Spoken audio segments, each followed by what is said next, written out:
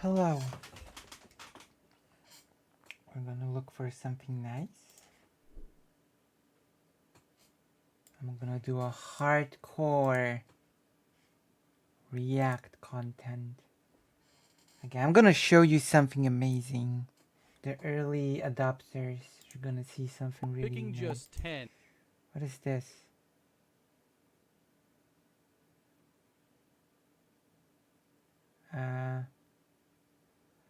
Oh my gosh. That's not a good list. I do not agree with this list.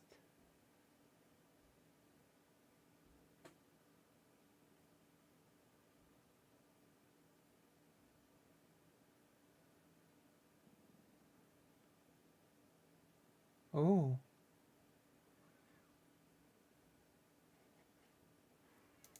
I need to watch this later. Maybe we'll watch it today. Together.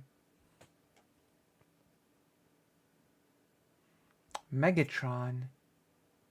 From the games.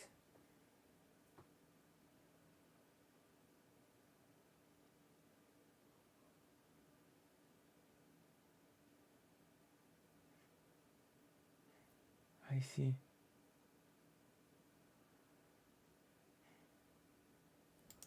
Oh, I see some weird.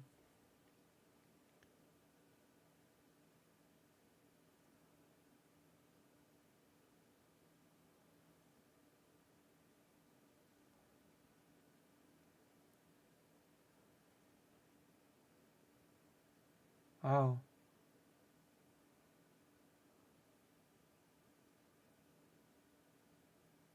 I see. Vouchers unironically evil. Hello, my friends. If you've been paying attention to what's going on with me recently, you will know that I am out of town today, which is reflective of the quality of ideas. I see. That's great.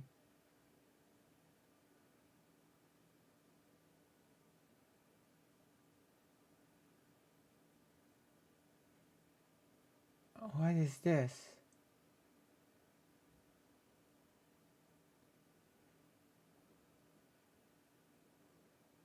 Okay.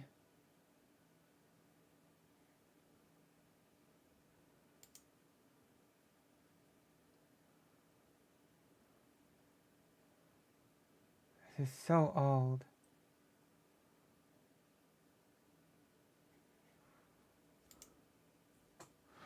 Still waiting for people to get in. Oh. Let's watch this. What's up, Final fans? It's the Warrior of Hype, and it is time for you to get hype. If you haven't started getting hype for Final Fantasy VII Rebirth for some reason, well, next month is going to be a big one for Final Fantasy VII fans. As you know, we got Ever Crisis September 7th. We're launching on mobile, and a Final Fantasy VII Rebirth trailer is inbound. It is coming soon. And I believe it will be shown at the Tokyo Game Show or for the Tokyo Game Show mid-September.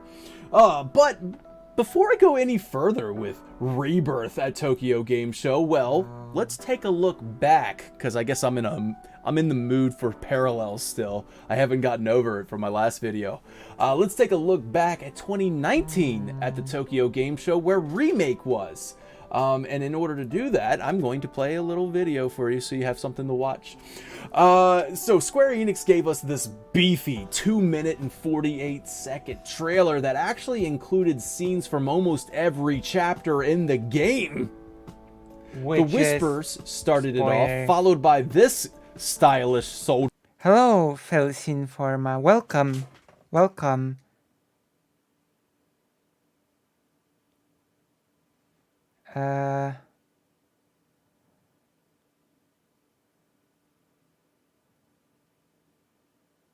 Hello.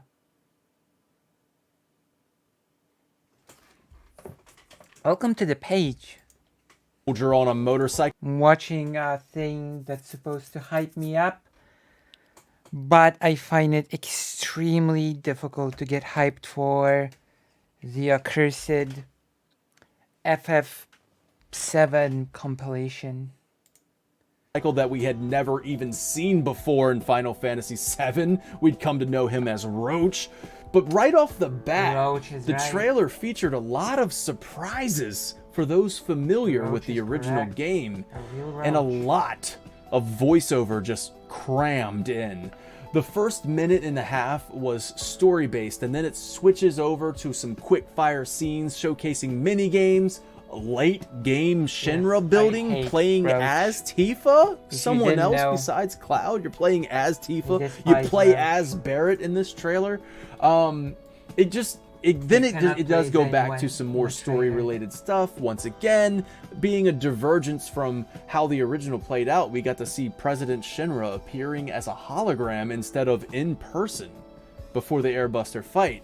Man, how did I not know? I was so blinded by my pure excitement for a remake of Final Fantasy VII, but the signs were clearly there. I mean, there was a lot of stuff diverging from the original, and I think Rebirth, the next trailer, will give us these iconic moments that we've come to know and love from the original game, and we'll see some twists on that in the trailer. We get to see Shiva in action as a summon, and then it closes with moderately the pre-order now and the deluxe edition reveal. They also had a special presentation explaining the game's mechanics, introducing classic mode. I do think if Rebirth gets a trailer for Tokyo Game Show, they will also go which was a sequel in reality, with, of course, a big show floor presence, but maybe even another presentation, maybe another gameplay demo to have on the show floor. I'd love for them to say that hard mode will be offered from the start, with more challenging mode coming in the New Game Plus. This is kind of the countering the classic mode announcement. I'd love for them to say, hey, for those who enjoyed hard mode, it's going to be there right from the beginning. And we have another video right here. This is the Abzu battle gameplay, and you'll even notice that some of the HUD menus look different. Like they're all caps rather than not, like regularly written out. Anyways, so you get to see this. This is the Tokyo Game Show 2019 footage. But also, I just love to see hard mode be there from the very beginning. So back to Tokyo Game Show 2019, they showed off the squats minigame in full as well. I think Gold Saucer will be a big focus in this trailer, and I'd love to see some uncut gameplay footage of a Gold Saucer minigame like Chocobo Racing. That would be super cool. We already have that in 14. They closed out the Tokyo Game Show 2019 presentation with this Abzu battle, which also showcased limit breaks and the Ifrit summon. Maybe we get to see another boss battle as part of their playable demo for Rebirth, perhaps being the Turks, as it would be one of the first battles in the game, so it wouldn't be very spoilery. Show it to you. And showcase some of those team attacks that we got to see briefly in the Rebirth trailer, and then kind of explain how that system is going to work in what do you think? Rebirth. We saw a lot of new elements to the battle HUD. A lot of little tiny notches of limit breaks and all this other stuff. I'm really excited to see how all of that works, and I think a gameplay presentation would be great to explain these things. But hey, if we get to see another summon in action, I mean, it's the year of sorry about that. It's the year of the Phoenix for Final Fantasy, guys. It's the year of the Phoenix, so let's see Phoenix in action if they're going to show us a summon. Now, when it comes to the trailer overall, I think we'll see a feel-good trailer with some character reveals, including a glimpse of Sid in Rocket Town, and the return of Roach, and then some more feel-good locations like Costa del Sol and the party in their beach outfits. I know a lot of people pretty excited about that. And I'm not cutting that out. I'm not cutting it out. And if the Gold Saucer is going to be the major focus that I think it will be, well, Kate Sith comes with that package deal. Just a lot of fun in the first half of the trailer. And call me weird, but you know what? Just just flip the switch and give us a sense of dread, fear, and weird, you know what I mean? In the second half of the trailer, maybe the slaughter in the battle arena lobby, Sephiroth walking through the fires in Nibelheim, Vincent sitting up from his coffin. Sephiroth has been turned into a joke, so nobody feels dread from him. Nobody feels any dread from Sephiroth. We kicked his butt in the first game. Why would I feel dread? See how Wild Vosh is being drawn. Yes. Look at this. The very oh end my god. For the biggest pop. One moment. Why would I feel dread for a boss that I've beaten in the first game? Okay, look at this. This isn't just a drawing. Then Sephiroth, oh no, don't talk about no two buddies. That's compilation BS. No two buddies. No.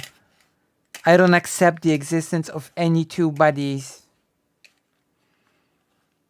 It's not T-posing, it's a shocked face. Vosh is grabbing his head in shock.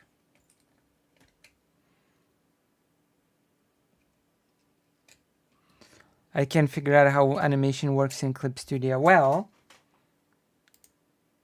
you have layers here and you have frames here. Maybe I can show you a bigger version.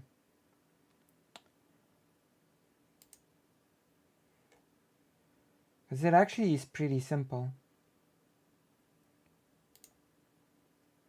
So here you have layers. Here you have frames, and you add them by clicking here, new animation cell.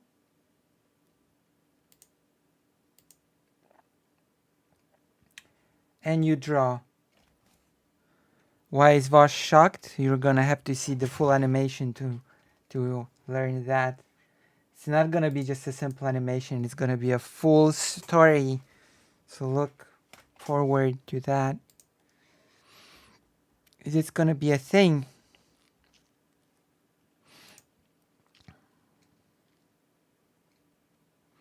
So this is like the basics of how animating works in Clip Studio Paint. Pop off you'll hear from those Vincent profile pictures that comment on these videos. I love you guys. Thank you so much for doing that. And yes, I do not accept shout out to you. anybody's Shout out to you, Vincent profile pictures. from You know who you are. I'm not going to name every single one, but thanks for your support. Anyways, you guys are going to love it because I feel like Vincent's going to be the big pop off, right? And hopefully it is in front of a live audience. That would be amazing. But if not, you know, Twitter X will go crazy. What is there to love? I've beaten Sephiroth in the first game. And that's cool. I mean, Everybody has who's played the game.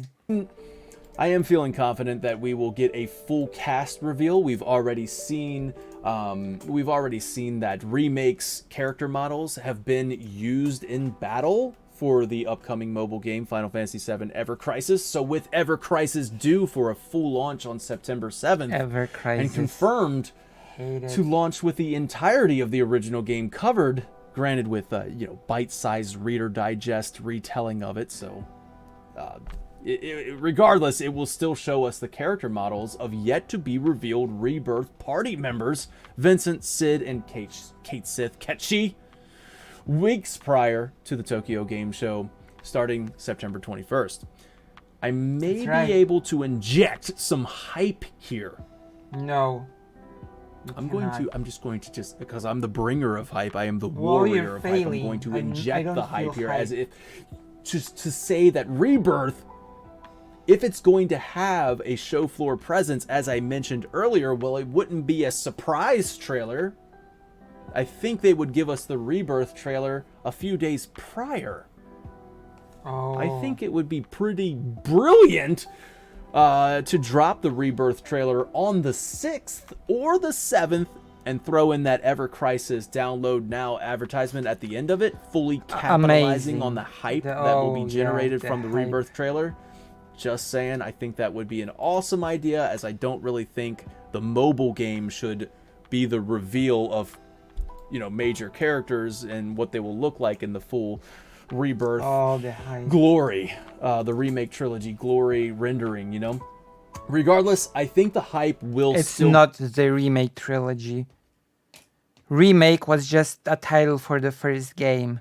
It's not a remake trilogy, it's a sequel trilogy.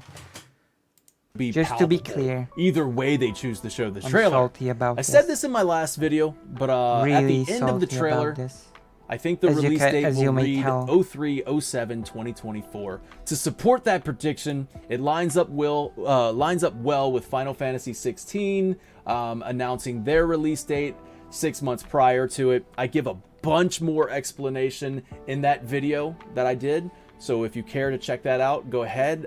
But I expect the release date to be revealed in this trailer, and I said earlier that Remake at Tokyo Game Show 2019 opened up the pre-orders and revealed all editions. So I was expecting the timeline to word the layers, and I didn't think I would have to open it manually. Makes a lot more sense now. Ah, yeah. do we get to see the pre-orders open up for Rebirth? Do we get to see the collector's edition and the deluxe editions revealed? And by extension, do we get to see a box art? Because Square blessed us with the iconic box art of the original game, remade for Remake during the Tokyo Game Show 2019. Cloud-facing Midgar. God, I went... Square blessed us with the opportunity to spend more cash. I went crazy for that. I was more hype about the box art than I was for the trailer that was during Tokyo Game Show. The box art had me flipping out. But well, that's just sad. I think that's going to be a conversation for another video, because I have a lot of ideas of what the box art could be. So I'll do that. And for me personally, man, I just, like I said, I get excited about the key art, the box arts and stuff like that. And they did reveal a lot of key art, a lot of character key art during the Tokyo Game Show 2019, the box art key art, and all this other stuff. So maybe expect to see that. Maybe some key art of Vincent, Sid, and Kate Sith. Cha-ching! Equip a subscription and slot the bell notification material. No, just no, just freaking subscribe and you hit the little bell thing for notifications and stuff. That's cool. It doesn't flow as well as the bell of timely notifications, but that was a Final Fantasy 16 thing, so we'll get there. We'll come up with something clever. Shout out to our ultimate weapon, Badly Brave, and to all the Final Fan TV party members who toss Gil our way each month on Patreon and Coffee. Thank you for watching this video. Thank you for watching this video. Until next time, take care now. Should I be more hype? Bye-bye then. Answer the chat. Should I be more hype? Should I create more hype? Do I have more success if I just did more hype stuff? What do you think? You want to see more hype from Lucy Hazen? Or are you sick of hype?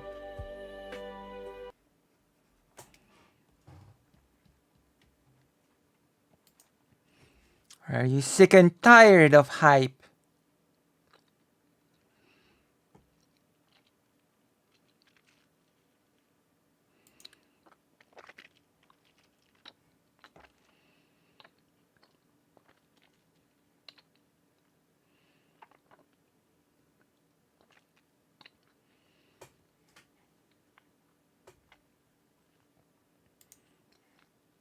There we go. No more of the hype. Nobody likes the hype. Hype is overhyped. What is this? Elon Musk sucks?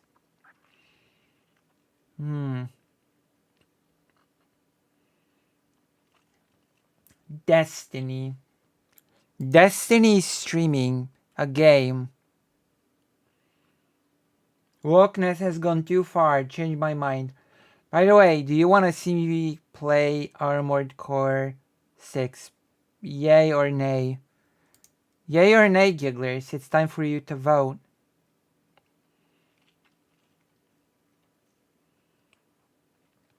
Uh-oh. Hassan.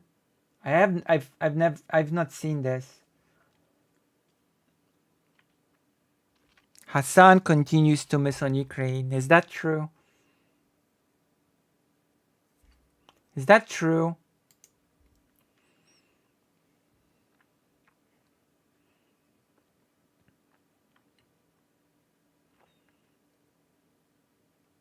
Oh my gosh. I've been advised to watch this. Okay, we're gonna watch this. There you go. I've been told that this is good. So should we watch The Fallen Empire? I think the statute of limitation has passed and we can just react to it now, right? Yay or nay for reacting to this?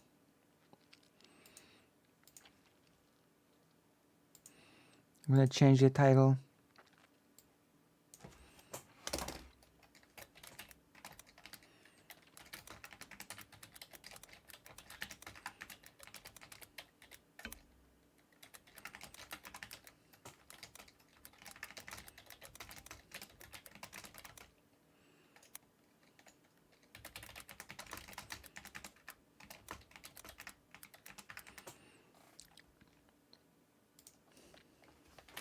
There we go. Title changed.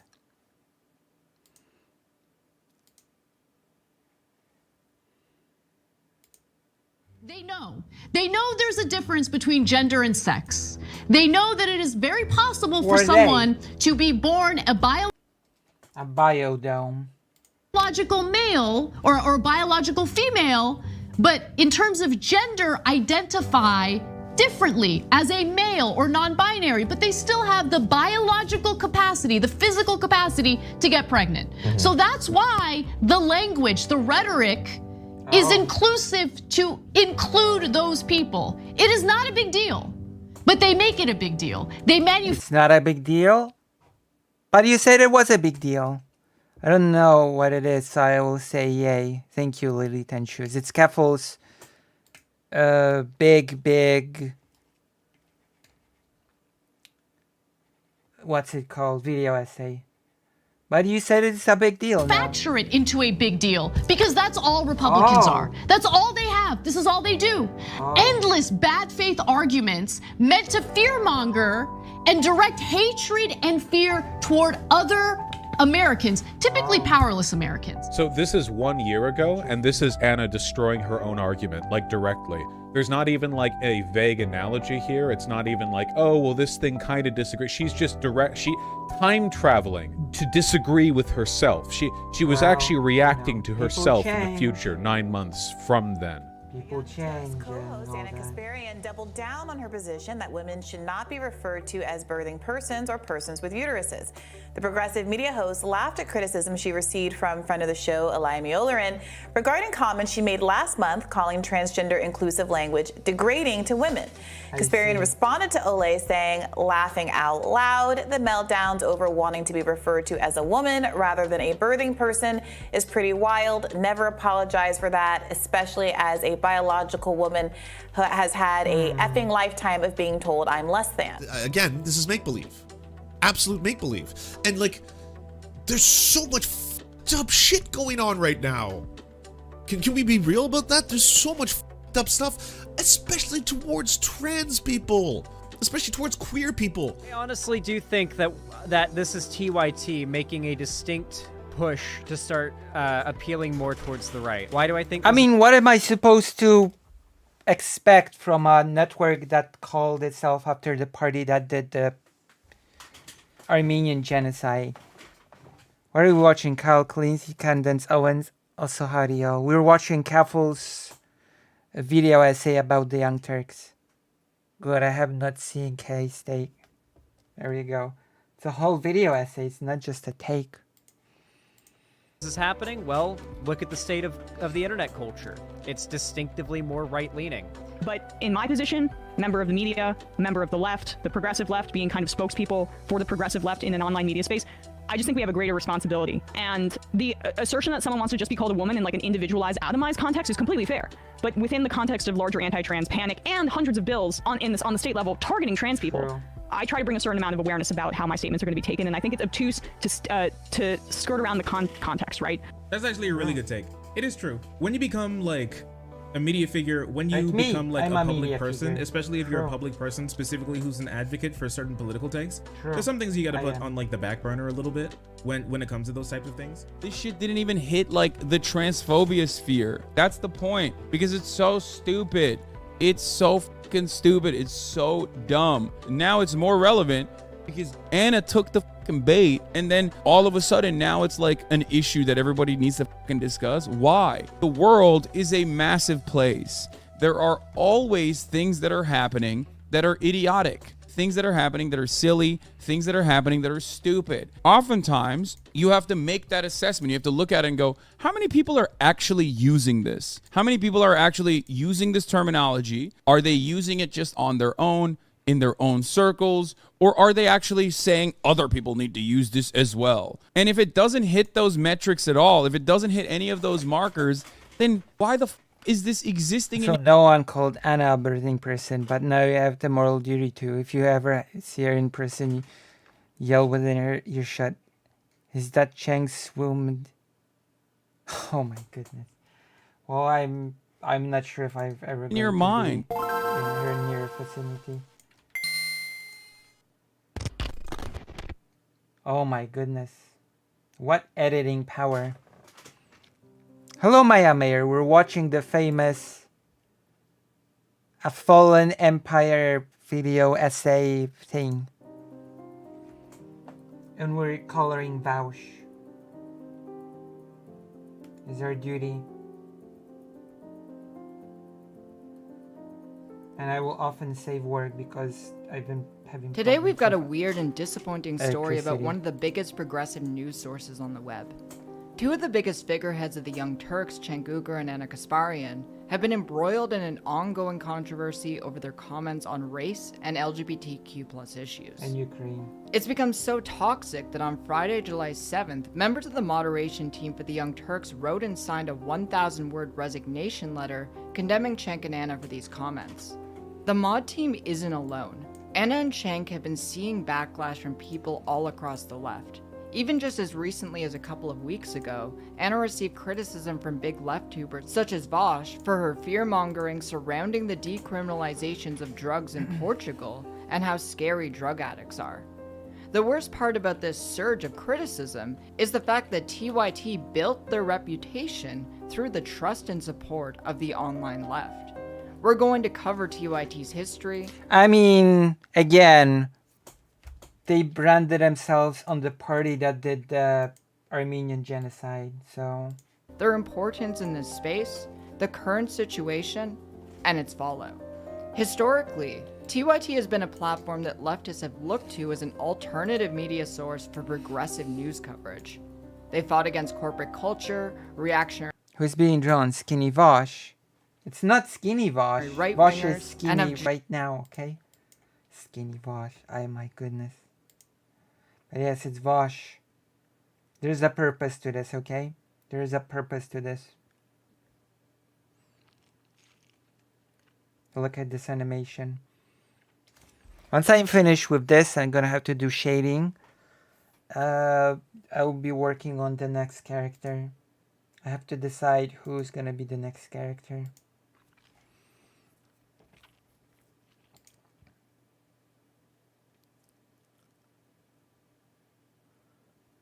As the Indian revolutionaries in the US, however, Cenk denying the Armenian genocide, however, makes it super sus. The Young Turks is an idiom for revolutionaries in the US. I see. generally had a pretty stellar record on contemporary issues that affect some of the most marginalized members of society. Beginning as a radio station on Sirius satellite radio in 2002, TYT has a long and well-documented history of pushing progressive politics. The network has videos of themselves fighting conservatives dating back to late 2005, when their first YouTube video was uploaded. The video features Cenk Uygur and longtime contributor Ben Mankiewicz going off on a conservative caller for his racist rant about people in the Middle East following the events of 9/11.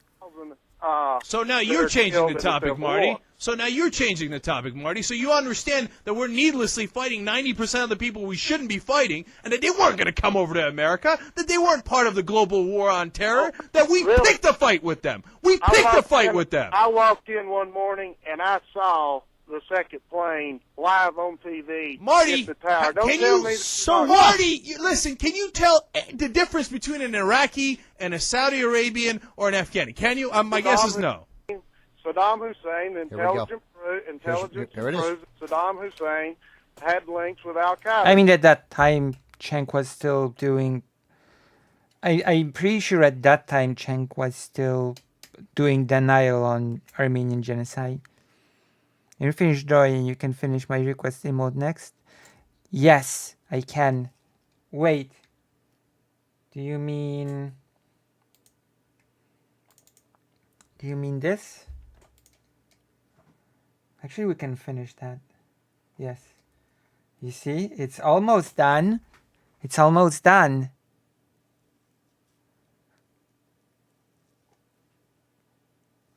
I can, of course. I think it looks pretty good, actually. I actually like it a lot. But let me make it bigger. How do you like it? Do you like it?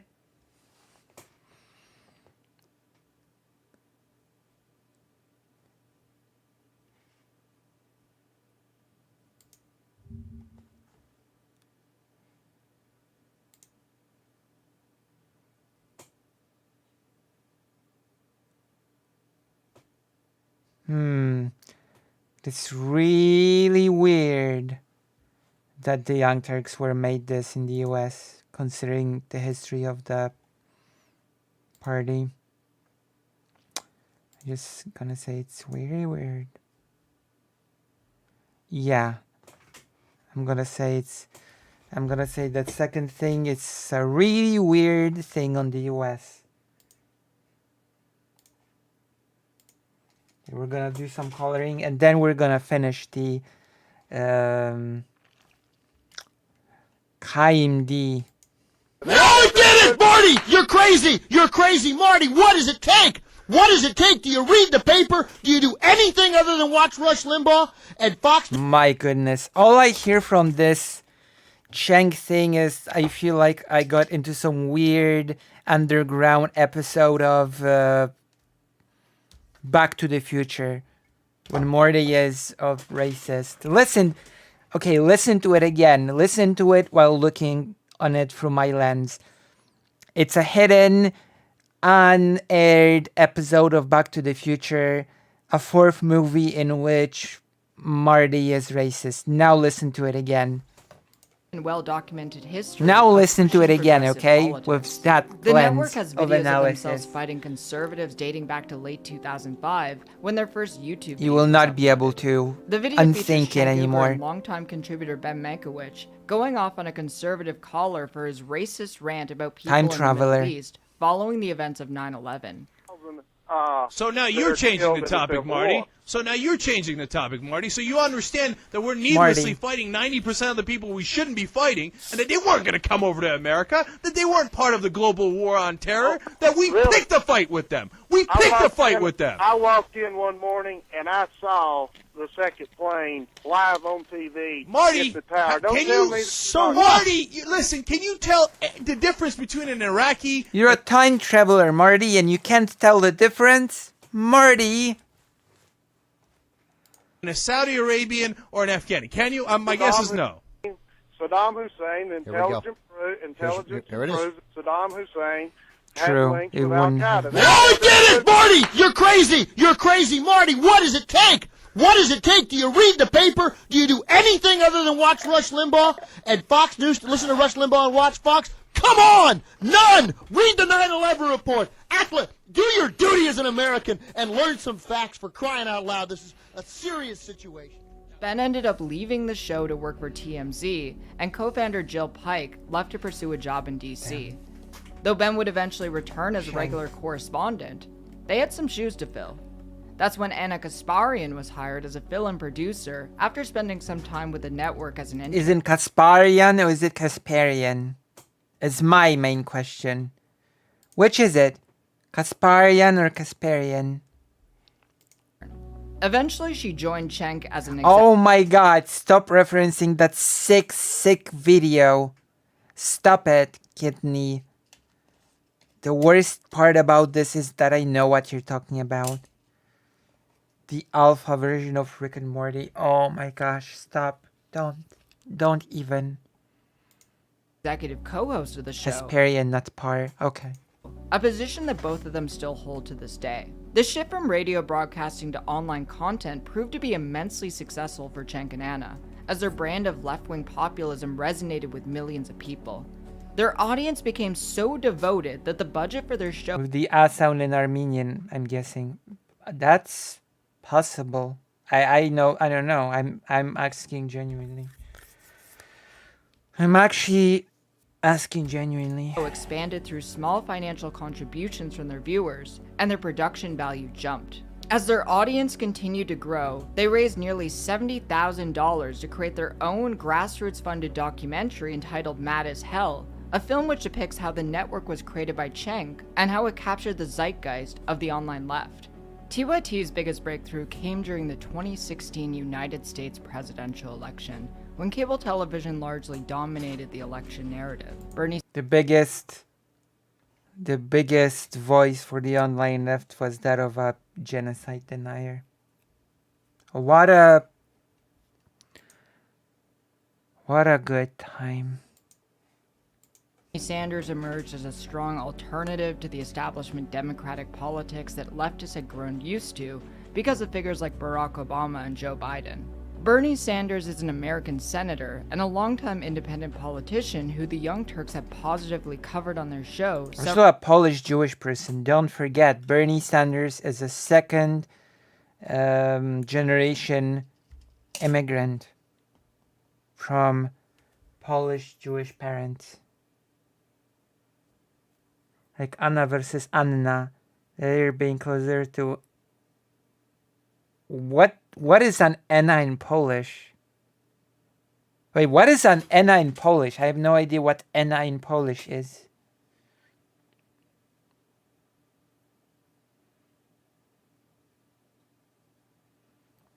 What's Anna in Polish? I have no idea what that is.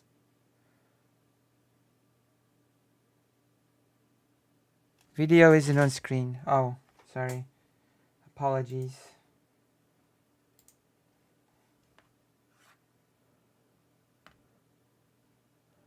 Didn't Young Turks get 20 million investment from somewhere? I don't know about that. How real patriots pronounce Anna. But in Polish, you say Anna.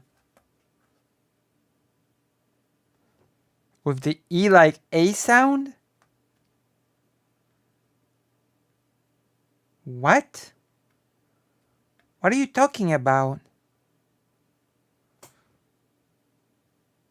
With the E like A sound?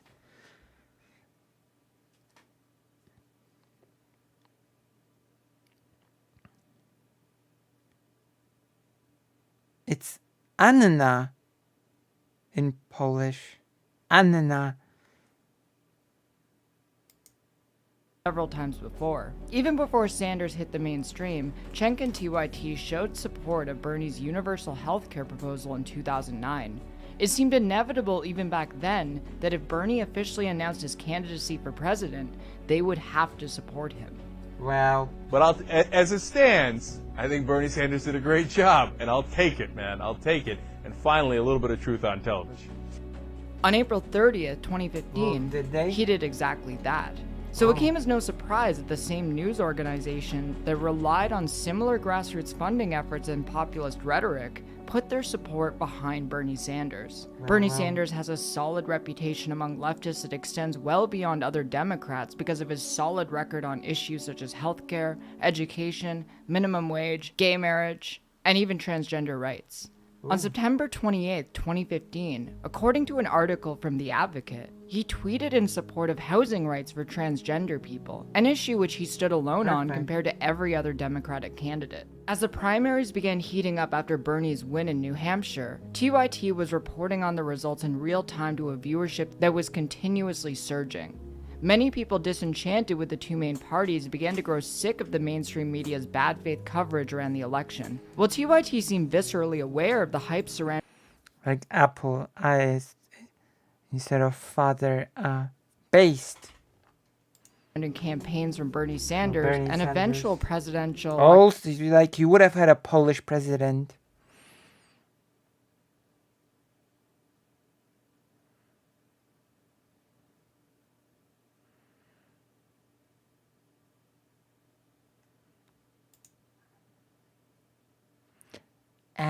Anna, and Anna. It's not like in Polish. I'm sorry. I'm sorry to disappoint. Because that would mean that you read the word Anna. Are you sure that in English you read the word Anna? I don't think you do. That is how you pronounce Polish Anna.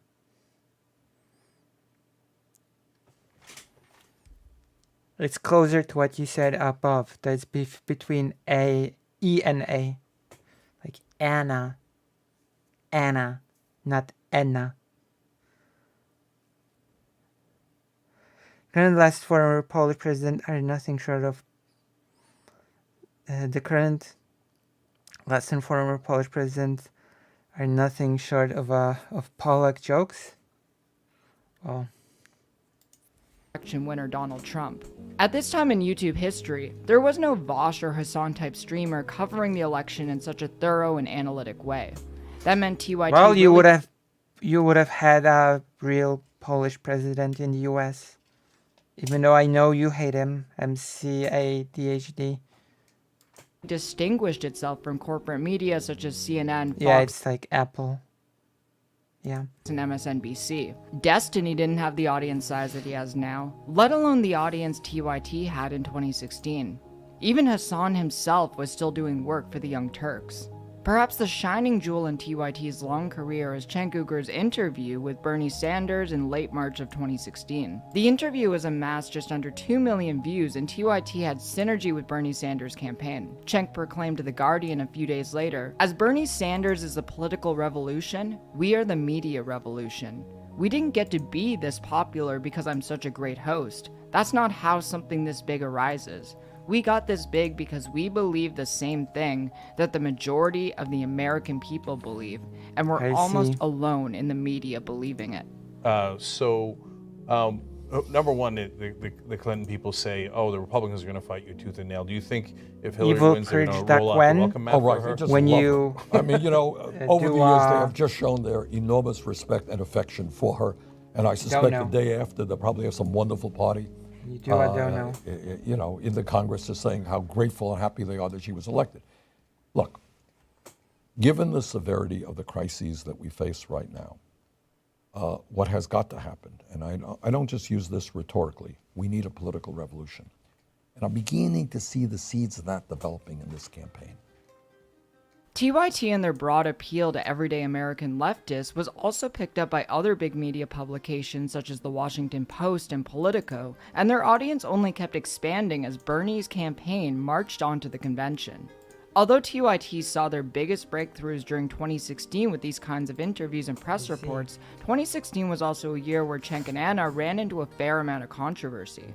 On April 11th, Ben Mankiewicz, Anna Kasparian, and John Latarola reported on Cenk Uygur getting arrested for protesting dark money and politics at the Democracy Spring protest in DC. While getting arrested is generally a troubling image, it was very admirable of Cenk to take up the burden of direct action against government corruption at the risk of incarceration. This situation actually mirrors a similar circumstance that Bernie... One of the frames of the Vosh animation should flash a horse head silhouette in the shade. You can just... we can add that in a... We can add that in a separate layer. Sanders found himself in back in 1963 when he was arrested for protesting against segregation in Chicago. Far from discrediting Cenk and TYT, the arrest aligned them further with Sanders and established themselves as passionate advocates. But the controversy surrounding TYT wasn't just limited to its coverage. Even its name drew ire. Their name comes from a group called the Young Turks who successfully revolted against the Ottoman Empire's monarchy in the early 20th century. After taking power, they committed genocide against the Armenian community as part of a broader policy of ethnic cleansing, which also included Assyrian and Greek communities inside Ottoman borders. In 1991, Cenk Uygur wrote an article for the Daily Pennsylvanian denying the Armenian genocide. This old article resurfaced amidst the publicity surrounding Cenk's interview with Bernie Sanders, as well as his DC arrest. It became such a scandal that Cenk had to publish a column condemning his own article on April 22nd, where he wrote, Today, I rescind the statements I made in my Daily Pennsylvanian article from 1991 entitled... Wait, it's Vaush! It's Vaush. That's not Cenk's voice, that's Vaush. Vaush has such a funny voice when he reads something. Today, I rescind the statements. Historical fact or falsehood? When I wrote that piece, I was a 21-year-old kid who had a lot of opinions that I've since changed. Back then, I had many political positions that were not well researched. He has also made the claim that the name was chosen to symbolize a young radical who fights the status quo. That may be in line with the way they've run their show, but these are well-known historical figures in Turkish history, and it defies belief that Cenk wouldn't know who they were. It is a direct reference to the perpetrators of the genocides against the Assyrian, Greek, and Armenian. To be fair, it depends on how long Cenk was in Turkey proper, you know? Because, and I'm gonna say this, like, to be fair a bit to Cenk Uygur, the propaganda surrounding the Armenian genocide in Turkey is fierce. It is so fierce. Turkey puts so much effort, so much funding into its genocide denial that there is actually a minority of researchers that buy the denialism, and that there is small debate about whether or not the Armenian genocide was a genocide or not. Even though it's small, it's a niche debate. The fact that the debate even exists speaks to how much propaganda Turkey was pushing when it comes to this topic. It's important to sort of get this context, you know?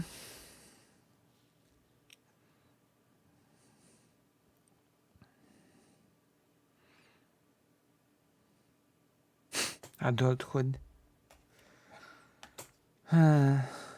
Polish spelling, that's true. Communities. It's very important to note that Anna is Armenian, and These Polish Americans are only Americans of Polish descent. They don't have to be loyal or love Poland. In fact, many Polish Americans and Republicans want Poland to be more friendly to Russia. Interesting. may have given Cenk the go-ahead, but the stubbornness that Cenk showed in keeping the name despite audience pushback is deeply suspicious. True. True. Perhaps the most bizarre controversy that the Young Turks experienced in 2016 was at the Republican National Convention, when Alex Jones, Roger Stone, and the rest of InfoWars stormed their set. Hey, Alex Jones, how you doing? See you, man. You're looking sexy. I remember when that How's the happened, revolution actually. going? You guys starting the revolution? We are indeed, Alex. The revolution is afoot. Welcome to the Young Turks. You know what's wrong with America is not? I am going to restore American democracy along with progressives and conservatives in this country. All right, well, I gotta tell you, I am really, really proud to be here with you. It's good to meet you in person. I don't think How are you guys doing? We're doing okay. You like all our Hillary for President shirts everywhere? No, I kind of despise it. What shirts are they? I haven't seen any of them. I remember that. I so remember that. At one point, Eric was even as a founding father type. Yes, but Lucy was Cenk wasn't exactly young. He was he lived in the US for a while and was iffy on the genocide like the way into the Young Turk show. Okay, I understand. But I do have to stress that the power that the Turkish government has when it comes to the anti-genocide propaganda managed to actually create a debate on the topic within academia, okay? Keep that in mind. Keep that in mind. Just as the USSR propaganda managed to create a debate on the Holodomor, but that's a different topic. You haven't seen. Oh my God! You didn't see me. I don't exist. If you didn't see me, I'm not. All right, guys. Okay. Here, Look at this. I got a new shirt for you right here. It's rape. It's Bill Clinton that says rape.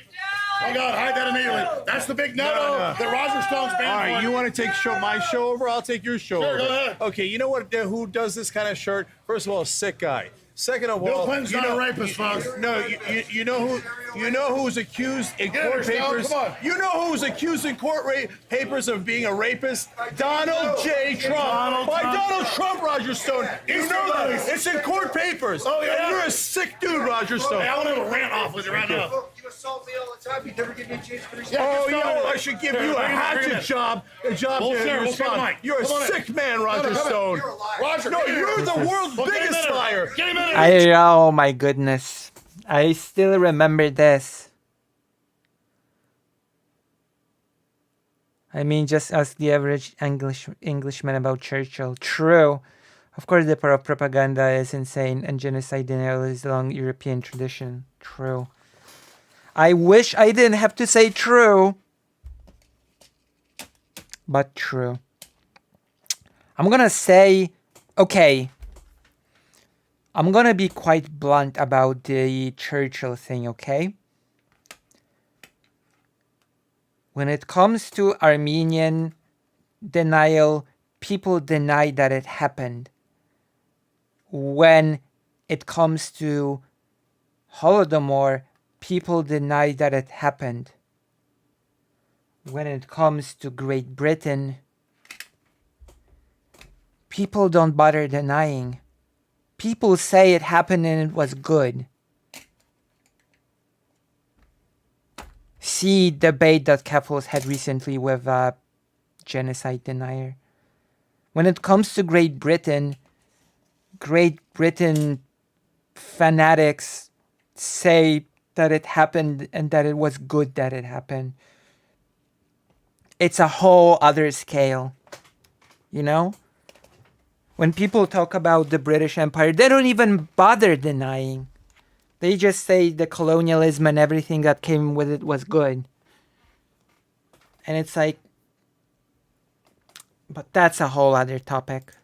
Did you admit that you lied about Elliot Spitzer? Right Didn't you already admit that, You're you not piece afraid of him, crap? are you? You're a not piece afraid of him. crap. Get him in here. And first of all, Alex, this ain't your fucking show. I don't know. Okay? Oh, And you're Roger, afraid to it debate surely him? ain't your fucking Are show. you afraid to debate him? Afraid? Are you kidding me?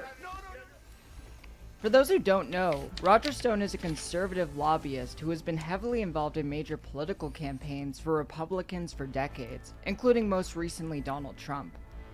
He was arrested and convicted of obstruction of justice, witness tampering, and making false statements related to the Hillary campaign email hacks. Damn. Trump commuted his sentence, and Stone urged people to storm the Capitol on January 6th.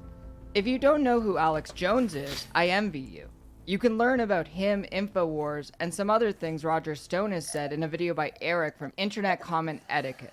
Yeah, no, look, my head is still spinning about the fact that CNN allows Ted Cruz to come on the air, attack me by name. They say you're banned. They admit you're blacklisted. Talk about McCarthyism, so is MSNBC. Sorry, go ahead. Well, he did get banned. You see, all these corporate pigs just hate it when someone speaks the truth. Oh, wait, nope. This is what he got banned for. Who is this fat Negro Roland Martin on CNN, and what qualifies him to give any analysis? Oh my God, look at this one. Reverend Al Sharpton goes vegan. Now that's liberal. Colonel Sanders is beside himself. Hashtag no, hashtag fried, hashtag chicken. Oh, that's a bad tweet. Megyn Kelly equals nice set of cans. God, I miss Herman Man. Keffels going too deep, the Young Turks lore. Dingo Kane. And turns out he also helped Nixon get elected. That's going to cost him some points right there. When they invent Twitter, I got some good ones for you. I tell you, I was killed in a freak hunting accident. Don't believe it. Hillary Clinton's the major perp, and she needs to be exposed. While Cenk was tearing into Roger Stone on the set for his hypocrisy on the rape allegations made of Bill Clinton while also supporting Donald Trump, Anna entered the set and demanded that Alex Jones get off the stage. Shortly after that, Cenk and Anna devolved into a shouting match about Saudi Arabia when Alex Jones called Anna a little jihad, an obvious shot at Anna's heritage. All right. Why don't you get out of here, Alex? All right, we got to continue the show. Hey, man, nobody watches you. We know nobody watches you. You need the ratings. Saudi Arabians aren't funny enough, you little jihad. Hey, first of all, let me explain something, all right? Okay, this is bullshit. Okay, hold on. We're against Saudi Arabia, you dumbass! We talk about that all the time. Oh, really? We talk about that all the time. You don't know shit.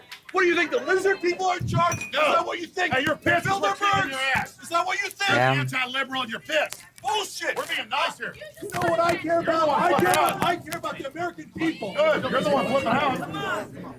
That was Two intense. things have been kind of overlooked in this confrontation because of TYT's more subdued production value. At the height of tension, Anna Kasparian called Alex Jones a fat fuck, and moments later, Cenk and Anna's shouting match, TYT employee Jimmy Dore snuck in to spit water on Alex's face. You want fucking attention? Get off the stage, you fat fuck! I remember that. Anybody heard? I'm being nice. Oh, I remember this spit as well. This spit was documented as well. Like, it was talked about back in the day. It was. Yeah. Sick bill is almost certainly, but obviously conservatives do not care. I mean, that's actually pretty obvious. Everybody get the fuck off my stage! Get the fuck off my stage! What the fuck? I'll be honest, this was hilarious, and it was pretty based at both Anna and Jimmy. However, conservative media outlets ran with this controversy, and a few milquetoast liberals condemned TYT for not being professional. Of course, it was InfoWars who stormed onto the set and pestered them with annoying and bad faith questions. That's the fascist playbook, though, and unfortunately, the liberal establishment fell for it hook, line, and sinker. It's important to note that this election was coming off the heels of Gamergate, and anti-SJW culture was at its peak. That meant that TYT drew a lot of heat online, with the most famous example coming from their criticisms of some of the memes about Harambe, a gorilla who was shot to death at the Cincinnati Zoo in August of 2016. I remember that as well. The memes they criticized obviously depicted Harambe as a racist caricature and compared him to black victims of violence. Many of the comments panned the video, conveying that Anna and Cenk lack a sense of humor, with even some criticism from some black viewers. Go ahead, you can attack me all you want. But am I saying that I'm better than you? I guess I'm going a little further than you are. Yeah, I'm fucking better than you, okay? Much better than you. At this point, it was becoming apparent that Cenk and Anna may not have been as in touch with their base as they thought. It also appeared tone deaf on Anna's part, given her usage of the N-word, with the hard R on the show before. So the following day, there were a group of protesters that protested near the mall, and they were very upset at the fact that Bohannon got arrested. They felt that it wasn't right. And while they were protesting, there were these two white men that showed up just to troll them. In fact, one of them wore a black shirt that said the following, and I'm going to quote it verbatim: "This shirt can say nigger because it's black." See, it's very clever. You know, Jimmy, you're a comedian. You see how funny that is? She claims the intent was to uphold journalistic integrity, but there's no reason to say the word directly as a white passing woman. That's a bad choice, actually. So when you have the same woman go on screen to lecture the audience about racist memes, it comes off as patronizing and hypocritical. It was becoming more apparent that TYT was losing their appeal as the general election went on, but it wasn't until Election Day itself when TYT met their most devastating blow. Going into Election Day, virtually every news organization gave Hillary Clinton the nod for the presidency. Oh no. When TYT's coverage started, the atmosphere was very energetic, cocky, and optimistic. I remember that as well.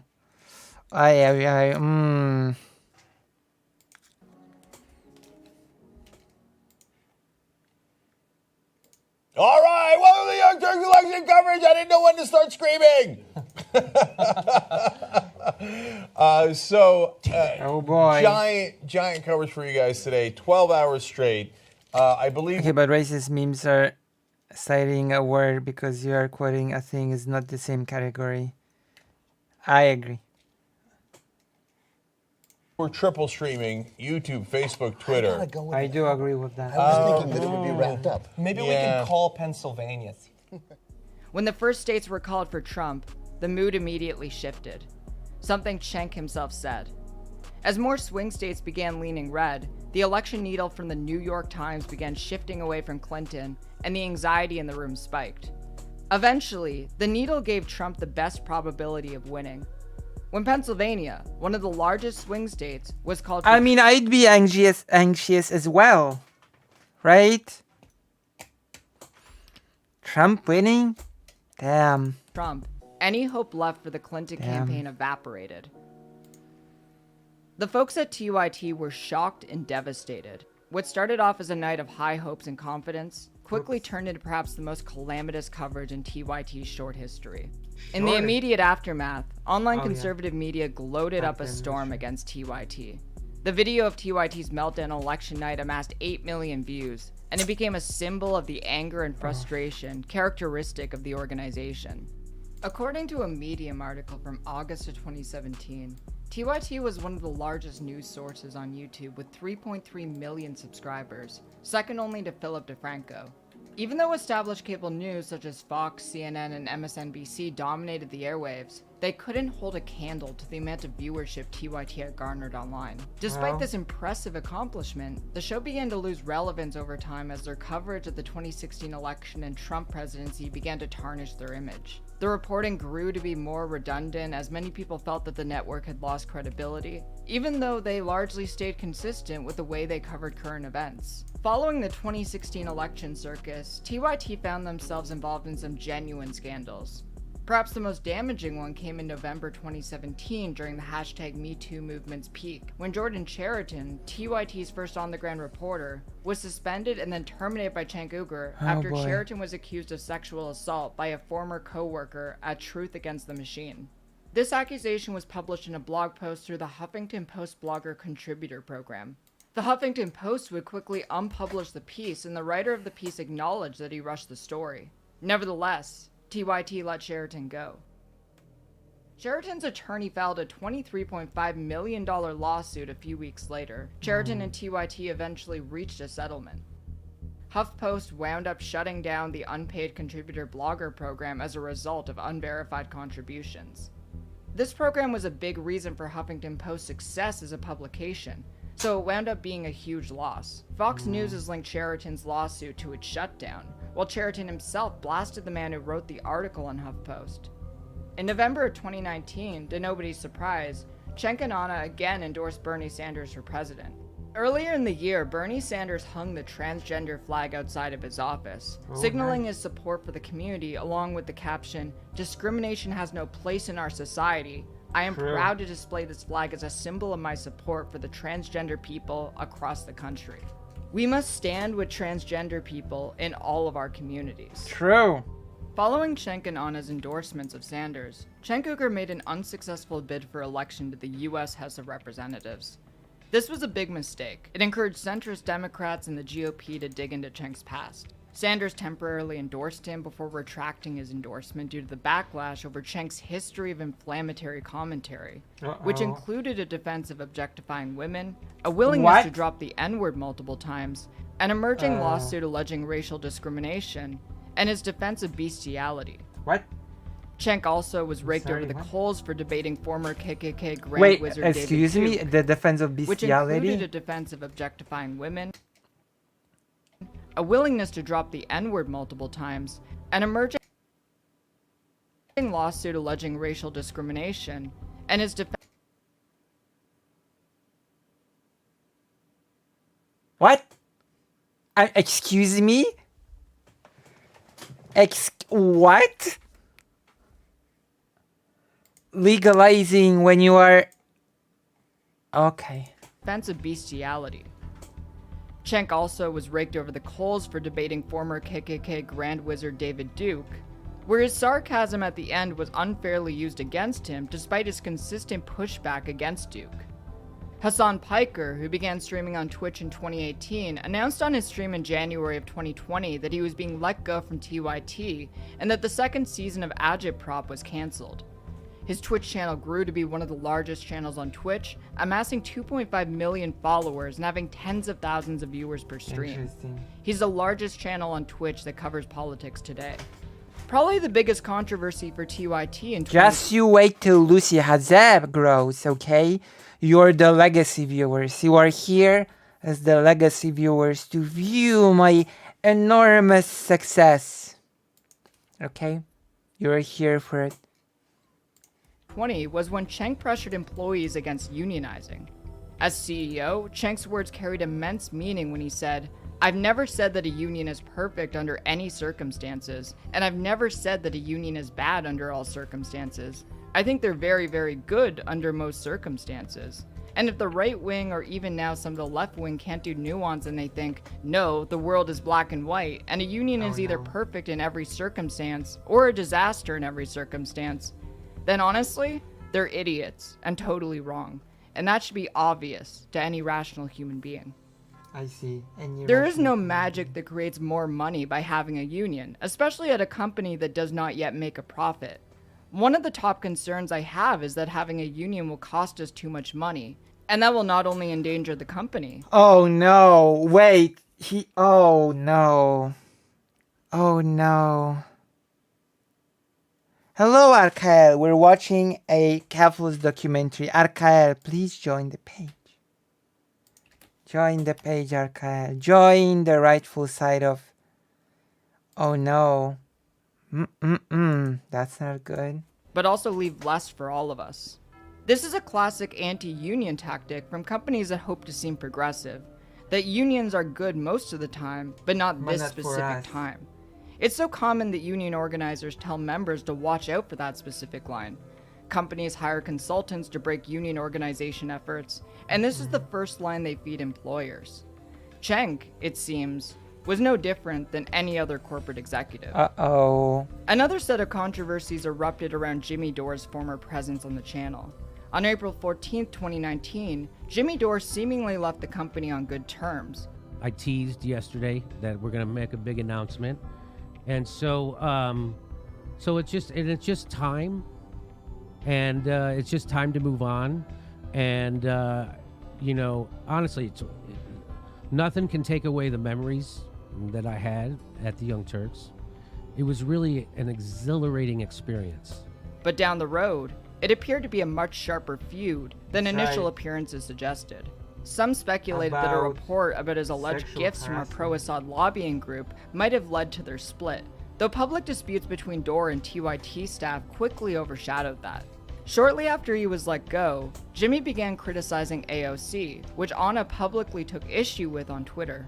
It is back. It is back because the electricity is back. Hello, boy meets Mini. Okay, I'm gonna show you the animation. Quote tweeted in reply, claiming I'm gonna show you the animation now. Pay close attention and tell me how you like it.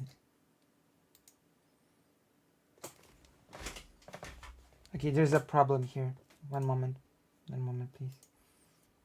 I need to fix the animation. What the hell? Wait, something went wrong.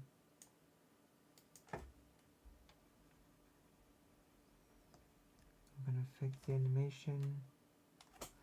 Okay, now watch it and now tell me what you think.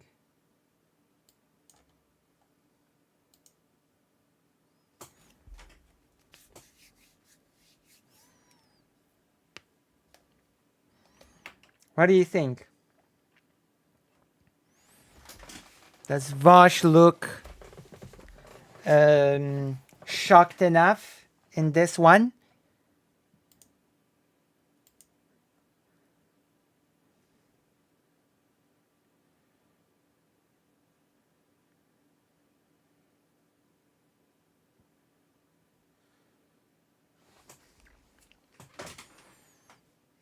I think he looks shocked.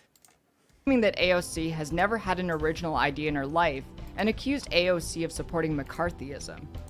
There was clearly a lot of bad blood, but their conflict peaked in June 2021 when Anna Kasparian accused Jimmy of inappropriate sexual comments. True. Jimmy blamed Anna for this, saying that she bent over in front of him and he could literally see her ass in her thong, and even said that she used to dress unbelievably inappropriately for a newsroom. Anna Kasparian used to dress, when I worked there, unbelievably inappropriately for a newsroom. She looked like she was going to a rave. The skirt, one time she came into the newsroom with a skirt so short. It wasn't a pencil skirt. It was like a fluffy one too, but so short that she bent over in front of me and I literally saw her ass and her thong. She's wearing a thong. I literally saw it. Everybody saw it. And I go, hey, Anna, nice news skirt. Anna then went on to say Jimmy made an inappropriate comment about how sexy her legs were. The Daily Stormer, an online white supremacist forum, defended Jimmy Dore. Jimmy also came under fire for his transphobic comments about Dylan Mulvaney and trans women on lesbian dating apps. He also went on to defend notorious transphobe Dave Chappelle. Dore also blasted a random trans Twitter user for suggesting that Chappelle should be slapped. Sam Cedar pointed out his hypocrisy, given that he expressed a desire to punch Emma Vigilant in the face for suggesting a workers' alliance. But if they ever got within 5 feet of a worker, they'd get punched in the fucking face. Whoa, calling for violence. Emma Vigilant ever Whoa, you The Young Turks sure spawned some interesting types. Oh my god. That's also the legacy of the Young Turks, by the way. suggesting that workers should be punching? Yeah. Listen, here's the thing. The anti-trans pipeline didn't stop at Jimmy, however. Dave Rubin, a conservative media figure and previous TYT commentator, has also spread some viciously transphobic rhetoric, such as supporting Florida's disastrous Don't Say Gay bill, by stating, "So first off, of course, every state should model the Don't Say Gay bill, which has nothing to do with being gay, and simply that you do not want 6-year-olds being taught anything about sexuality or gender by state educators, and especially if they can keep that information private from their parents. Just imagine, I've thought about this. So now Justin's 6 years old. He's in 1st grade. Imagine if I found out that, actually, for 3 months, there was a teacher talking to him about gender or sexuality, maybe calling him Justine instead of Justin, and I didn't know about that. I might kill that person." Jesus! Is Justine even a name? You tell me in the chat, is Justine even a name? Jimmy Dore and Dave Rubin were always obvious to me as complete frauds. The kind of people who believe nothing really. Right? Well, they were spawned by the Young Turks, right? Rubin also managed to get himself suspended Feels to me like the fallen empire was built on pretty rotten foundations. Twitter last year. Jordan Peterson dead-named Elliot Page and said some vile things about Page and his doctor. Rubin posted a screenshot of the tweet after Jordan got locked out of his account, resulting in his suspension. He threw a hissy fit over this, saying, "Well, it is unclear how I broke their terms of service. It is clear that they are breaking their fiduciary responsibility to their shareholders by letting a bunch of woke activists run the company. I hope Elon Musk's purchase of Twitter goes through so we can blow up their servers and humanity can move past this pervasive, twisted, self-imposed mental institution."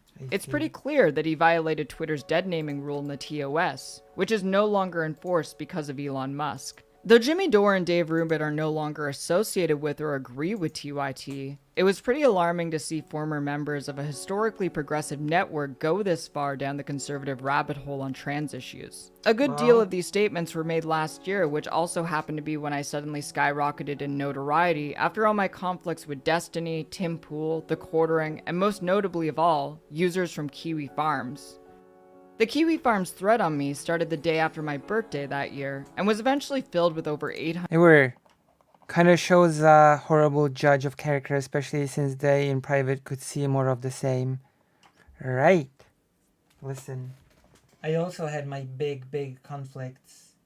I had my big conflicts with Bad Empanada, with Chud Logic, and with Kiwi Farm users that left me hateful comments. Do you know that I think I have only one video that has over 100 comments? And they are all comments from Kiwi Farms. Did you know this about my channel? You should comment more. Oh, I'm sorry, there's also the video about Bad Empanada. Only those 2 videos have a lot of comments.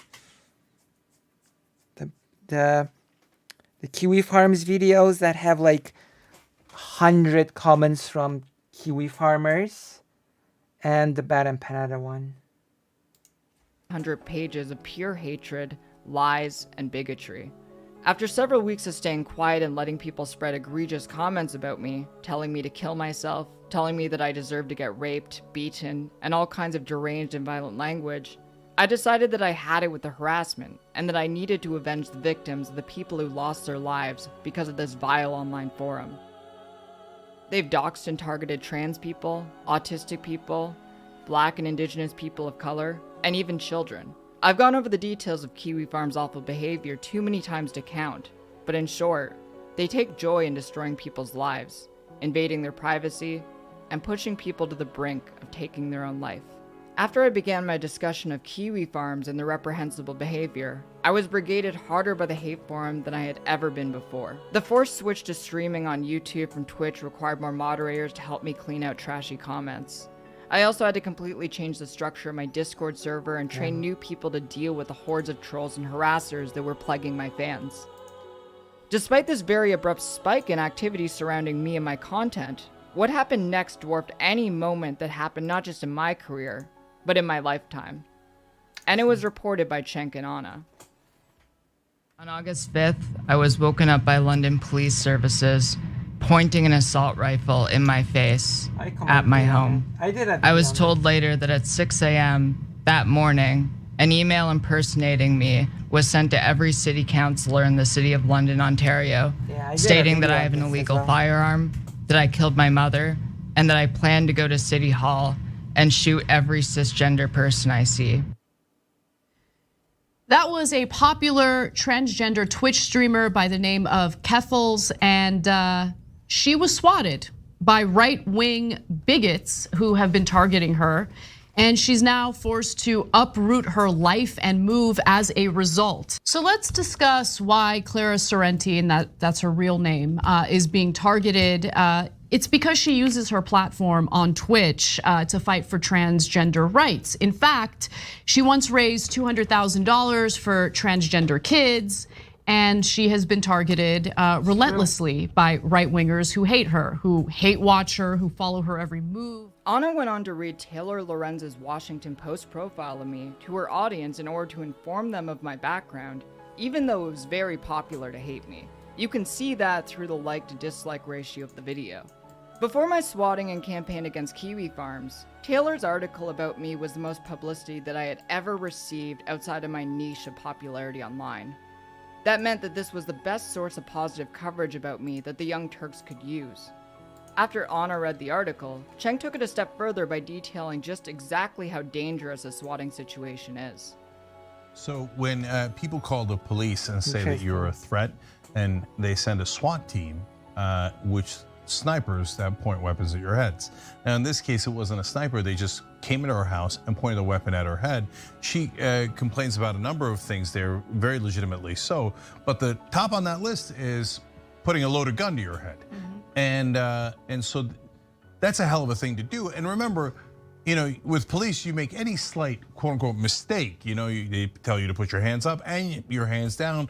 You do one of them and they shoot you. Right, so that's a life and death situation right there, and so should be a very, very serious crime. Remember, in this case, she had already reported that she'd been swatted multiple times to the police, and her brother, she explained in the video, asked the police, "Hey, can you put us on a list of people who get swatted regularly?"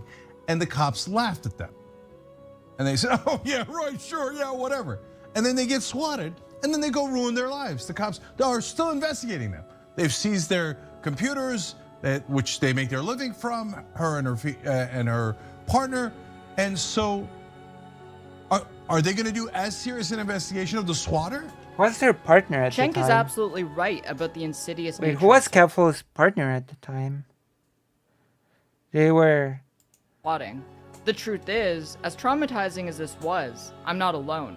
One of my mods in Austin, Texas was swatted around the same time as me by the same people. They also attempted, and failed, to swat a location that I didn't live at, resulting in someone who had the same last name as me getting targeted because of it. Swatting is something that can happen to anybody at any time. Once someone knows where you live, knows what to say to get you in HRT trouble, time. and alerts the police with a false report, you're at sudden risk of police brutality, and potentially even death. Further along the video, Cenk and Anna even advertised my GoFundMe, putting the spotlight on my ongoing legal battle with London Police Service, as well as helping me move out of Canada. Something that I think is important to note here is that the person who swatted me was never found, and I'm not holding my breath for the police to find out who did it. It's hard to entrust myself to the people who misgendered me, arrested me at gunpoint, and booked me under my dead name. A lot of people have lied about what happened to me. Some people even said I was never swatted, despite the fact that the London police chief himself admitted that I was swatted and also booked under the wrong name. After a couple of weeks following the incident, I had to flee my home to go to a few hotels and Airbnbs just to find safety. But Kiwi Farms didn't let up. They spent hours analyzing every piece of evidence they could in order to find every hotel I was staying at. They successfully found my address and threatened my life several times before I was forced to flee to Northern Ireland. That didn't stop them either, as they stalked me in real life, taking photos of where I lived and trying to find me throughout town. My campaign to get Cloudflare to drop services for Kiwi Farms was heating up, and they continued to support the website that put me and my friends in danger. The threats on the site became too much, and Cloudflare was forced to drop them. Cenk and Anna reported on that too, a historic day for internet safety. They received even more pushback than the first time they talked about me. Trans streamer Keffals has been doxxed repeatedly for weeks by users of a hate forum known as Kiwi Farms, but she chose to fight back. And guess what? She won in a big way. After engaging in a long pressure campaign, she successfully shut Kiwi Farms down. And it's incredible that she was able to do this, especially because it feels impossible to do away with these types of forums. But Kiwi Farms has had a long history of hate. In fact, at least 3 people have died by suicide after being targeted by Kiwi Farms harassment campaigns, and that's according to Vice. In 2016, the family of a trans person who died by suicide, Lizzie Waite, was harassed by Kiwi Farms trolls for weeks after, even after her death, after she had taken her own life. And Keffals was targeted by Kiwi Farms, as we've reported on this show before. And she's a fierce advocate for the transgender community, being trans herself, of course, and that's the reason why she became a target. Now, Keffals is a fighter, and this story is a perfect piece of evidence to prove that. She began the hashtag Drop Kiwi Farms, okay? Now, hashtags alone don't work, but she found a way to get others to use it and to apply pressure to get the host of the website to drop it, okay? The goal was to convince Cloudflare, Kiwi Farms' website host, to drop the site. Anna goes on to read a tweet of mine directed towards Joshua Moon in the immediate aftermath of Cloudflare dropping them. And one final tweet, because this is one of my favorite tweets with shade from Keffals over the weekend. Let's go to graphic 8 here. Joshua Moon, I know you stalk my Twitter account, so please reach out to my business email. Your site is dead, you have no major source of income, and you have no options. I will purchase kiwifarms.net from you so I can redirect it to a suicide crisis hotline. Think about it. Is she not merciful? She's offering you an option. She's offering you a lifeline. You never offered that to her. You did the exact opposite. She's offering you a lifeline. Maybe she can give you $5 or $10 for it. It's more than you should ever get for it. You have no income. Yeah. Here's how much sympathy I have for people who name their companies Final Solutions LLC. 0. The support TYT gave me at that stressful time was heartwarming, and something that I'll never forget. I actually reached out to Anna in DMs a couple of weeks later to thank her for their kind coverage of my hectic situation. This is September 21st. Hi, thanks for all the kind words you've said about me. It meant a lot. And she responded to me. Clara, you're a badass. You're strong and we need more. Pretty sure Joshua Moon just hid behind his mom when someone came to his house in real life. Just saying. And his mom was like, leave my little boy alone. Leave my little boy alone. That was, my goodness.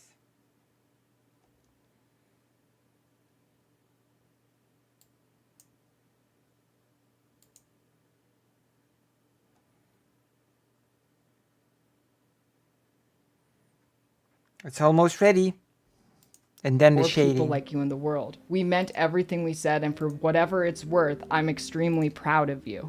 At the time, I saw this as a sign of support. The fact that two people with such an extensive history of fighting for progressive policies were showering me with praise was a giant boost in morale for me, and one that I held in really high regard, especially as the year wrapped up with both hosts still staying principled in upholding positive values for the LGBTQIA+ community and advocating for our rights. I wasn't prepared for what happened next. True. Nobody was. When the year started, it looked promising for Anna and TYT. At the beginning of the year, Vosh went on the show as a guest to talk about the rising issues surrounding men who feel alienated from leftist... Oh yeah, and the Young Turks' takes on Ukraine. Oh boy. Oh boy, Politics. let me just tell you. It was a really productive conversation surrounding the unique issues facing men in today's society, and how they're also negatively impacted by the hierarchy enabled by American society. It seemed like a dialectic that was necessary to advance our connections with other demographics. What we didn't realize was this was actually Anna's foot in the door to start pivoting to the right. The transgender community has been under unprecedented attack, one that rivals the destruction we faced 90 years ago when Nazis in Germany annihilated the first institution that specialized in sexual and gender science. Hate crimes against trans people in the United States are at an all-time high, and we're gonna do a whole segment on the paragraph 174. seen more legislation in the last 2 years targeting the trans community than we've ever seen before in US history. It isn't restricted to the United States either. On February 11, 2023, a 16-year-old trans girl named Brianna J. was murdered by two 15-year-olds in a Warrington, England park. Despite being the constant target of transphobic bullying before being violently stabbed to death, during their investigation, the police seemed to cast doubt on whether Brianna's murder was a hate crime. The UK is already considered one of the most prominent strongholds for anti-trans ideology. Several vigils were held across the UK on the night of Valentine's Day, with the Liverpool crowd holding up to 300 people.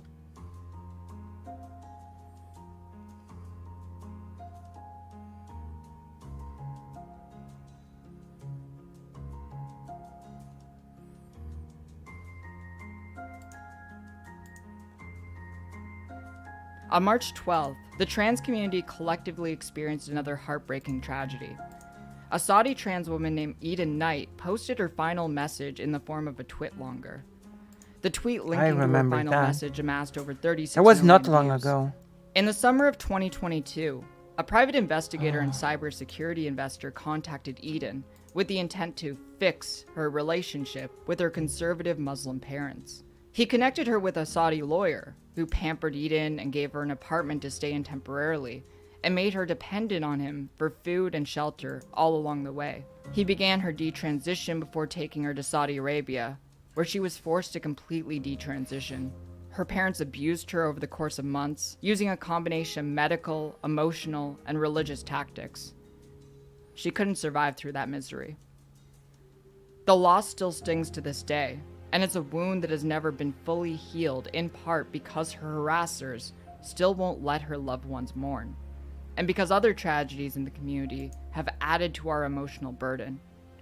Disproportionately, people of color are impacted by anti-trans violence. I told you all of this to give you a background on the kind of environment TYT and Anna are commenting on. Knowing that all of these tragedies have been part of the experience of the trans community puts Anna's actions in a harsher light. On March 22nd, Anna Kasparian tweeted, "I'm a woman. Please don't ever refer to me as a person with a uterus, birthing person, or person who menstruates. How do people not realize how degrading this is? You can support the transgender community without doing this shit." Anna tweeted this because she objected to headlines and medical guidance directed at anyone capable of giving birth, a way to be inclusive rather than reductive. Right. It is not a term used to refer to a person directly. Anna, knowingly or unknowingly, repeated right-wing talking points. A shitstorm of backlash followed her tweet. The Humanist Report said, "I respect you a lot, But this notion that the mere existence of trans-inclusive terms, rarely used in casual conversations, somehow degrades women comes right out of the right's anti-trans war on women playbook. There's a reason why they're praising you for this. And he was right. She was retweeted by Ben Shapiro and Matt Walsh, two of the trans community's biggest right-wing adversaries. Regardless, that didn't stop her from going scorched earth on him in the replies. Hey Mike, you're a guy who has no clue what it's like to have your reproductive freedom taken away. But consider what it's like to have the same lawmakers who fail to protect our rights turn around and call us people with uteruses. It's not inclusive if cis women hate it.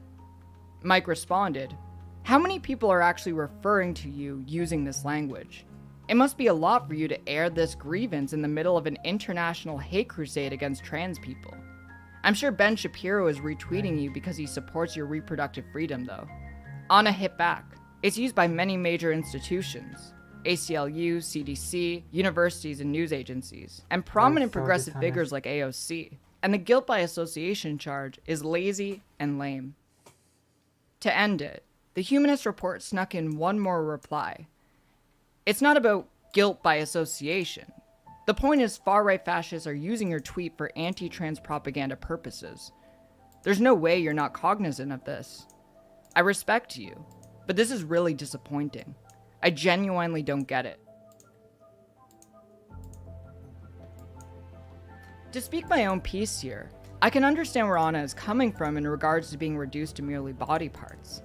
Fascists love to constantly remind me that I'll never be a woman because of what I was born with between my legs, while some others love to validate my gender based on how big my tits are. However, Anna acts like she's constantly being called a birthing person, and like it's not just a term commonly used in the medical field. Mike is completely right that fascists are using this as an excuse to prop up the most vehement anti-trans rhetoric possible. The point of gender-neutral language has always been to be inclusive of those who don't identify with the gender they were assigned at birth. It's a particularly weird hill to die on while transgender folks are being targeted in hate crimes, harassment campaigns, and legislation bills. At least 417 anti-LGBTQ bills have been introduced in state legislatures across the United States since the start of the year. A great deal of this legislation was centered around gender-affirming care and banning discussions of gender identity in public schools. On April 10th, Olayemi Olura tweeted out a video about how the internet is filled with hateful people, not particularly directed at anybody. That didn't stop Anna from jumping in to rehash weeks-old conflict. When Olay questioned Anna on the mocking tone of her reply, Anna hit back with a video clip where Olay claims, "But that's not the same. That's not the same, though. That's not the same." I have to say it. Oh my God, I have to say it. I like Anna, but I feel a little bit like this is the coddle the white lady hour.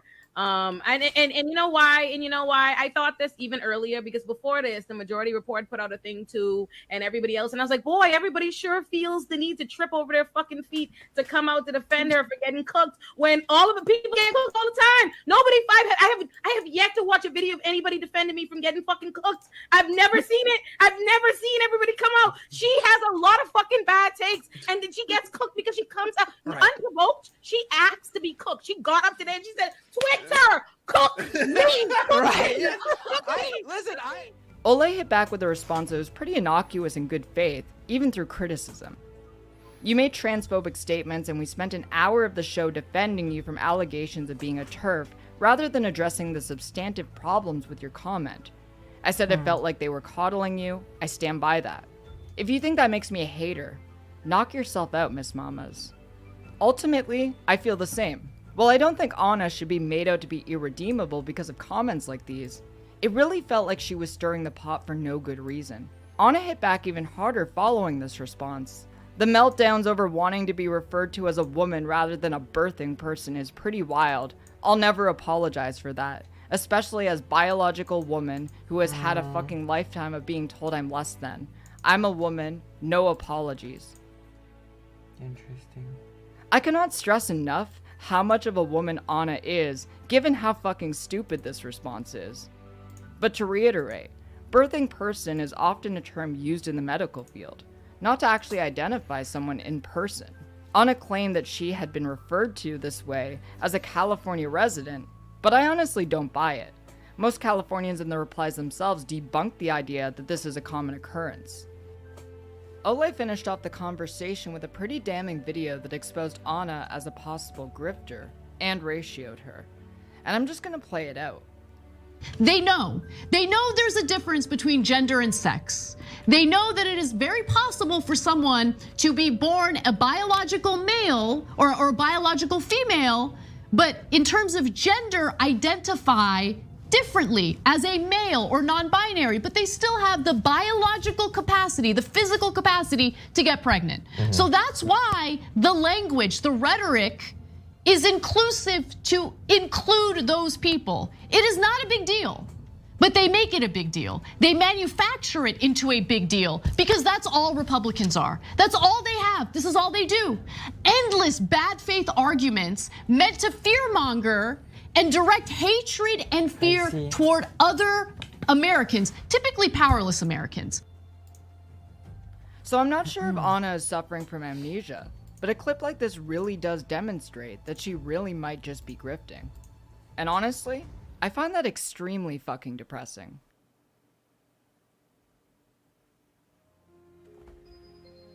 In a time where transgender people are under more attacks than they've ever been before, and given that this took place merely 7 months after Anna and Chen covered my swatting situation, like Mike from the Humanist Report said, I just don't get it. Anna was criticized by other community members, such as Juniper from Western Kabuki. Why do you keep going in on this issue after trans people continually tell you you are doing the same culture war nonsense as Graham Linehan and Posey Parker and every other reactionary? As well as Alejandra Caraballo, who included a screenshot from a news story to punctuate her point. Horrible takes on you. No one is using that term to describe you personally. It's in reference to the population. Not When all cis women are language bred isn't in inclusive prison. medicine, True. the consequences can be dire. That's true. These are the actually. real True. issues instead of making yourself the victim. The screenshot detailed a story about a transgender man in labor whose needs were ignored when the nurse just assumed he was obese. But then the controversy took a sharp turn when Schenk also joined in on the discourse, arguing with Emma Vigiland, a former TYT colleague, in a shocking manner. I'll play this clip of Hassan going over his uncle's rambunctious and disorderly behavior. Here, Jenk said, we didn't repeatedly emphasize anything. Anna posted the most innocuous tweet of all time, which now a lot of you are saying was perfectly normal. Then leftists lost their shit and started saying it was an attack against trans people, etc. There's absolutely no question about who started this and made an enormous deal out of it. Everyone felt like they had to do a video explaining how they're more holy than us when no real voters on the left agree with you at all. Please don't pretend that we are the ones making a big deal out of it. And then Emma said, the repeated emphasis and reaction have been on social media. I can't speak to the segments you guys have done on the show. I'm not trying to be pure. I'm engaging with you, even though it's uncomfortable for me because I love you guys and I want TYT to be on the right side here. Emma used to work for the Young Turks as well. And then Jenk went one step further and quote tweeted Emma and said, good news, we are on the right side. Mission accomplished. Now let me talk to you in a patronizing way about all your opinions I need to correct. I was trying to express my love and appreciation for the company that gave me my start and for my good friend Anna within the context of a disagreement. This reaction is pretty shocking to me, Jenk. Have a good one. Now, Emma is great. She's awesome. It's just like, this is not great. It's not great at all. It's really bad. Schenk also engaged with other big leftist names on Twitter, such as quote tweeting the serfs, who claimed birthing person is an inclusionary term for trans men and non-binary people who give birth. No one is saying women can't be called women, except for right-wingers who do that to trans women. This is a non-issue that's being elevated as a real one. Schenk responded saying, then what is the disagreement? All of this started with Anna saying that she would like to be called a woman. Everyone agrees that's cool. So then you guys lost it and started calling everyone fascist, even though apparently you agree with us. So what are you crying about? Perhaps the most consequential response for Schenk was when TYT trans correspondent Benny Carollo joined in on the discourse, adding, demanding that elected officials like AOC use the term woman instead of medically relevant and accurate categories that include trans men is transphobic. Do you suggest we leave trans men out when it comes to legislation on abortion rights?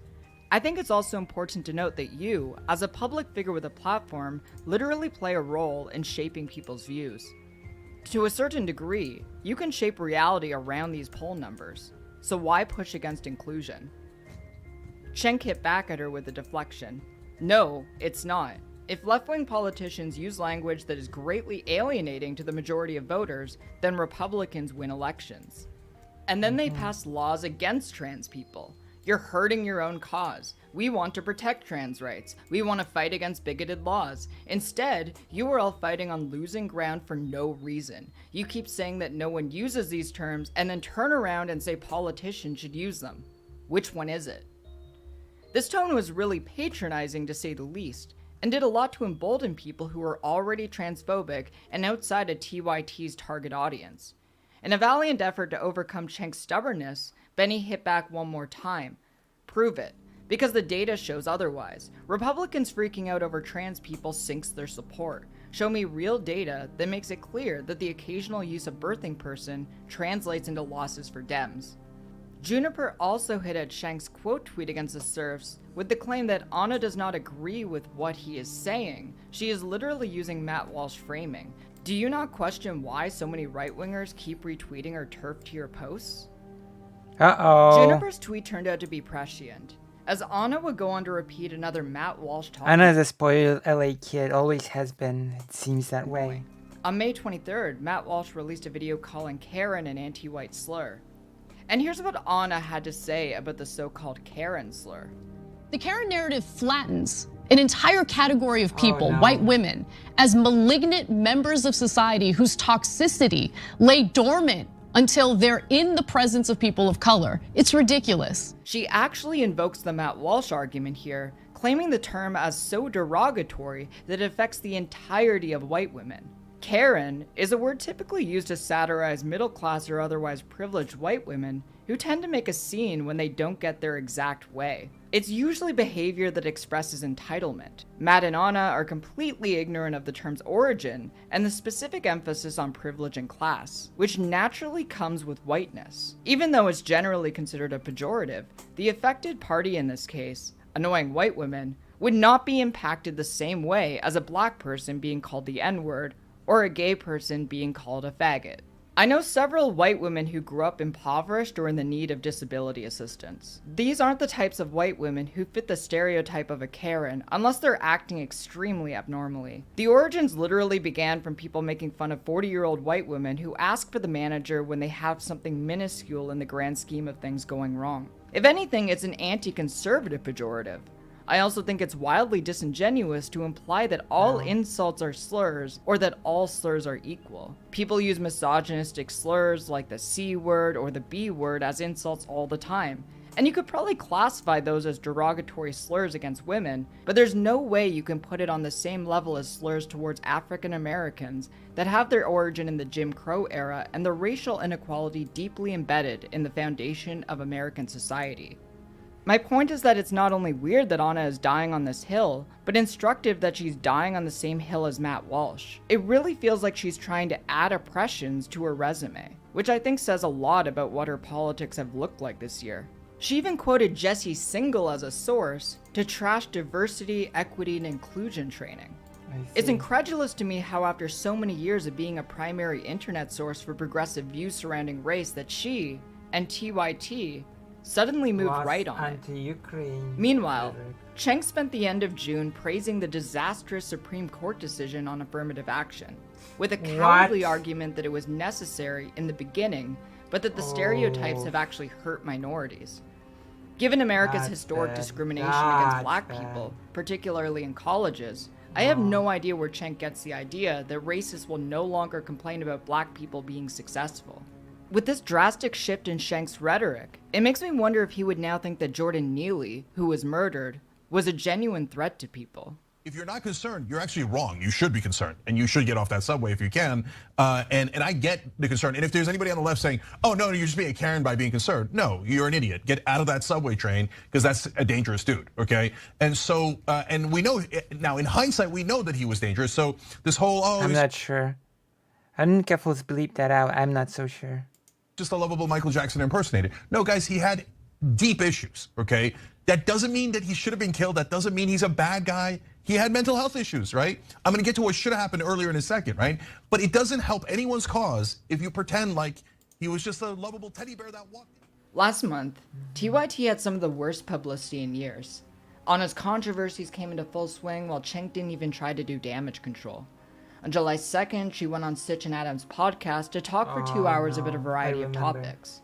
One that came up was Kyle Rittenhouse, a person who shot 3 people at a protest in Kenosha following the shooting of Jacob Blake, an unarmed black man. Rosenbaum and Rittenhouse argued before Rittenhouse ran away, and Rosenbaum chased, throwing a plastic bag at Rittenhouse, which missed. Rittenhouse responded by firing his gun. After this confrontation, Kyle Rittenhouse ran off and was tracked down by protesters who sought justice for his decision to kill a person. After what appeared to be an attempt by protesters to disarm Rittenhouse, he retaliated by shooting Anthony Huber in the chest and Gage Grosskreutz in the arm. After nearly 3 years, Anna had to say this. And I just told him, I was like, but he was acting in self-defense. And he's like, but look, Cenk just has a different perspective. It is what it is. Like, I'm not here to talk shit about Cenk. You know, like we and again, I want to give him credit because we can have the conversation on air, this exact conversation. And he's going to say the exact same thing. I'm going to say my piece, and it's not going to lead to like an uncomfortable relationship with him. It's not going to lead to retaliation. And I really commend him for having an open mind. But to him, he just disagrees about it being self-defense. He thinks like he didn't need to like shoot the gun. He didn't need to kill people. I hear you. I wish it didn't end that way. But if I were in his shoes, I would have done the same thing. Personally, I don't think a 17-year-old kid is within their right to cross state lines with a gun for the purpose of protecting buildings from... I don't think it's a business for a 17-year-old to protect anything or wield a gun, but the US is really, really weird about those sort of things. I'm gonna be quite honest about that. Property should never be prioritized over human life. Especially not when one poses with the Proud Boys, an organization so heinous that some governments have labeled them a terrorist organization, and their leader was charged with sedition on the 5th of May this year for his role in plotting to overthrow the United States government in a futile attempt to keep Donald Trump in power. I also think it's really telling that Anna said, if I were in his shoes, I would have done the same thing, because why would you put yourself in a position like that unless you wanted to hurt a BLM protester? It'd be one thing if a group of people were chasing you for no reason, but this group of people heard and watched Kyle shoot someone earlier that night. Kenosha protesters were already visibly threatened by the rise of militias in the area. If anything, the protesters were the ones defending themselves from clear adversaries. I know Anna understands protesters and their defenses too, because she defended a protester and group of protesters a month prior to the Rittenhouse incident, when Garrett Foster was shot dead by Daniel Perry, who is now serving 25 years in prison for murder. It's always been absurd to me as an outsider seeing how much more Americans value property over the lives of others. True. Property can be replaced, whereas people like Anthony Huber will never get their life back. Now, I don't believe Anna is anti-BLM or anything, but this pivot is really grim to see after so many weeks of going after trans people on Twitter by arguing right-wing talking points. I'm sorry, just have to say this. It's so Benny wild. Carolla posted a video on YouTube during the 4th of July detailing why she left the Young Turks. You'll remember earlier in this video that I was talking a bit about Benny's confrontation against Cenk back in April. Well, now we're going to take a bit of a deep dive into her objections to TYT and her reasons for leaving.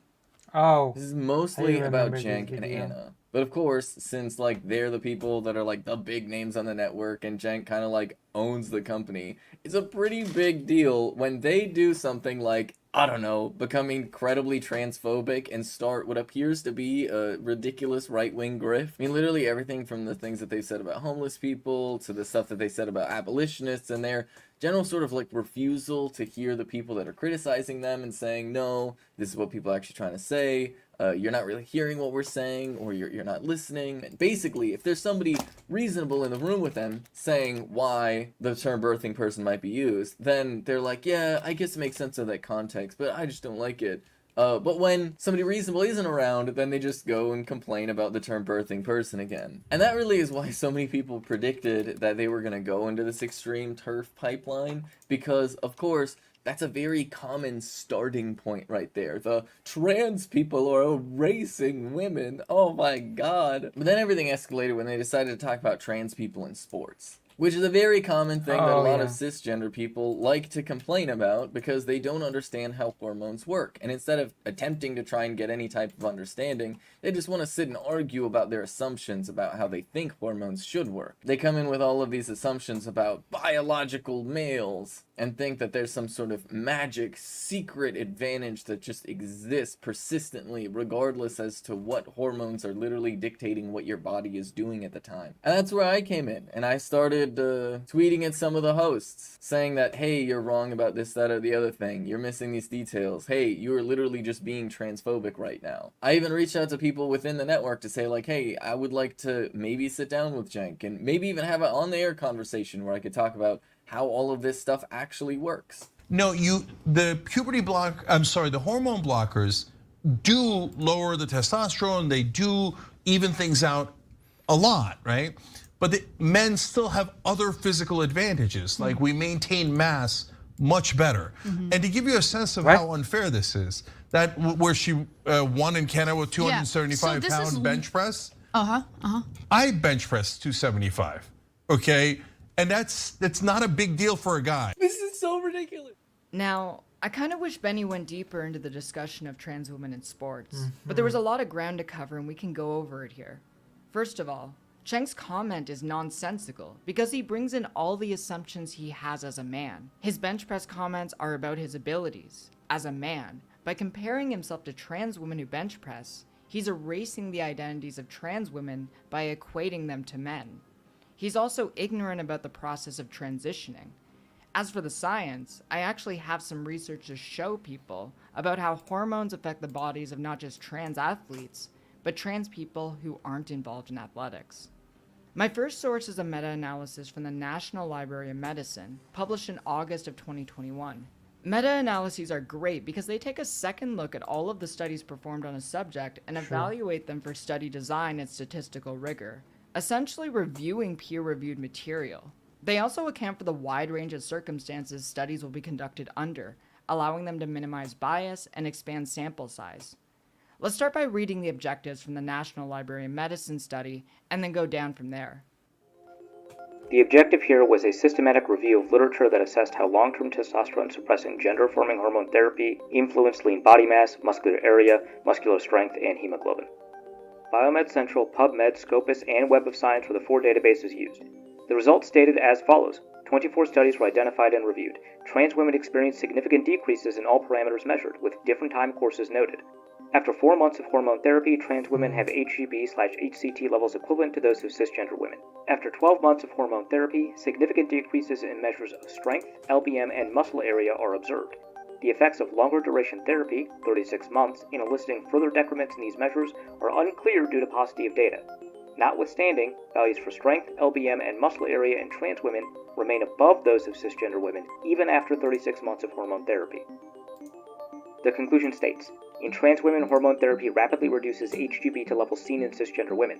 In contrast, hormone therapy decreases strength, LBM, and muscle area, yet values remain above that observed in cisgender women even after 36 months. These findings suggest that strength may be well preserved in trans women during the first 3 years of hormone therapy.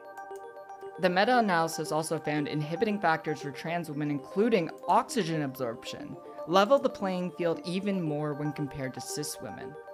Given the rapid fall in HGB/HCT to normal female levels with GAHT, it is possible that trans female athletes experience impaired endurance performance, in part due to reduced oxygen transport from the lungs to the working muscles. This postulate is consistent with findings reported in one of the few studies conducted in athletic trans women. In this study, the race times of 8 trans female distance runners were compared at baseline and after 1 or more years of GAHT. After adjusting performance for age, the 8 runners were not more competitive in the female category after GAHT than they had been in the male category before GAHT. They also mentioned that there are limitations to these studies that include the difficulty with finding populations of engaged trans women athletes to provide a proper comparison, but did mention one interesting study conducted with Air Force personnel. However, a very recent study reported changes in fitness levels of 29 trans men and 46 trans women in the United States Air Force from before and after 30 months of GAHT. Enlisted Air Force members are required to engage in regular physical activity and to complete annual assessments of number of sit-ups and push-ups in 1 minute and 1.5-mile race time. Although not athletes per se, enlisted members could at least be considered exercise trained. The study reported that after 2 years on GAHT, there were no significant differences between cis women and trans women in the number of push-ups or sit-ups performed in 1 minute. The biggest thing of all these studies emphasize is how new this debate is and how few studies there are on the topic. As Benny put in her video, if you don't have enough evidence, why do you think the default should be discrimination? The sources suggest a significant loss of strength, generally on par with cis women, and a slight advantage in endurance sports against cis women, with huge disadvantages in every category against cis men. These advantages are within the range. Also, while I'm uploading a new emote, please consider donating to this trans woman. Please consider donating to this trans woman. Where is the... Oh my god. One moment, apologies.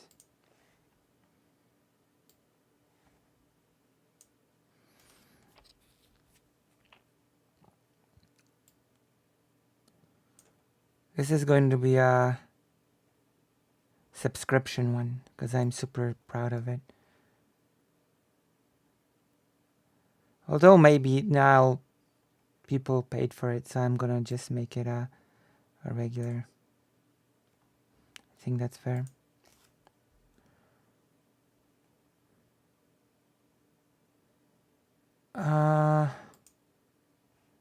Okay. It should work now.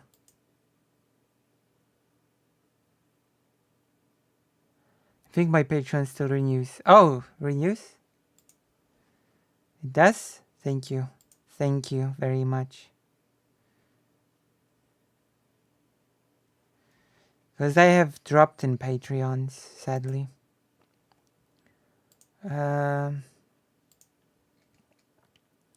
Okay. Kind duck. Thank you. It should work. It should work. Is it working? It's working! Oh my goodness. How do you like that? Oh, that's good. Wait, I'm gonna change it a bit. I'm gonna make it bigger. I can make it a bit bigger.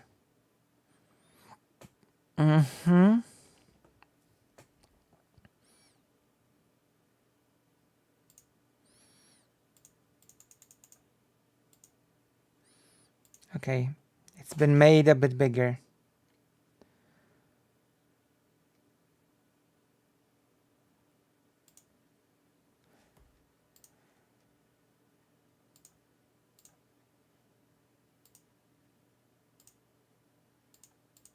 In case the electricity goes out.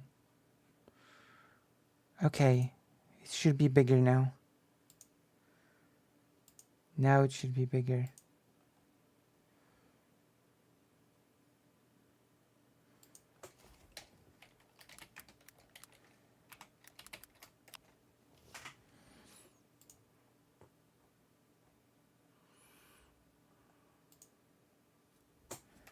Is it bigger?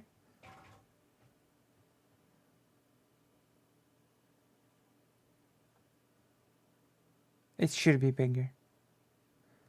Just gonna save again.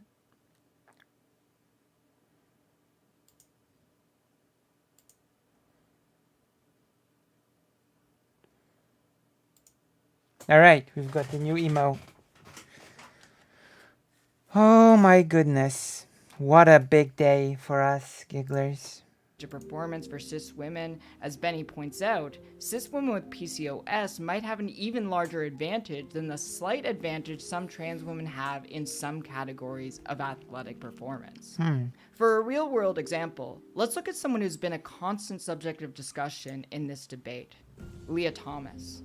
A long-time swimmer since the age of 5, Leah was a star on the men's swimming team even before starting hormone replacement therapy. According to Aaron Reed, Leah Thomas had top 8 finishes in the 500, 1000, and 1650-yard freestyles in 2018, a year before she actually began HRT in May 2019. When she began HRT, her performance on the men's team noticeably suffered, as her placement decreased all the way to 462nd place. Leah's best 500-meter time pre-transition was 4 minutes and 18 seconds.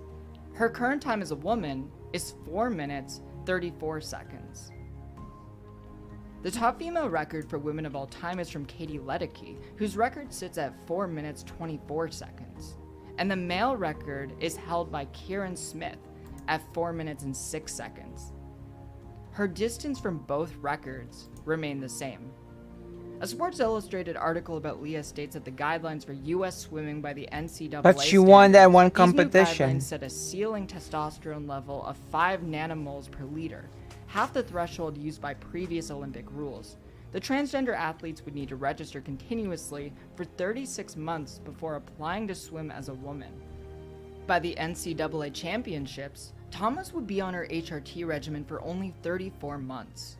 It was easy for Thomas's supporters to see USA Swimming's decision as a direct rebuke intended to keep her from swimming at NCAAs.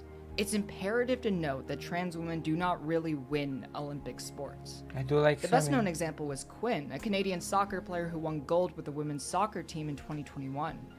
Quinn was subbed out at halftime. That's the best example. And it was a team sport. Not only that, no transgender swimmers have been in the Olympics, though Leah might become the first. The SI article says Thomas wants to continue training through law school. Swimming at the 2024 Olympic trials is still a goal. If she meets the criteria to continue swimming in the women's category, USA Swimming officials tell SI they'll have no issue with Thomas representing the United States in Paris. There's also something else that's been Sports lost law in is this becoming discussion. more bigoted. Trans men in sports. In 2018, high school wrestler Mac Beggs won the Texas girls state title in wrestling. But most headlines were wrongly framed. He was made to compete on the Texas girls team because rules dictate that he must play on the team that matches the gender of his birth certificate. He had asked repeatedly to compete on the boys team and wasn't allowed to, despite being on a low dose of testosterone. A similar incident occurred in 2022, where Isaac Hennig was made to compete on the girls' swimming team since he hadn't started testosterone yet. Despite this, he actually defeated Leah Thomas in both the 100 and 400 yard freestyle. This poses the question, why are trans men competing with women? With all the hysteria about trans women in women's sports, you would think that conservatives would be more consistent or at least aware of how messed up it is that Interesting. trans men still have to compete with those oh so weak and fragile females. We could talk about how Caster Semenya, a black and cisgender woman with high testosterone levels, was banned due to rules surrounding T levels in world True. athletics. Or how Michael Phelps has a Chess, similar number yeah. of unfair genetic advantages, like how his lactic acid levels are rarely ever above 8.0. But even with all of this info about trans women in sports, I want to say the quiet part out loud. These people do not give a fuck about women's sports. Even TYT never actually had anything to say about women's sports before this manufactured and artificial controversy about trans women being involved. That's true. In fact, Cenk literally had to apologize for sexist remarks he made in blog posts in the 2000s about women's inferior genes. What? The point is this: sports, historically, have never been fair. Trans people are just being used as a scapegoat, the same way Trump scapegoated undocumented immigrants in 2016 and Black Lives Matter activists in 2020. Let's talk about the optics of this, though. When Leah Thomas began swimming under her real gender identity in November 2021, she was quickly considered controversial because of how often she was winning and breaking records in her small category. Around the same time, Amy Schneider began winning and breaking records on Jeopardy, a popular quiz show in America that's often been called a sport by fans and the current executive producer Michael Davies. Amy is the top-ranked woman on the leaderboard, Jeopardy? also winning the 2022 Tournament of Champions and being the first woman to do so since 2007. She has 40 consecutive wins in regular play, second only to Ken Jennings, the current co-host who won 74 games back in 2004. Okay. What should really be pointed out here is that there are only 3 known trans women who are on the main leaderboard, Okay. including Amy. The others are Hannah Wilson from the previous season, who ranks in the top 50, and Catherine Rahman, who didn't come out as trans until after competing on Jeopardy. Amy, Catherine, and Hannah only account for about 2% of the combined prize money on the leaderboard, which is worth about $106 million. Regardless, people didn't stop using this as an opportunity to make misogynistic remarks. disparaging women on the basis of their strength and intelligence, which really paints a clear picture of the underlying motives at play. Let's make it clear one more time. This is not about protecting women's sports. It's about denying trans excellence, cutting them off from community, and eliminating them from public life.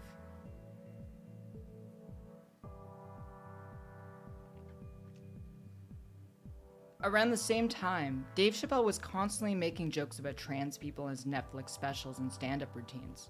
Anti-trans legislation had been written and submitted at record rates. One of the first wedge issues transphobes and politicians used to expand anti-trans legislation is trans women in sports. In fact, it's insane how quick it went from trans people shouldn't be in sports to trans kids shouldn't have access to gender-affirming care to drag queens and trans women are pedophiles to trans people shouldn't be allowed to exist in public. It's only getting worse, and TYT is complicit in this. I mean, it's not shocking, But it gets even worse because he basically follows this up by blaming trans athletes and anybody who dares to just support trans people existing for all of the transphobic legislation that is passing across the country and for Republicans winning. That is incredibly selfish of activists who are betraying their own community. Because when you say I don't care about elections, who cares about the Democrats? That isn't the point. The Republicans introduced over 600 bills against the LGBTQ community. That's because of elections. And over 70 of them have already passed. When you say I don't care about winning and I don't care about elections, what you're saying is I'm super selfish leftist activist and I'd like to build my cloud. But meanwhile, I'm willing to throw trans people and the entire LGBTQ community under the bus, knowing that these bills are gonna pass because we're laser focused on a losing issue. And he's like, oh, if Republicans win because the trans people want to play sports, it'll be all your fault. And like, how disgusting is that actually? You were genuinely gonna blame people whose existence is like actively being criminalized by Republicans for their own oppression? Give me a break. This is actually your fault more than it is any trans person's fault. Cenk, personally you, it is more his fault. Because what Cenk is doing is Cenk is going to an audience of people who are presumably on the left and telling them, no, it's okay to be transphobic. It's okay to compromise with the rights of trans people. It's okay to say that we should just discriminate against trans people in some ways if it makes these Republicans happy. I can't stress this enough. Cis people blaming trans people for transphobia is almost always a red flag. There have even been leftist and progressive activists on Twitter who've been putting on kid gloves when it comes to critiquing Anna, saying that conservatives are the real enemies, even though Anna herself has literally agreed with Matt Walsh and Ben Shapiro several times. We can even see in the replies of trans people advocating for themselves. My friend Doe tweeted, people like Anna Kasparian should be viewed as case studies in how genocidal movements get well-meaning liberals to turn against the targets of genocidal violence. And receive this immediate response. People like Doe have done as much to harm trans rights and acceptance as anyone, to be honest. And this kind of proves the point of Doe's tweet, doesn't it? People are so concerned about optics that they don't investigate the truth and leave themselves prone to siding against marginalized communities when things get even remotely difficult. This is why it's irresponsible of Anna and Cenk to cover sensitive topics like this without the knowledge to back it up.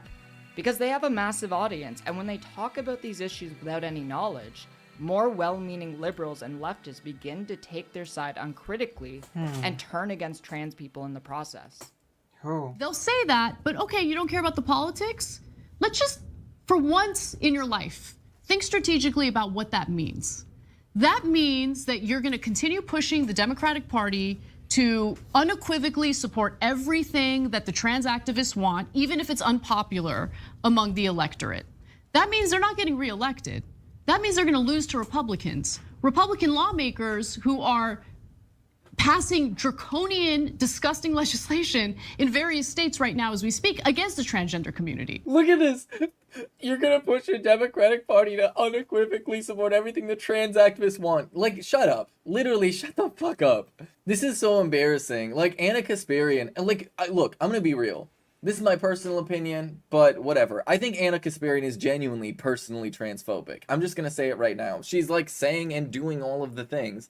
She's referring to every trans person as a trans rights activist. Referencing every trans person as a trans rights activist is just, on its face, literally transphobic. And it's one of the things that transphobes have been pushing for a long time, is just calling every trans person a trans rights activist. I mean, and the media more broadly does this as well. And this whole idea of like, you're gonna lose the Republicans, if you cater to these trans people, once again, is entirely debunked. Most people are fine with trans people, and when Republicans make their entire platform about attacking trans people, it actually does undermine their political success. We just live in a country that is very much not a democracy, that has all this gerrymandering and all these other things, and so Republicans still have like seats in a lot of places. I know, wild concept. But genuinely, if you look at their poll numbers in response to them focusing on just trans people existing, it's not working. It is genuinely not working for them. It is undermining their electoral success.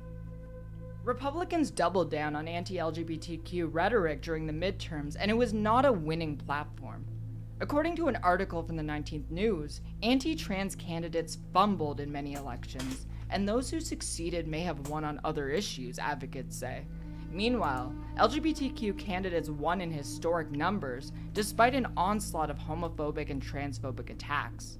LGBTQ candidates won at record-setting numbers. In 2018, the first year dubbed the Rainbow Wave, more than 400 queer candidates appeared. Caffels video, Caffels animation. You think that they would use talking about the anti-trans stuff on the right to motivate people to vote against it? Nope. On You're ballots switching nationwide, gears. according to the Victory Institute, which works to elect They are LGBTQ the right now. officials. This year, 1,065 showed up on ballots across the country, and 340 secured wins. These results show that nothing Anna and Cenk are saying actually holds any weight. It really makes their points even more confusing, considering that none of the positions they've taken on trans issues this year is consistent with how they've talked about LGBTQ issues in the past, or even how they've treated me last year in their coverage on the show.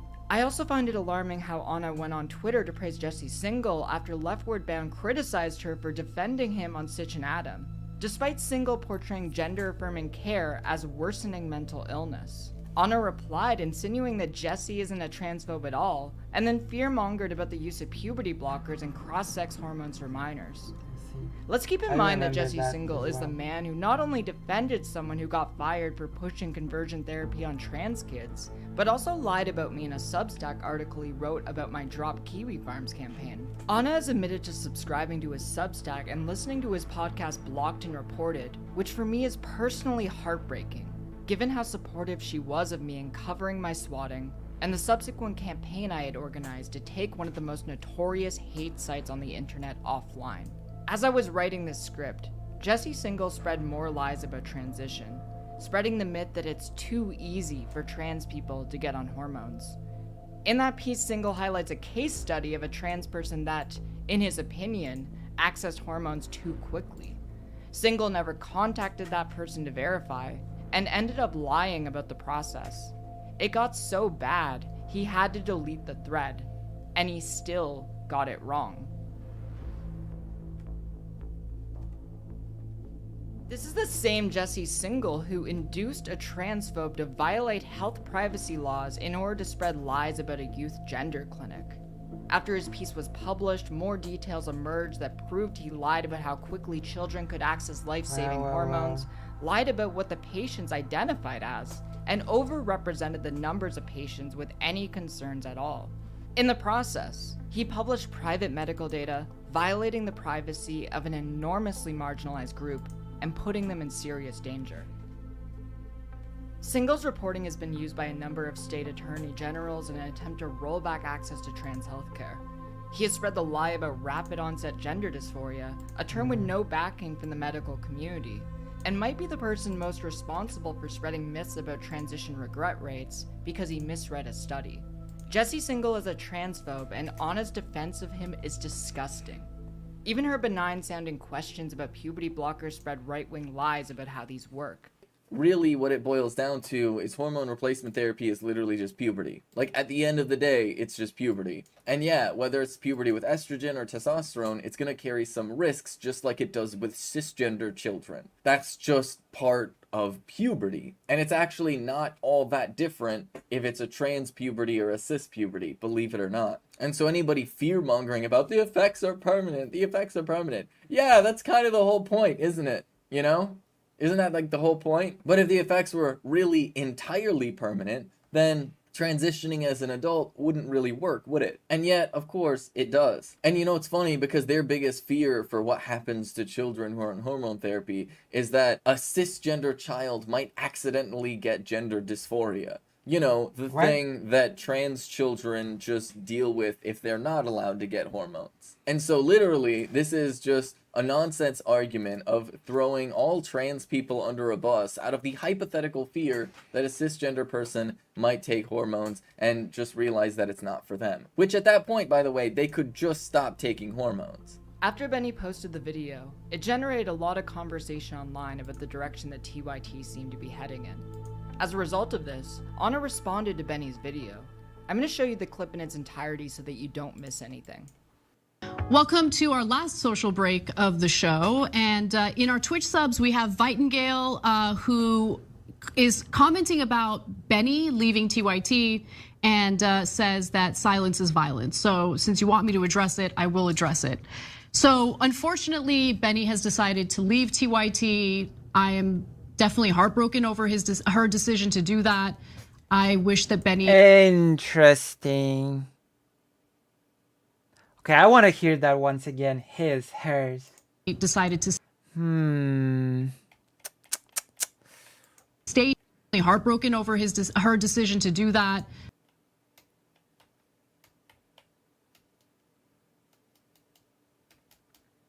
TYT, I am definitely heartbroken over her decision to do that.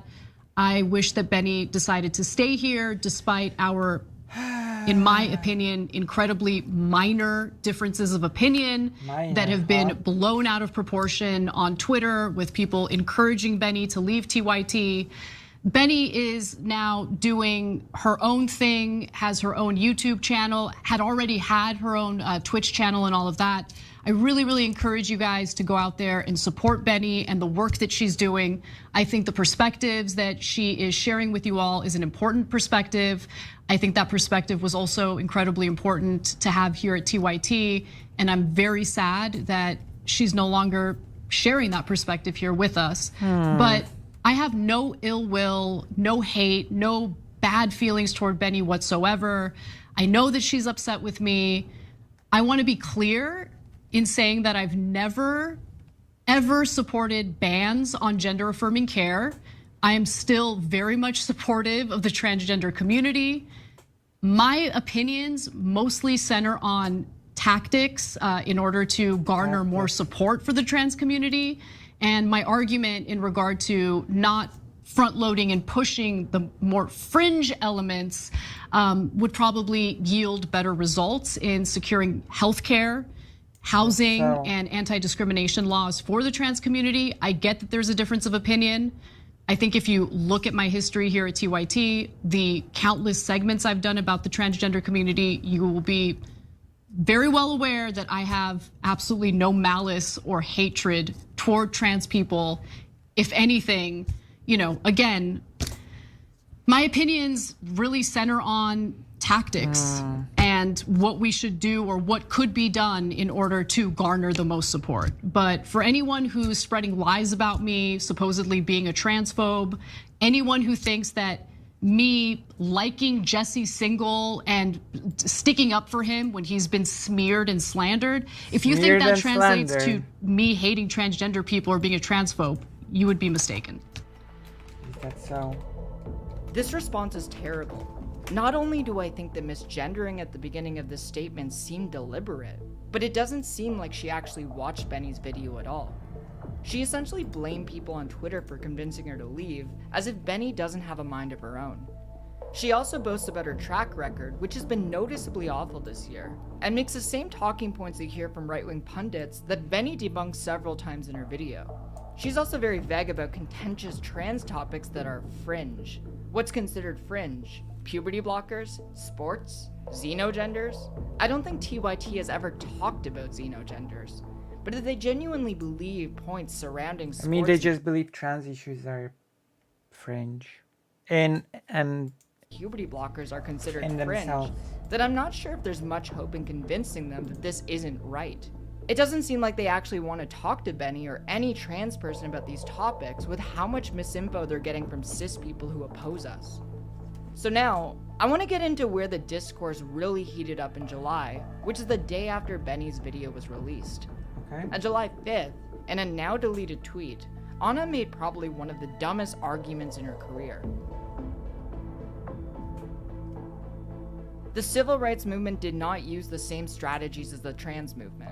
They didn't barricade speakers they disagreed with in a classroom for 3 hours. They persuaded through non-violence and showing America their humanity.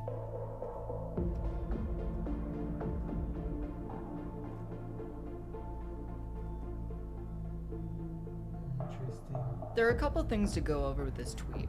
The civil rights movement did not win with persuasion. It was incredibly unpopular while Martin Luther King was alive. But this is a blatant whitewashing of what the movement was about and the tactics that were used. There is no example of nonviolent protest during the civil rights movement that wasn't also accompanied by violent protest.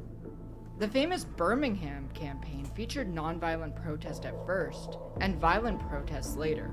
The marches started on May 2nd, and by May 11th, we had the Birmingham riot of 1963 after racists bombed the homes of civil rights leaders. It's not as if King's tactics of nonviolence were persuasive by itself either. Most Americans thought King was violent anyway.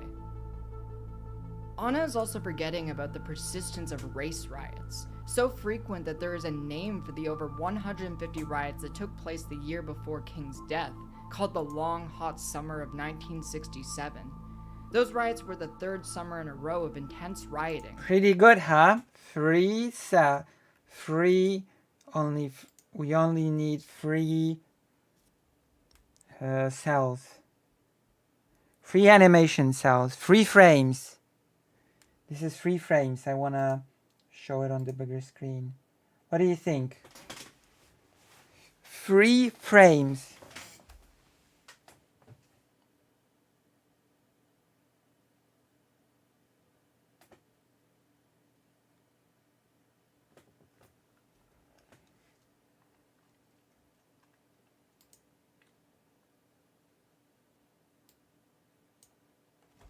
What do you think? Like it? Do you like it or no?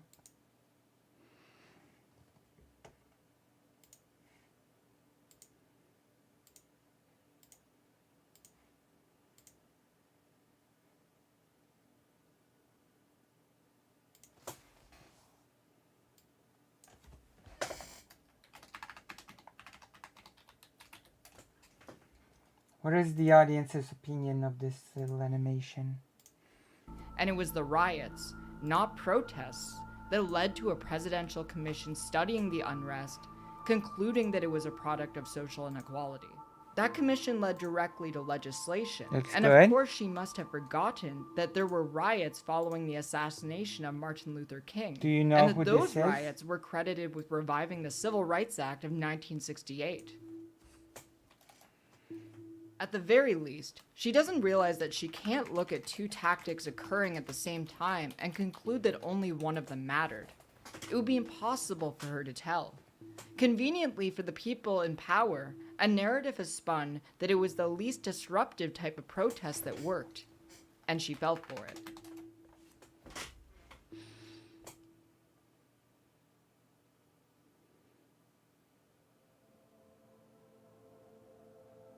Anna went back to boosting far-right talking points. In response to someone saying she had Facebook boomer brain, she tweeted, "I don't make things up, and my point is that this stuff turns people off. It's not really controversial." Juniper from Western Kabuki chimed in saying, "You are the one alienating people, Anna. You are giving in to an AstroTurf hate campaign against 0.9% of Americans." As if on a mission to prove Juniper right, Ollie London, a well-known transphobe, Oh chimed no! in with, "Well, Ollie London is the person that wanted to become Korean.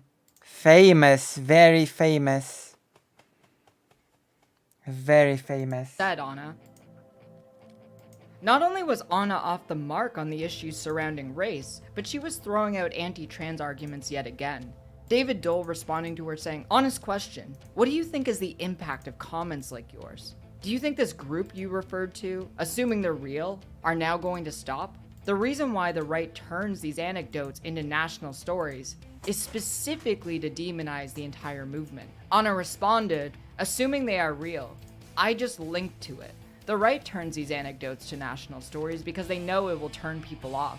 My argument is to be a little more strategic / tactful to secure healthcare / housing for the trans community. That's my point." Aaron Reed hit back by calling her a hypocrite for acting like it's a healthcare issue given Anna's support for Single, who wants to take healthcare away from trans youth. Juniper took it further, saying, "You cannot be serious with this argument. Why are you giving into the rhetoric of we cannot defend things that some view as unpopular when you and Cenk used to rail against that kind of thinking? You can just admit you're laundering transphobia with you talking like this." While this was happening, Anna brought it back to her civil rights talking point. When people called her out by pointing out the civil rights movement was indeed fringe while it was going on, and that black leaders were very unpopular in the polling in the 60s, Anna responded aggressively, asserting, "Are you guys genuinely this stupid? The movement made a point to be non-violent, and the violence used against them is part of what changed hearts and minds. Trans activists barricading a speaker at SFSU runs counter to that strategy. Holy fucking shit." Do I need to once again remind everybody how women gained their rights? Was it through debate or was it through violence? The suffragettes, the suffragettes, it's in their name. Juniper chimed in yet again. Barricading speakers is non-violent. You are genuinely stupid if you cannot see how insane it is you comparing trans people defending ourselves to groups like the KKK. In a now deleted tweet, Anna finally hit back at Juniper after Juniper spent a long time trying to engage Anna in dialogue.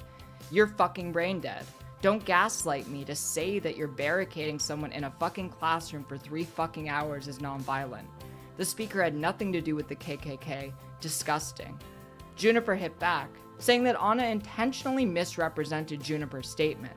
Anna responded again, "No, I didn't. You said barricading people you disagree with is non-violent. If an alt-right group did that to a trans speaker, I'm sure you'd change your tune. You're dishonest, childish, and batshit crazy." It didn't stop, as the gloves were off. Not sure if you've noticed, but states are currently using violence against trans people. Curious as to why you seem to care about the grifter who terrorizes trans people than trans people who are being affected by this legislation and violence. Anna hit back once more, claiming, "You don't watch the show, so you have no idea what I talk about or how often I defend the trans community. I think the fringe shit and activists like you turn the country against people. You're just too stupid to see it."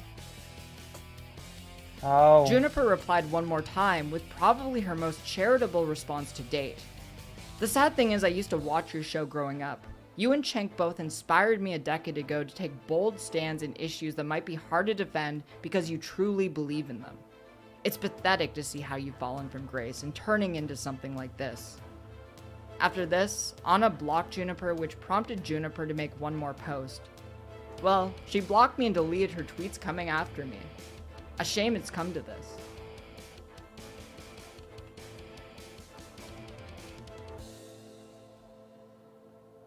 I have a lot of thoughts on this. First off, it's disgusting how Anna treated Juniper here. It's disgusting that she's willing to cite Jesse's Single talking points verbatim, but cannot lend even one ear to Juniper. One thing I think that's notable is that in February, Juniper held a charity stream in which she raised $60,000 for the Trevor Project. It was a crucial time for the LGBTQ community as Hogwarts Legacy had just come out. Brianna Jay's passing was announced and discoursed over, while no one really seemed to be there for trans people. She also did this while playing the game Celeste, a critically acclaimed platform game created by a trans video game developer named Maddie Thorson. This was also in response to Hassan Piker bowing out of a charity stream for trans rights after receiving backlash for saying he'd stream Hogwarts Legacy. Nobody cares about my charity stream. He later went on Juniper's stream as a guest to discuss the issues and support it by donating $10,000 and rating his viewers into the stream.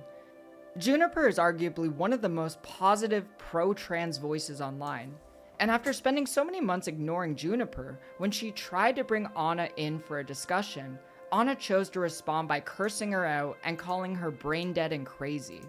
Oh. She also once again provides no clarity on what she means by fringe shit, not too long after defending the removal of healthcare for trans children and claiming puberty blockers are somehow harmful. I think Juniper feels how a lot of people who grew up watching TYT feel, and that Cenk and Anna inspired others to become activists and take bold stances on hard topics. On top of this, we watched several clips provided by Benny that show precisely how they actually are more anti-trans than they're pro-trans. It's really frustrating, dispiriting, and frankly, heartbreaking. Another thought I have is that it's clear Anna never took the time to study Martin Luther King Jr. He had his own thoughts about how people talked about violence. Those riots in the summer of 1967 changed his thoughts on the discussion of violence for the cause of social justice. While he thought nonviolence was a nice ideal, he also thought people focused far too much on violence committed by marginalized people at the expense of talking about violence. Listen, the suffragettes had bad optics, but do you know how they ended up? They ended up winning rights for women. Optics, you have to remember this. I think this is an important lesson. Optics does not always equal results. Optics does not automatically equal results.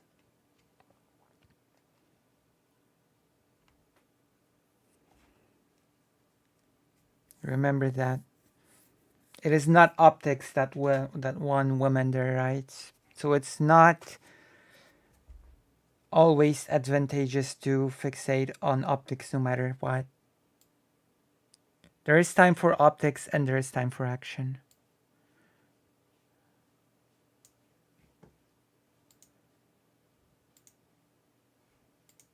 Committed by white supremacy.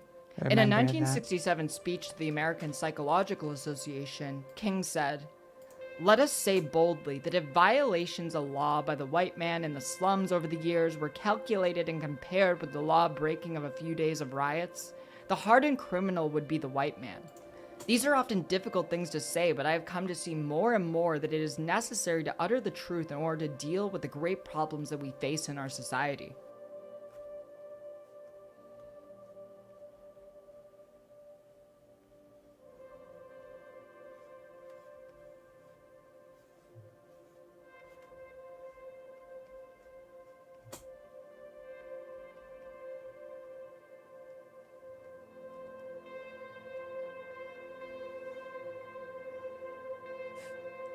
Unless you don't watch me, context. Reminds me of something, of someone. It gets worse for Anna and TYT. The next day, Cenk begins to chime in on the discourse, still defending Anna's bullshit. Lying to the audience used to be a mainstay in mainstream media. Politicians are not affected by millions in campaign contributions. They are voting based on their principles, etc. Then right-wing media made an art form out of lying. Now some in left-wing media are also brazenly lying to their audiences. Some keep claiming that I'm against trans rights, when in reality, I'm in favor of all trans rights, but disagree on which professional leagues are more appropriate for trans athletes. I agree, you shouldn't bother trans kids in high school. If you're a progressive and you heard I was against all trans rights because I'm a transphobe, you should ask those hosts and activists why they lied to you. He followed it up saying, I also think that trans people should be called anything they like, and women should be called anything they like. Yes, some trans activists think this opinion is outrageous, but I don't even think the majority of the trans community agrees with them. But those are two issues for which they say I'm a right-wing transphobe. If you agree, no problem. But you should know the facts and not listen to liars screaming at the top of their lungs without explaining all the facts. One now suspended Twitter user chimed in scolding Cenk, you know, you and Anna could have just not said anything. But congrats. You and Anna are giving far-right figures like Ben Shapiro legitimacy to their agenda. How? They're going to use you and say, see? Even progressives find trans people crazy. What's worth noting is that Fox News actually did report on Anna following all the controversy, saying that she broke with the left and is now promoting the same stuff that Fox News and people like Single support. I did some extensive coverage of this article, which you can find in my YouTube video on my second channel, The Young Turks Promote Transphobia. That didn't stop Cenk from putting his foot in his mouth. You think talk show hosts should say nothing on a political issue they cover? They should hide their opinions, and instead they should defer to people they disagree with? Interesting take. Sorry, I'm not taking a vow of silence when I disagree with someone on my own side. He did, however, treat Erin Reed with a vow of silence when she confronted him again on issues that she had asked him about before. Cenk, stop beating around the bush. Do you actually disagree with her or not? Do trans youth deserve access to gender-affirming medical care? Do you believe 29 major medical organizations are engaged in a conspiracy over that care? How do you feel about state bans on care?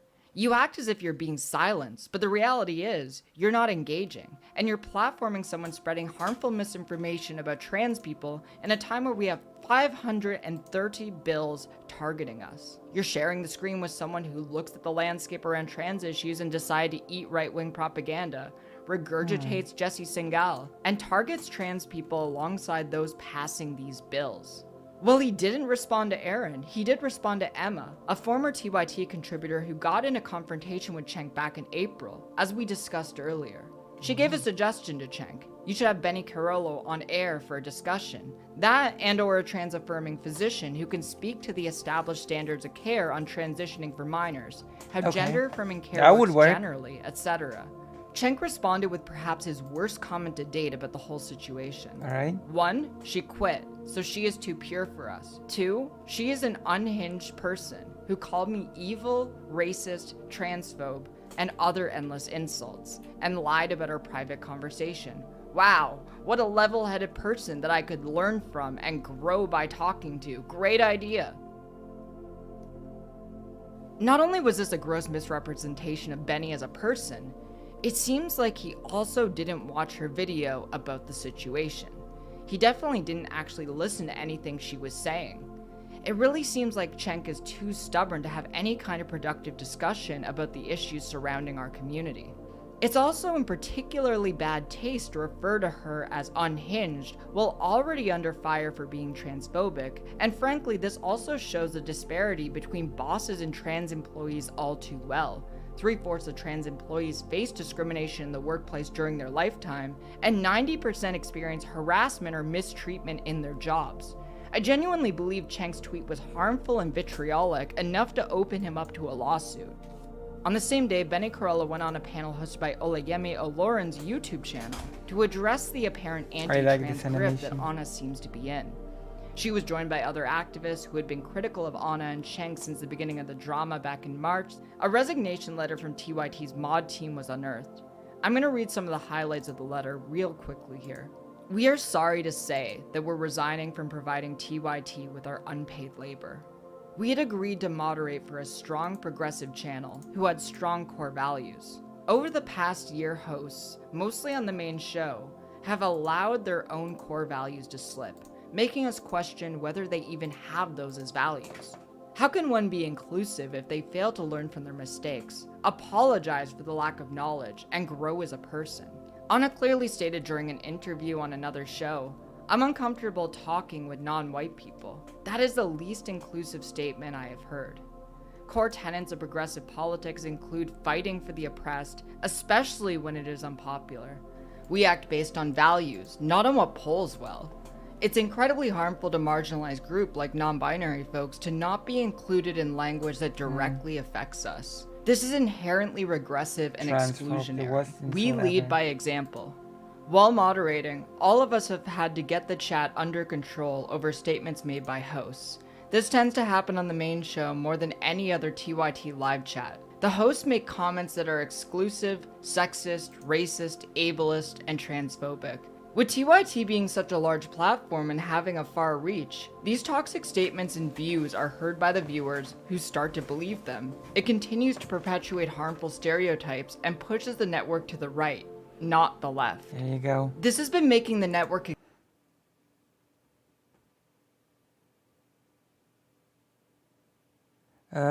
violence helped their cause because it disturbed the public order, and at some point the public had no choice but to listen to them. And the violence included violence against themselves, mind you. And when they, it was multifaceted when it came to suffragette. It included taking over buildings, throwing themselves under carriages, destroying art, that as well. And they were criticized and mocked by the public. And yet, they got the job done.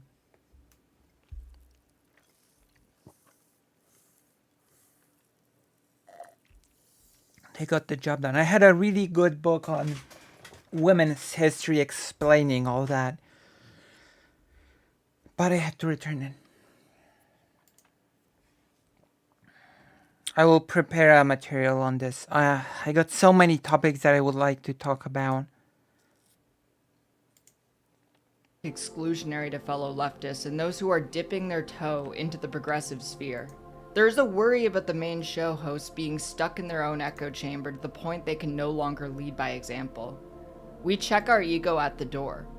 There seems to be a serious ego problem when Cenk and Anna on the main show. Neither is able to check their ego and allow themselves to be wrong, or to even be able to confront the possibility of them being wrong. Within 3 months, Anna went from not having an issue with trans people to saying that they're uppity. She's been in the media long enough that it's hard to believe that she just got swayed by someone else's talking points. Despite this in the pushback, she gave the saddest non-apology that was only lacking a ukulele, and placed blame on Twitter, saying that people pushed Benny to quit. Anna is refusing to take responsibility for her own actions and statements. Following the mass resignation, Cenk posted a video on the YouTube channel displaying the core principles of TYT. The people are like, oh, you guys are grifters. You are denying your audience what you want, what they want. Wait, how would that be a grift? You guys want to go from an incredibly successful progressive show that gets hundreds of millions of views every month to being right-wingers to get no views. If that was true, why would that be a grift? That's an interesting assumption that they would get no views as a right-wing channel. That's a very interesting assumption on Cenk's part here. Grift. That's not a grift, that's just a disastrous decision. No, we're doing something radical on this network. And so yeah, it's radical, all right. It's radical. So I want you to understand it. We're allowing for discussion and debate and disagreements. And then and then you guys know that recently someone who we liked and really supported, etc., decided to call me an evil person, a racist, a transphobe, pathetic, embarrassing, all these terrible, terrible, terrible things. And then they quit. And after they quit, they say, I quit because this guy who runs the company won't agree with me. What? But sister, I platformed you. I said, here's a platform, go for it. And not only can you say nobody said that they quit because you disagree with what? Say anything you want, you can say something that totally and utterly disagrees with me. Not good enough. I'm still going to support trans community. I'm still going to support gay rights 100%. I'm going to support both those communities 100%. So? And as you'll see, likely be the toughest and strongest fighter for them. Is that so? I don't care if some trans people or anyone in any leftist community yells at me. We have. I don't care if trans people yell at me. I'm their strongest soldier. What? Given a number of folks from all the different communities a platform here when no one else did. And so we hired a number of trans hosts. I don't see a lot of other left-wing shows hiring tons of trans hosts.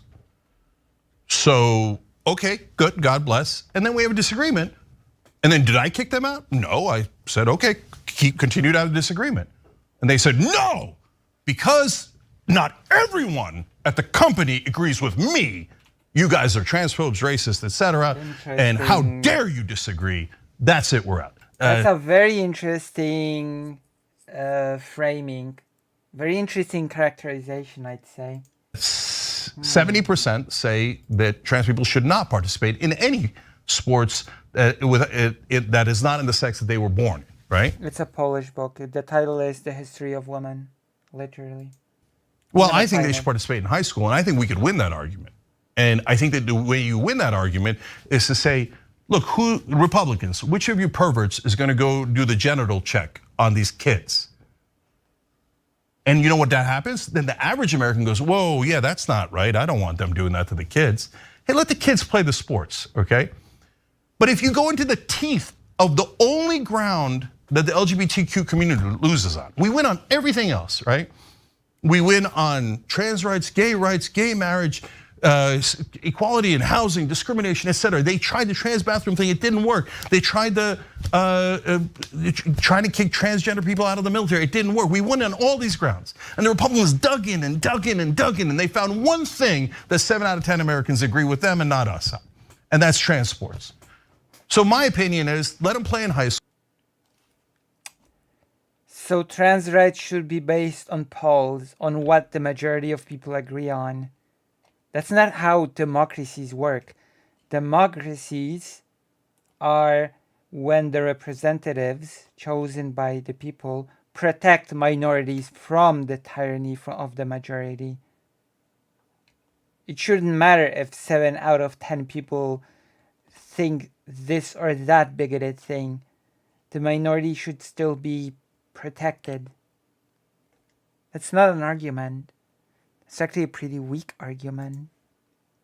School, but when it comes to a professional league, let the league. I'm pretty sure many people also agree that women shouldn't vote. Does that mean that women should not have been given the right to vote? Decide. If you think that is 100% disagreement, and that's trans erasure, etc., okay, we disagree. And that means, in my opinion, you're saying, I won't tolerate 1% disagreement, 2%, 5%, whatever number you want to put on. I won't tolerate it. I want to show that agrees with me all the time on everything, okay? Okay, well, there's nothing I could do again. Well, I would like a show that agrees with me 100% when it comes to not taking away people's rights. It's called radical centrism. Like, Jesus Christ. Yeah. How shocking that I don't want a network that compromises on taking away people's rights. Wow. Damn. There's a lot to address here, so I'll go point by point. So unreasonable. Let's start with the grifting comments. When Anna personally messaged me to tell me I was a badass and that Cenk and Anna were both very proud of me, I believed her. I still believe her. That's a big reason why I honestly can't make any sense of this direction that they've gone in. They're also saying that if they went right-wing, they'd get no viewers. But that couldn't be further from the truth. True. TYT has been more relevant in discourse than they've been in years because of these controversies. Right-wingers like Ben Shapiro and Ollie London are actively retweeting and praising them publicly, even going as far as to engage in a dialogue with them with hardly any pushback. I also don't buy that Cenk wants to allow for discussion and debates, because every time Benny was looking to get into a legitimate dialogue about trans people in sports, he ignored her. He ignored Erin when she wanted him to be clear about his opinion on gender-affirming care for trans kids. I fear that he'll ignore this video, which legitimately is disappointing to me. His stance on trans rights here is inconsistent. There's video evidence of him harrowing on trans inclusion in sports, which I took the time to debunk earlier. He claims he'll be the toughest fighter for us, but all I see on Twitter is him fighting with other activists who more explicitly support trans people on the issues that he has been shown to. I think Cenk is definitely harboring some level of resentment against the trans community here, and it feels like he's using Republicans as a crutch to say, well, at least I'm not like them, even though he still doesn't understand why people are upset with him. If he wants to engage in a legitimate dialogue about this stuff, I'd be willing to speak with him and Anna, but I'm not so sure about that, given how he's insulted or just blatantly ignored some others. If he wants to hold on to these principles, he should be more open to discussions like this. It's hard to assume that they're being entirely sincere in some of these positions, and I'm going to show a clip posted on Twitter by Denims TV of how Anna reacted to hearing Hassan's name. Just Be Anti-Racist says, speaking of mainstream shows, Cenk, Anna, did you know Jimmy Kimmel featured one of Hassan's tweets on last night's show? I know, everyone loves Hassan. He's super famous and rich. We got it. That bitterness broke out of nowhere. No, it's just, I get it. Like, no, I know, it's super salty. I love Haas and I'm actually really happy for him. But, like, I also reflect on my own career and feel like a massive failure sometimes. So I don't, like, and not to, that, I don't want that to make you feel bad about yourself. What? I'm not able to, you think the fucking New Yorker is gonna write a fucking glowing profile about me? Are you fucking kidding me? No, of course not. Of course, like, anyway, I guess I do care a little bit about it. Yeah, apparently. Like, oh, yeah. Anyway, like, why the fuck didn't I just play video games? Why the fuck didn't I just play video games? Maybe I'd be a fucking millionaire if I did that. God damn it. Spilled my drink. Well, you did spill some tea. Boy. This is such a weird way to react to a former coworker's success. Has money legitimately become such an issue on their front that they're feeling emboldened to pivot right on a lot of contemporary issues mentioned in this video? It would at least answer a lot of questions, but it wouldn't make it any less disappointing. Anna has also mentioned that she's uncomfortable talking about race with people who aren't white. This was mentioned during the mass resignation of TYT moderators following the incendiary statements on the show by both Anna and Cenk. I mean, how are they going to claim they're open to debate and discussion when they won't even hear from the people who are affected by these issues the most? Speaking of which, by the way, Jair Jackson, a longtime member of TYT, made a YouTube video a few days later about how the live show for the watch list is ending and that he won't be as involved with it. He'll still be on TYT, but his role has shrunk a bit, which leaves some questions unanswered. On the same day, Nina Turner tweeted the Unbossed is also ending as a live show, and that she'll be on the road advocating for people's rights ahead of the 2024 election. It's possible that there's nothing to read into this, but it is a bit concerning that two prominent black voices on TYT have diminished roles. It really does seem like Anna and Cenk are building a bit of a hug box, with Anna railing against DEI training, not wanting to speak with non-white people about race, and all members of these marginalized groups either leaving or becoming less involved altogether. Given that her podcast appearance on Sitch and Adam was filled with moments where she talked like a red pillar, it's easy to believe this is the beginning of the end. She repeatedly talked about moments where she began questioning everything, from the Rittenhouse story to whether or not there was a rise in anti-Asian violence, even though there blackouts today. Was, to how listening to Single's podcast opened her mind and that all this stuff just started adding up. She expressed admiration for intellectual dark web figures like Jonathan Haidt, a radical centrist if there ever was one. When it was brought up, Adam enthusiastically called it a red pill. Anna essentially confirmed that she's becoming more centrist by refusing labels, especially on the left. Throughout the podcast, she talked about her liberation from the leftist cult. It's really difficult to see someone so committed to social justice taken in by such cheap talking points. I hate using the term red pill because it's like so bastardized these days. Yeah, actually, in the book, he uses the red pill metaphor. But he says, you know, we're all kind of living in these moral matrices where you know, we're not interacting with other people in other matrices. But when people talk about being red pilled, a lot of people just talk about, well, I got out of the progressive matrix and I moved into the conservative matrix now. And I think, well, you did, like in the movie, they left the matrix. Remember? Right.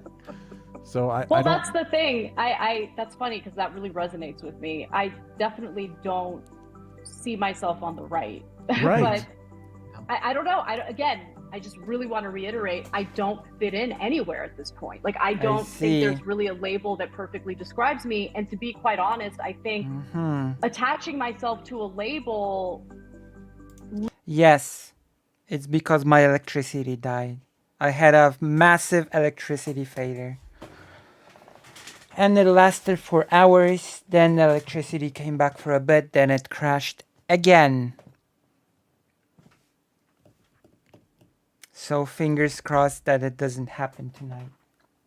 Genuinely. I'm not kidding. Limits yeah, it was electricity. It limits my ability to like really think about each individual issue critically and carefully. And that's I think that's really important to have a more accurate perspective of the world around you. Listen, we got a label for you. Okay? No, don't take the centrist label. Enlightened centrist. It's That's trash. The it's totally. The Young Turks had been one of the most progressive and influential shows on the internet for over 2 decades. Anna and Cenk have a lot to be proud That's of. over now. And I sincerely hope that they see what they're doing with the show. That's the worst. My porter does that semi-frequently. My air conditioning also had its second break recently. I don't have a air conditioner. After going through their history, it's disheartening to see their fall from grace. The values that they've espoused this year are in no way representative of what they used to fight for. They used to be top dogs fighting against the status quo and railing against establishment politics. But now they're showing a stunning lack of research, an inability to handle being told they're wrong, and harshly betraying some of the most marginalized communities. It honestly makes me wonder if Bernie Sanders was a more appealing candidate to them because of the popularity of his image, and how that happened to reflect on how they built their platform. Their association with him boosted their viewership and pocketbooks. Given how Bernie has unfailingly supported progressive policies for black people, trans people, and gay people, it doesn't seem like TYT are still fighting for those values. As critical as I've been in this video, I don't think these two are irredeemable. I would like to have a talk with them myself and see where we can find common ground and how we can fight for it, but it doesn't seem as though they're as open-minded as they keep claiming to be. I think they're overreacting to a few understandably angry people on Twitter, as well as those acting in bad faith. I have definitely had a hard time deciphering who is acting in bad faith and who actually wants to support me in the past 3 years of me being a content creator. But if they want to keep being the champions for our communities, they have got to start putting the work in again. I want them to understand the people who are impacted by their rhetoric. In the first few moments of the year, the Human Rights Campaign reported on several different instances of fatal violence against the trans community in the United States. I wanted to pay my respects to these victims and have everyone watching this video to remember them for who they were and what they did while they were here before they were unfairly taken away from us.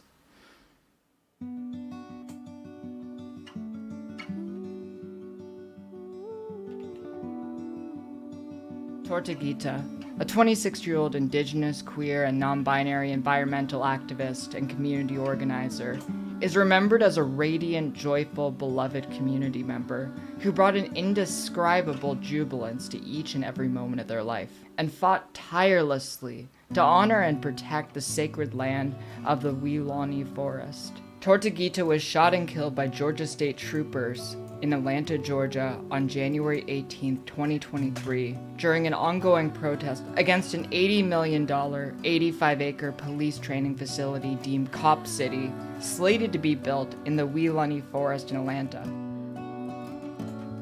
Marie Jose Rivera, a 22-year-old Latina transgender woman, was described by her immigration lawyer as lively, funny, and dynamic, and a joy to work with. On January 21st, 2023, Maria Jose was fatally shot in Houston, one of 2 people found dead at an apartment complex in apparent murder-suicide. Her death is at least the 5th violent killing of a transgender or gender nonconforming person in 2023. And a GoFundMe started to help cover funeral costs for Chassie Henderson. The 31-year-old black transgender woman is described as a bubbly spirit with a down-to-earth, tell-it-like-it-is personality, who is as beautiful as can be, inside and out. The GoFundMe also notes that Cache is survived by her father, mother, sister, and niece. Cache was shot in Milwaukee on February 26, 2023.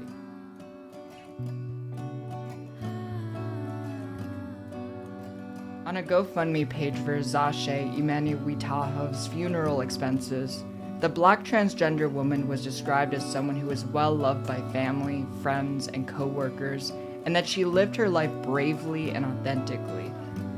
She immigrated to the US from Rwanda and was killed on February 3, 2023 in Louisville, Kentucky, in the parking lot of her workplace. Unique Banks, a 21-year-old Latina trans woman, was killed in a mass shooting along with her mother, Alexandra Olmo, on January 23, 2023, in Chicago. Unique's father said that his heart is torn apart, and that he had hoped for her to live with him in Florida.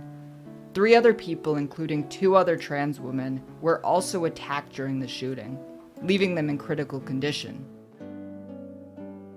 According to local news, Casey Johnson's partner remembered her as being kind and caring. The 27-year-old white transgender woman who was killed in Wilmington, North Carolina on January 14th, 2023, after being declared missing the previous day. Jasmine Star Mack's sister, Pamela Witherspoon, said that Jasmine was a sweet person. She also said that her sister loved to sing gospel songs and was an excellent actor. The 36-year-old black transgender woman who was killed in Washington, D.C. on January 7th, 2023. Jacob Williamson, an 18-year-old transgender man, was killed in Monroe, South Carolina on June 30th, 2023. Chanel Perez Ortiz, a 29-year-old Puerto Rican transgender woman, was killed in Carolina, Puerto Rico on June 25th, 2023. Ashia Davis was a 34-year-old black transgender woman from Detroit who was full of joy, devoted to her faith, and a loving dog owner to a Yorkie named Clyde. On June 2nd, 2023, the second day of Pride Month, Ashia was found dead. Banco Brand was a 24-year-old black trans man who was killed by an armed security guard in San Francisco after an altercation at a local Walgreens store.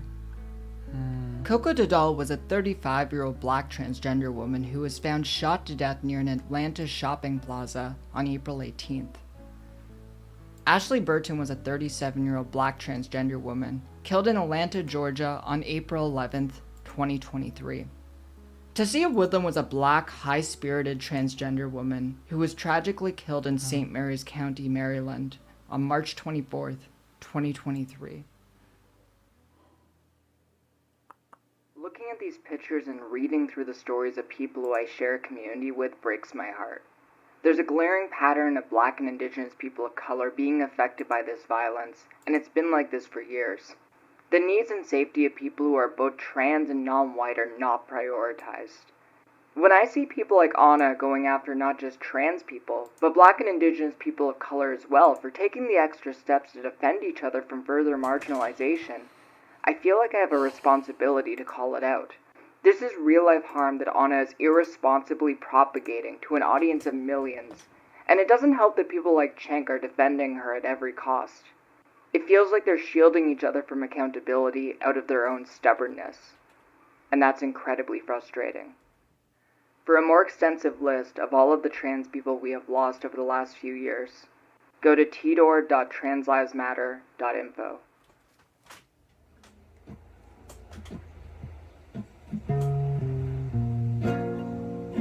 And that's it. What did we think? What did What's new? Been 20 minutes without you. What's wrong with me? Why am I like this? Your words touch me like Midas. Hey, you. I wish I'd never met you. You're awfully nice. Better watch it. Do something you'll regret. You always leave me on red. What a big. Sometimes I wish that you were dead. I can't get you out my head. Wiping my memory banks now. You always leave me on red. Sometimes I wish that you were dead. I can't get you out my head. I'ma just get this bread now.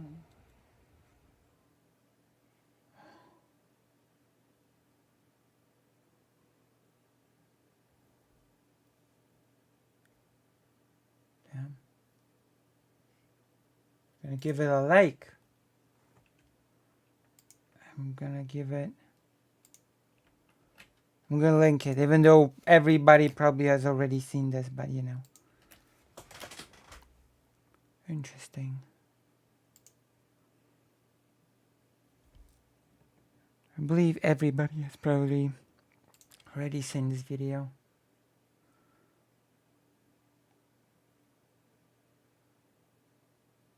No, I'm not really interested in this.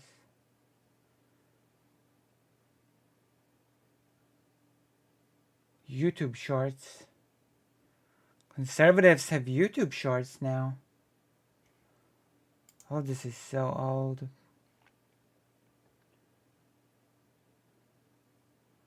Oh, Vosh reacts to this as well. Now that's a laugh. As in, the reaction is probably funny.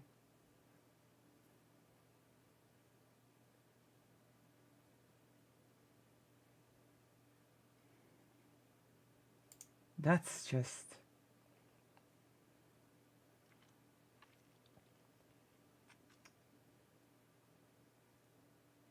Japan has big problems with Twitter's new changes. Let's check this out. Hey, what up? It's your boy. So, if you've been on the internet recently, you will know that there is a website that I'm wondering, what's the change that Japan has a problem with? I'm curious. Has been taking an as we animate the couples. Take after another L take, just an endless stream of L takes, and that is everybody's favorite Bluebird app, Twitter. Or actually, should I say X, because yes, X. If you haven't been on the internet recently, then you might not know, but Big Daddy Elon Musk, now the CEO of Twitter, or I guess the owner of Twitter, has decided enough with this whole Twitter branding, enough with the Bluebird branding. I am going to completely change the look and name of Twitter, and he has decided to call it X. You know, because Elon Musk, owner of SpaceX, he's really obsessed with the letter X for some reason. I don't know why. And, you know, obviously a lot of people were kind of upset. Apparently he was trying to make the X.com page for years. Upset, half confused as to why he would change a very iconic and well-known, probably one of the most well-known brands in the world right now, to something that is so minimalistic and honestly bland looking. But it seems like Elon has to worry about another group of people that he has annoyed, because the entirety of Japan, or at least a large majority of the Japanese Twitter, or rather X users, have gotten a little bit annoyed about it, all because Elon supposedly might be trampling under the foot of a certain large Japanese band with a very, very dedicated audience. But before we continue, let me ask you all a simple question. Are you having trouble improving your Japanese, or any language you're learning for that fact? Then I recommend you try out today's partner, Rosetta Stone. As someone who learned a lot of my Japanese through my own methods, I had to learn through trial and error what type of... I stopped using anything Rosetta Stone related once they got rid of their forums. I like the Rosetta Stone forums. You know, you could speak to people of different languages. Phrases and sentences are actually usable, and what is just nonsense talk you learn from anime. Because Rosetta Stone doesn't rely on translations, but instead aims to unleash your natural language abilities through an immersive and intuitive way. Unlike most textbooks, Rosetta Stone teaches you on real life phrases that you would actually use in real life. Their phrase books will help you communicate with the locals. See, anyone who's learned Japanese will know that enunciation is the #1 shortcut to sounding fluent, and with Rosetta Stone's voice recognition tool, you can perfect your accent and enunciation with ease. Not to mention that you can access Rosetta Stone on mobile so that you can learn anywhere on the go. So if you want to get Nihongo Jozu, then make sure to click the link down in the description below and use my coupon code on screen right now. Plus, if you sign up for a lifetime subscription right now, then you can save a whopping 50% and gain access to all 25 languages for life. So again, make sure to check it out, links in the description, and a big thank you to Rosetta Stone for sponsoring today's video. So this article right here says, will Twitter's rebranding result in poaching ex-Japan name? Legendary musician Yoshiki weighs in. Yes, for those of you who don't know, there is a legendary Japanese band, ex-Japan. You've probably heard of at least... Yes.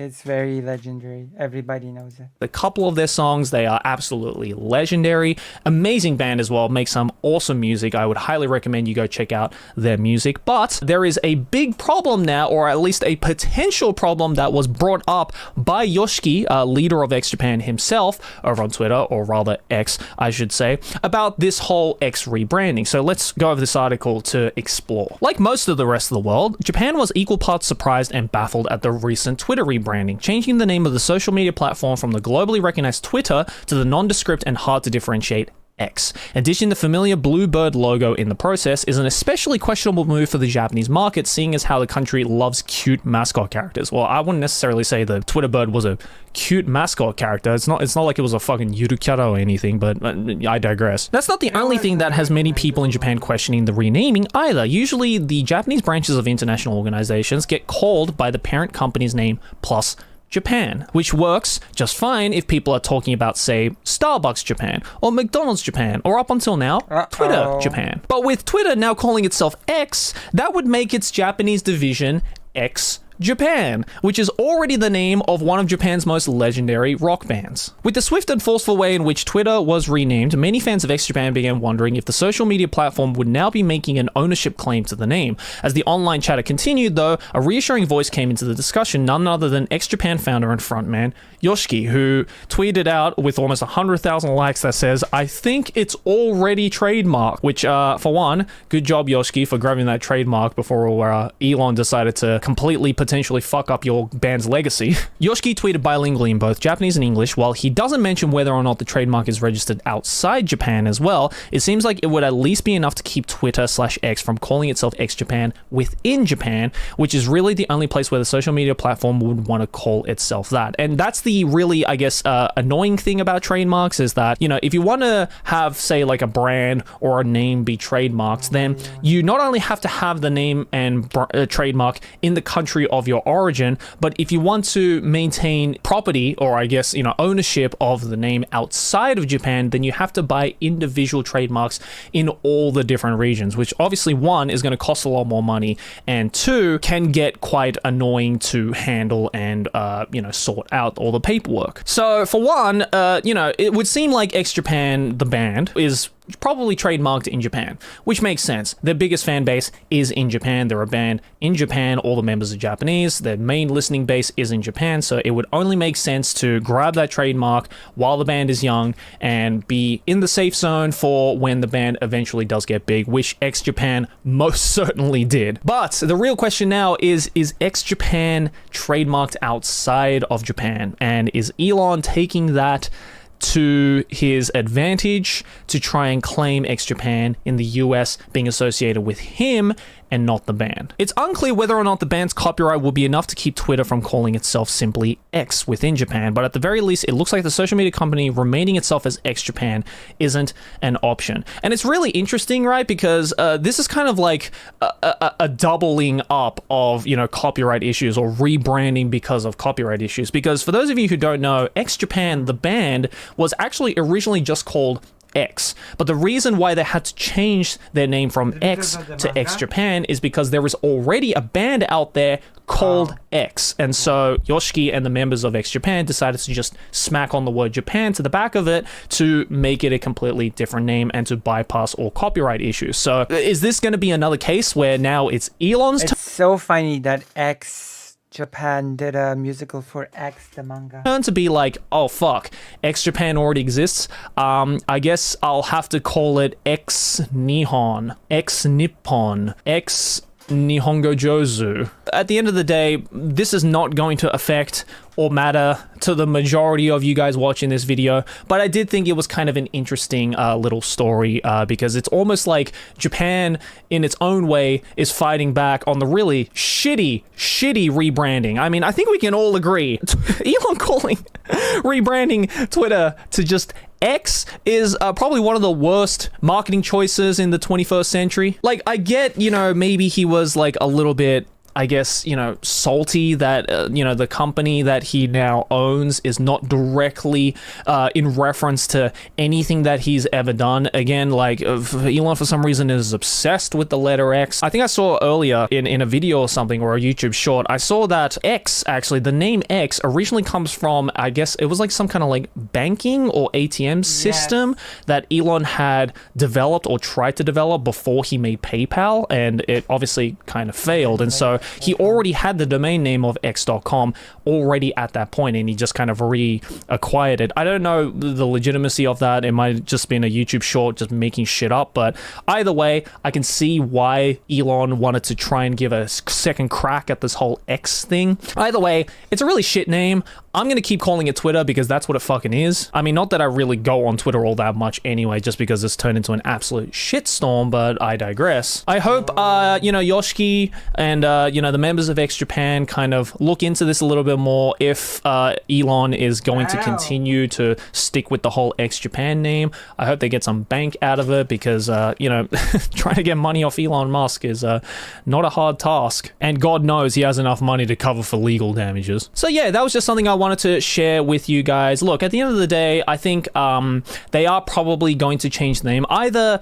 the whole X Japanese division of X/Twitter is going to rename themselves to X something else in accordance with Japan, maybe like X Japan Inc. or something, maybe change it up a little bit like the band X Japan did with their name, or the social pressure and, you know, the shareholders pressure is going to be so great within the next couple of months that Elon is going to be forced to maybe change the name back to Twitter. I don't know. These are all just speculations on my end. At least that's what I want him to do, because, you know, I don't want to fucking call it X. That's a shit name. And this is coming from a guy who called himself the Anime Man, and even then I can tell you that that is a shit name. So yeah, who knows what's going to happen. It'll be interesting to see, so I'm going to keep an eye out on it. But anyways, guys, that's just my 2 cents for this. Find a little legal shenanigans that are happening in Japan recently. I guess let me know your thoughts and opinions down in the comments below. And hey, while you're at it, you know, go check out X Japan. They're a great fucking band. And isn't that interesting news about Twitter or X? If you have listened to X Japan or, you know, are a fan of X Japan, let me know your favorite songs down in the comments below, because, you know, I haven't listened to everything X Japan has made, and I'm always down to find some deep cuts that I think I missed. But anyways, guys, that's it for this video. Let me know your thoughts and opinions down in the comments below, and thanks for watching. Hey, if you enjoyed this video, make sure to smack my face right here. Subscribe to the channel. Let's keep making big channel number go bigger. Now here next to my head is a couple more videos you can check out if you enjoyed this. If you've been on this, help me to get to 1,000 subs. Help me. Okay, let's play a game now. I have a perfect game for you, okay? Before we continue. Taking a break. We're playing a game. Seriously. We've been at this animation for a long time. How do you like it so far, by the way? How do you like the animation? Heffel's in shock.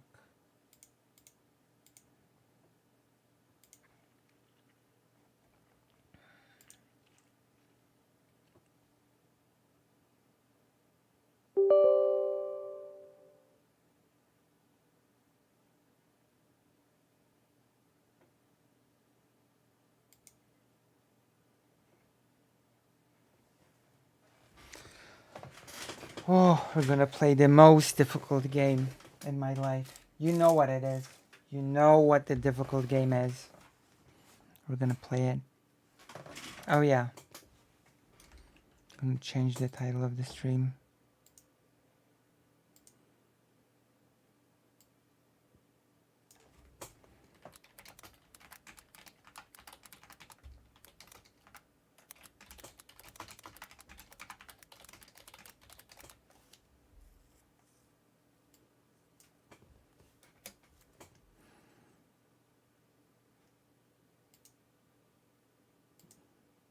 There we go, we've changed the title.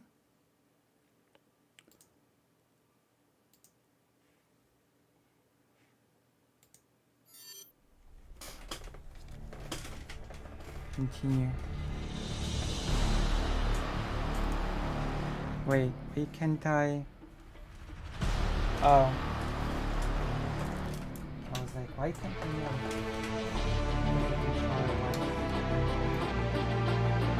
Unplan. I move it now. I was like, what's happening? And this is what's happening. Vortex, we're running out of time. Get to that bridge now. I'm working on it. Work faster. We need to bring that bridge down before the transport can cross it. Where's the transformers?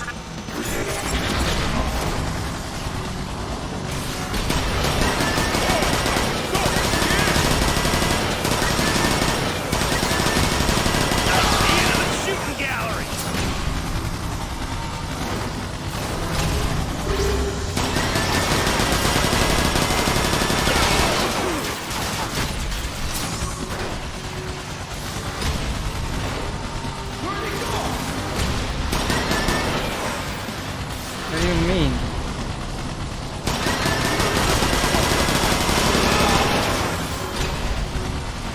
Dead?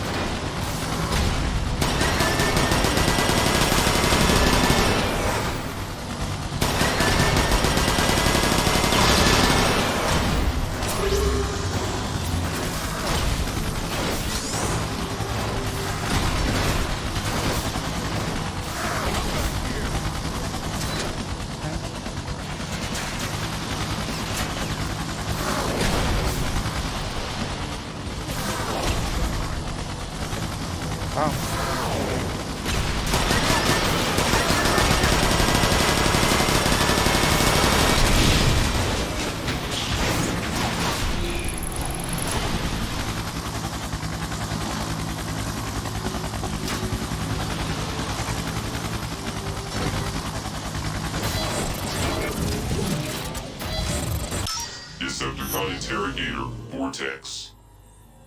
Alright. Close. I'm healed. How is Starscream's plan unfolded? I am so out of here! I believe I'm close.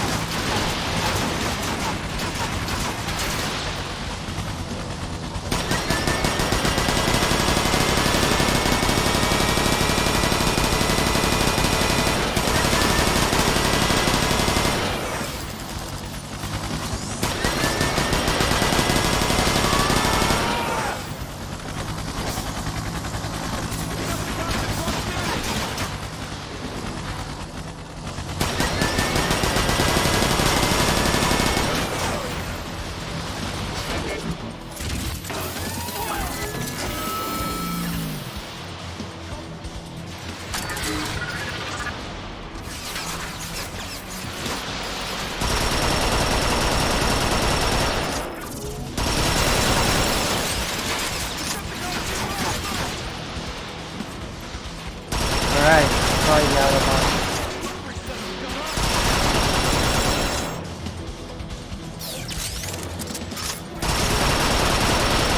Destroying those filthy Autobots.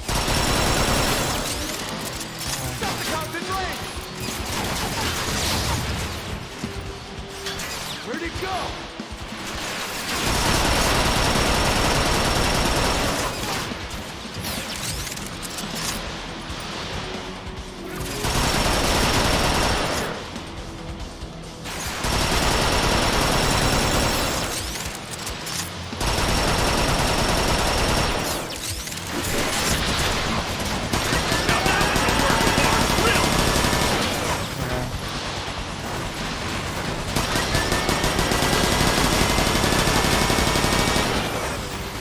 Proper mode to finish.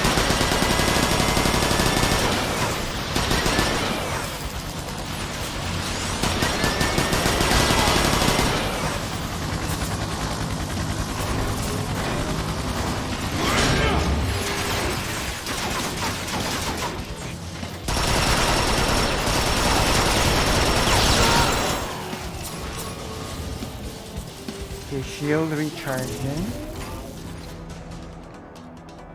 There's something here.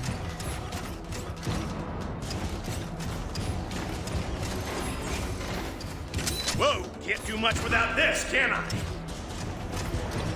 Right, let's me check for blueprints just in case.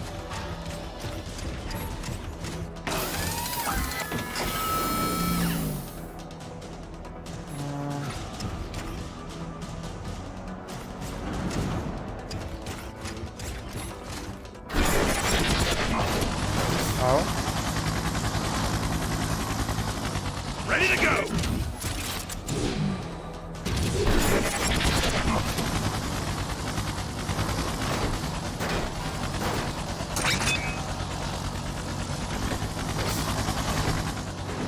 Is that a blueprint?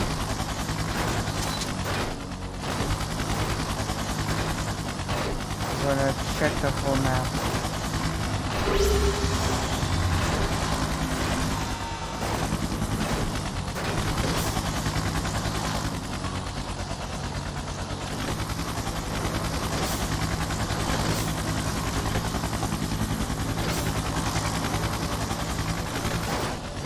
Might still be things here that are like we're getting blueprints.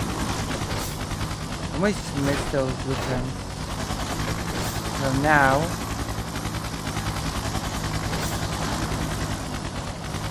hopefully I can find them, get them.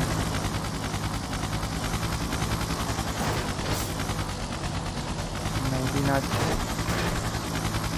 No blueprints here. Hello, Grey. Welcome home. I'm looking for blueprints. Just so you know.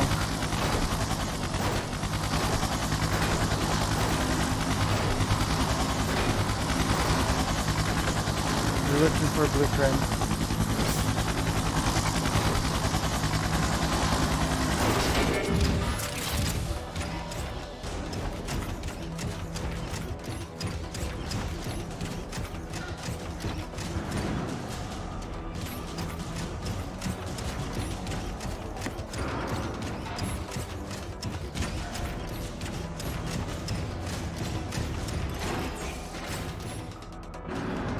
See, I mute my sneezes.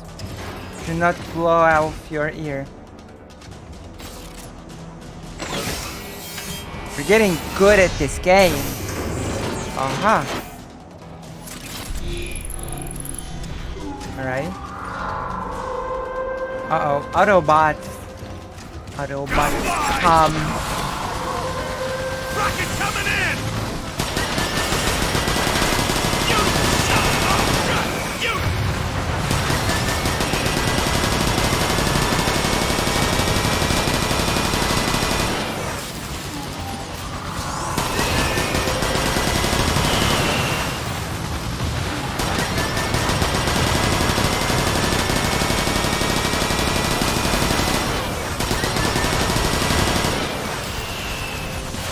Autobot, come. Die. Die.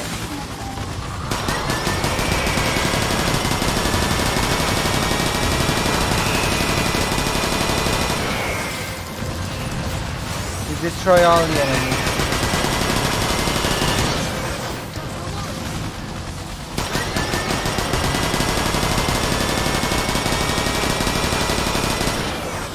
Vortex has a really good transformation. Who's shooting at him?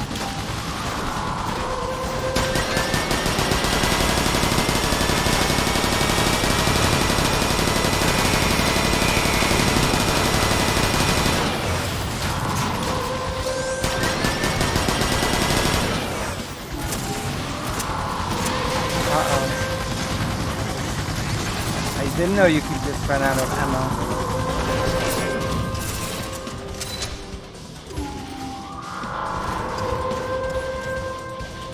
That's trouble. Blueprint? I think that's a blueprint.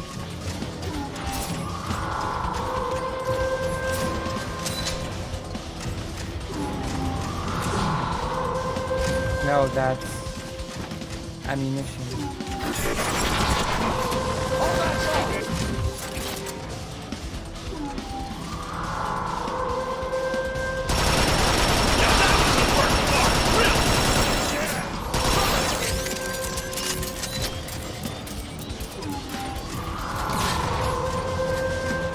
We're destroying all of our enemies. One more rocket to deal with.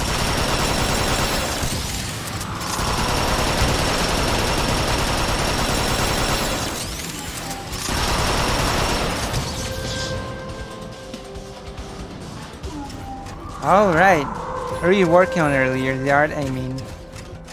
The Vosh animation and then the Cattles animation. I'm animating the streamers.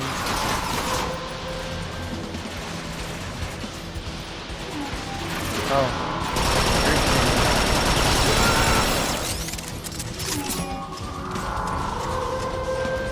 Ready for liftoff! Time to start busting heads! Let's see if there are some blueprints here. What's this?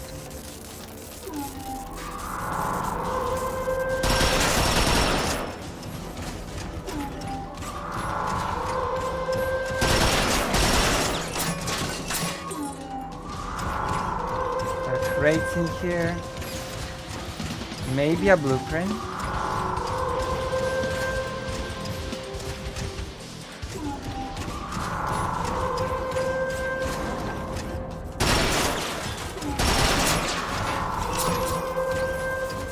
I will admit that it took me some time to get into the rhythm of this game.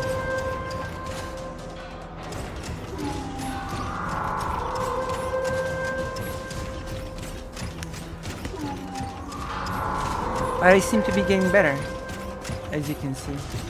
I guess it's always a matter of practice. What's this? Somebody's shooting at me.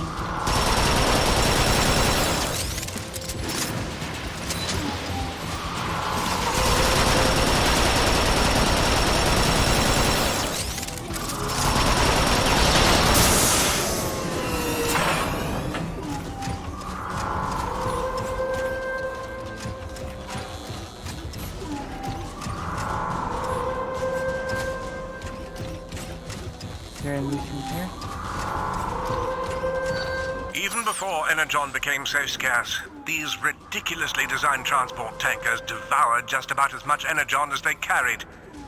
I question the use of them to transport what Energon remains from the lake, but orders are orders. I guess that makes no sense. Can I animate Demon Mama now? Oh, I will. I will. And then you'll see what will happen. You'll see what I will do with the whole idea. So I have to finish Capitals though. Then we'll do Demon Mama.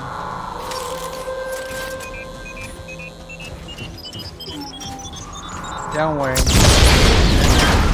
Doing it.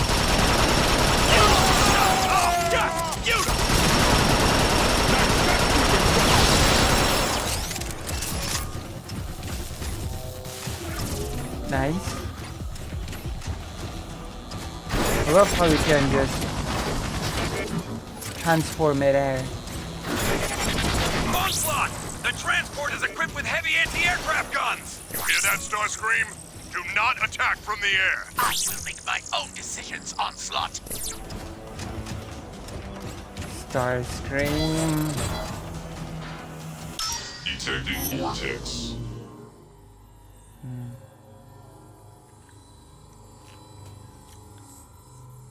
Upgrade.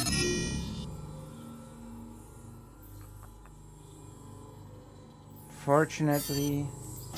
How is Starscream's plan unfolding? Have you personally spoken with Keflos as guest or debate or what? Yes. I've actually spoken to Keflos as a guest. One time. But the thing is on her channel. You need to be a member to watch it. We've talked, yeah. Once. For a bit. It wasn't super long. 1 second, I'm gonna check something.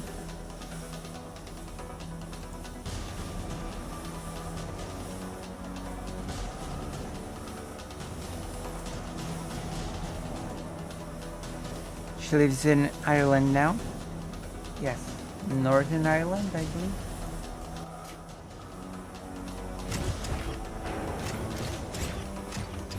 I'm gonna destroy the store.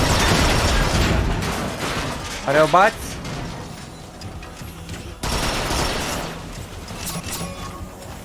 Transform and disintegrate. I'm checking every nook and cranny for... Let's get this thing done!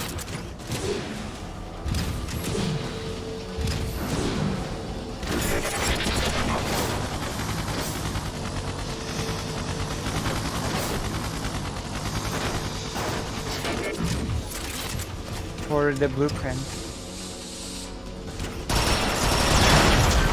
Autobots? What did you guys discuss when you communicated on the show? Basically small talk, because the... Okay, it was a little bit of a misunderstanding because Capo thought I called in to argue. And I called in to have a nice friendly conversation, so it became a little bit of a... It was friendly, but Capo said that it threw her off a bit, the fact that I wasn't as antagonistic as expected, so we sort of ended the conversation after a bit. Yes, basically that is what happened, yes.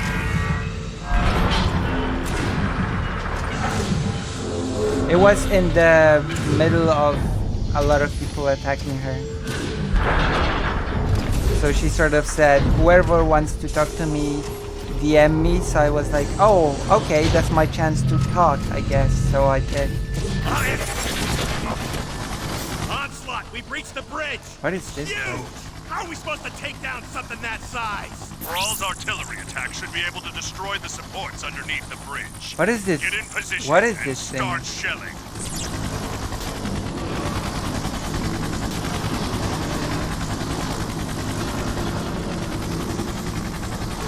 What is this rain thing?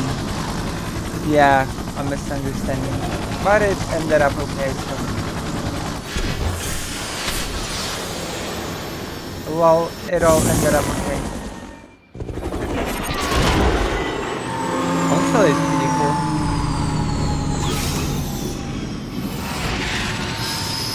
We're in position! Roth, get your main guns online.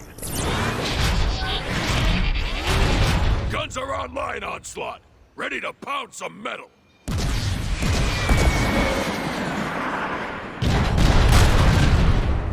What the? Onslaught! Hello, for diggity. I read you, Brawl. Extra shielding must be fortifying the supports. Wait, I don't think I've seen her before. Roger that, Onslaught. This'll help out. Are you new? I'm not sure if you're new or not. What? Join the page if you are. If not, and I don't remember you, then I sincerely apologize. But if you're new, then I will ask you how did you find the stream and etc. Of course, you. Why are you saying my bad? If I don't remember you, then I apologize.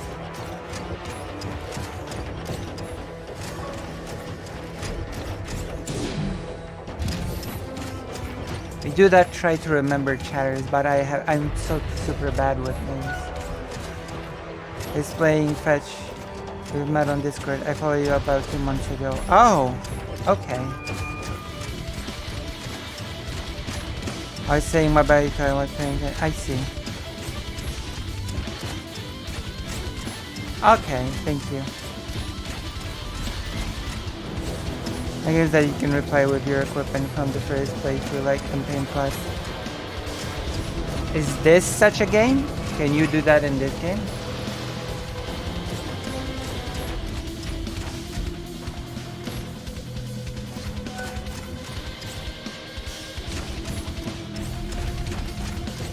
What do I do now? But yes, consider, you know, consider joining the page.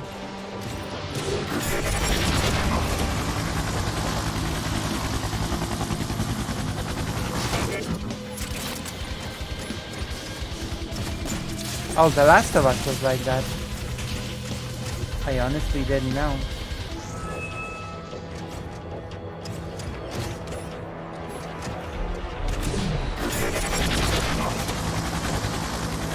Yes, if you're wondering why I'm just... Spotted the shielding controls, but they're guarded by Autobots. You want me to shell them? I got this. Scrap. Hate these guns. I'm trying to find...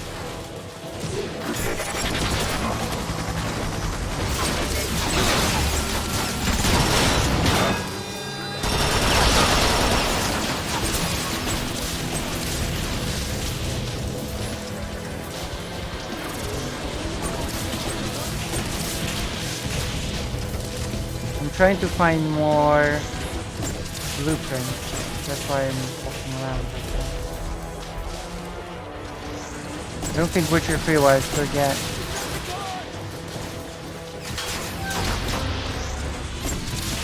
I'm using Steam. Have you come here for the Transformers? I actually didn't know many people were playing these Transformer games.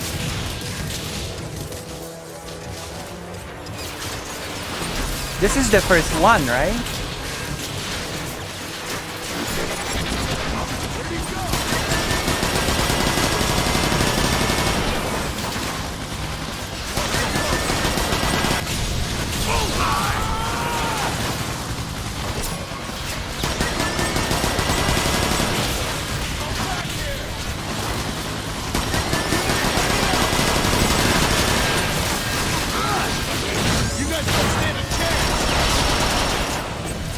Alright, got him.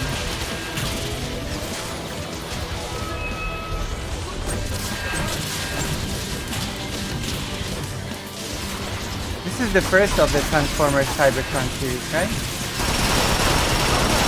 I'm not playing them out of order, right?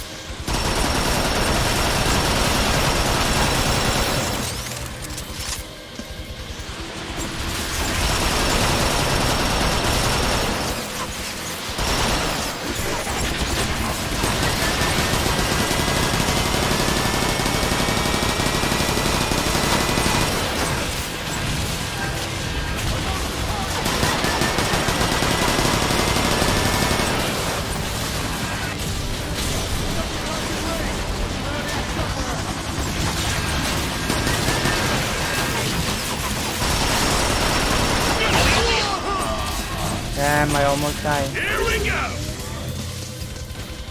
For a couple of times, but I've got something for giant robots. There was war for Cybertron, fall Cybertron Transformers devastation.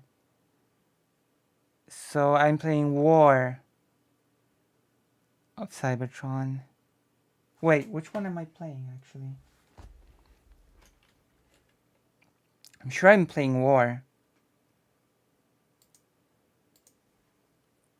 No, I'm playing Fall of Cybertron.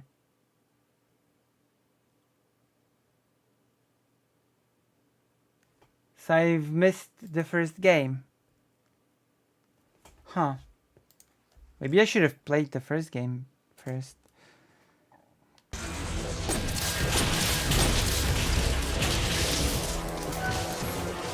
Oh.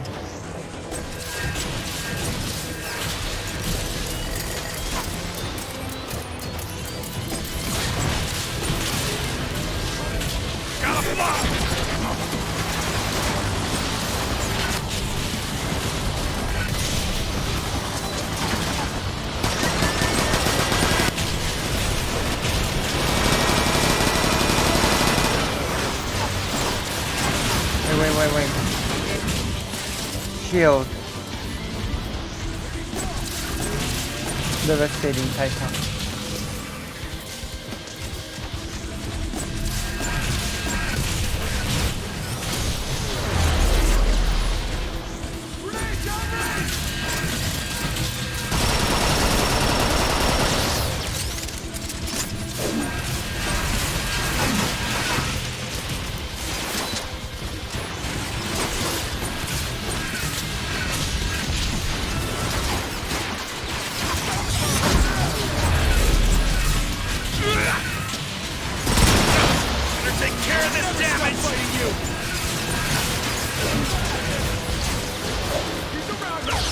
Oh my god. No, it's a regular fight. It's not a boss. I read you, Brawl. Extra shielding must be fortifying the supports. Vortex, get in there and disable it. Roger that, Onslaught. Where?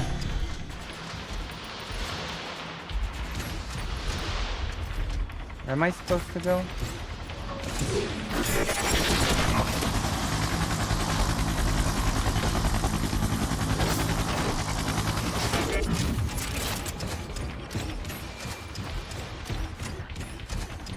I think I've made a mistake here. Ready for liftoff!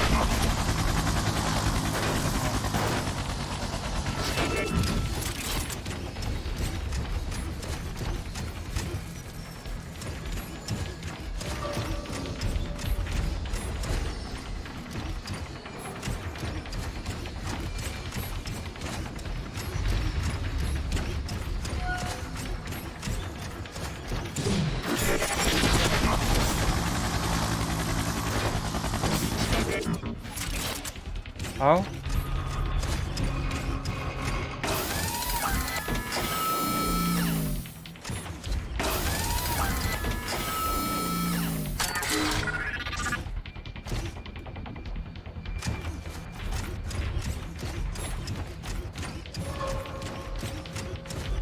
Horrible beacon.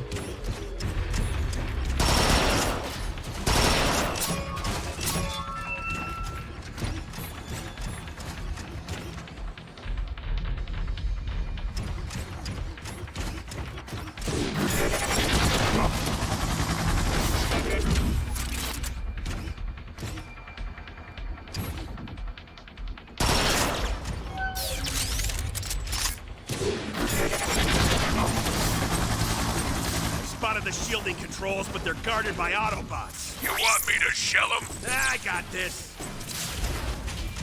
Scrap. Hate these guys.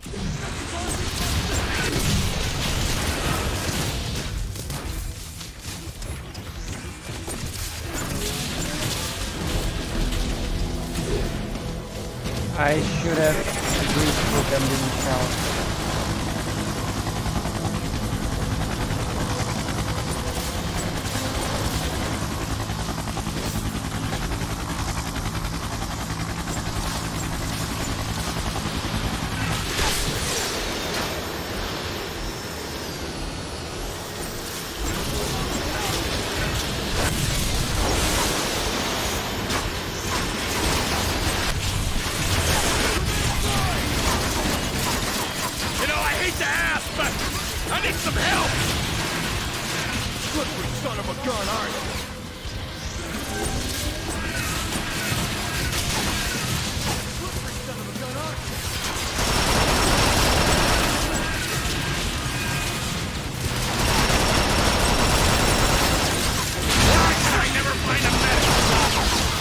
Where did they come from?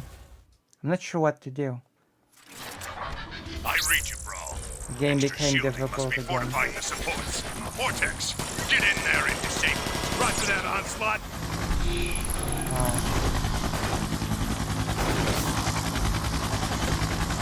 Spotted the shielding controls, but they're guarded by Autobots. You want me to shell them? I got yes, this. Please.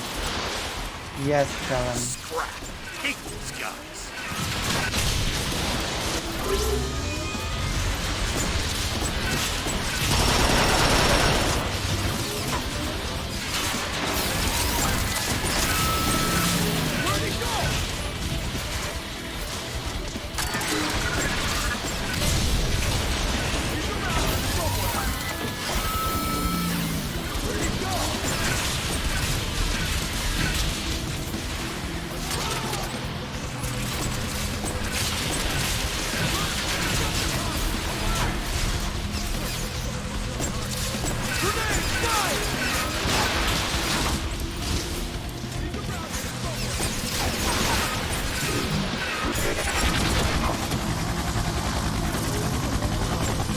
My God.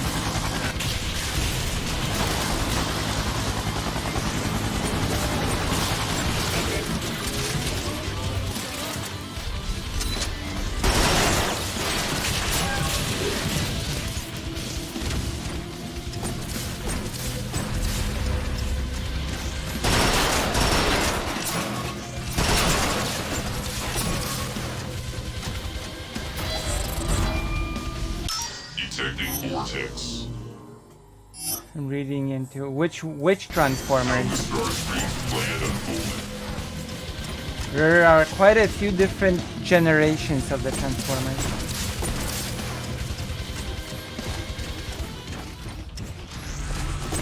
Just so you know.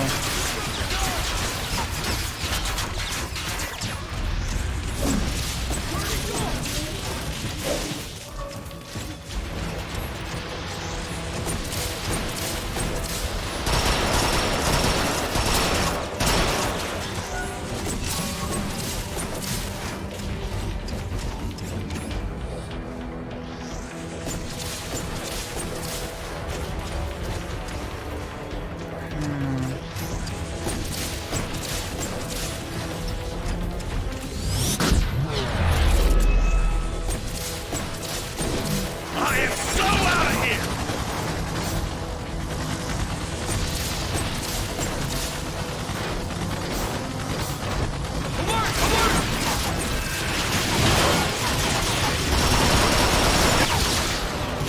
Oh, I died. I read you, Brawl. Extra shielding must be fortifying the supports. Vortex, get in there and disable Ow. it. Roger that, Onslaught. On its blood.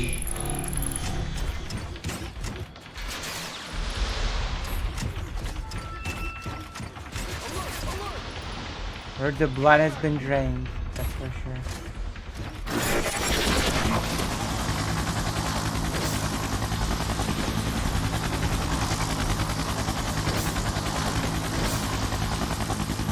The blood's been drained.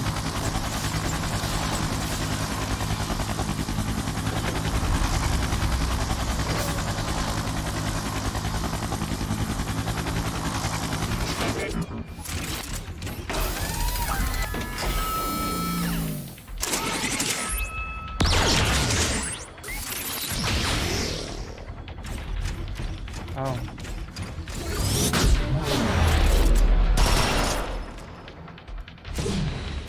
Gotta fly! Timers is their god.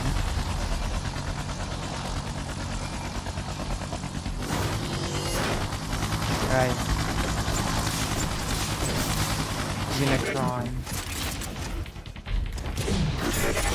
Spotted the shielding controls, but they're guarded by Autobots. You want me to shell them? I got this. Scrap. Hate these guys.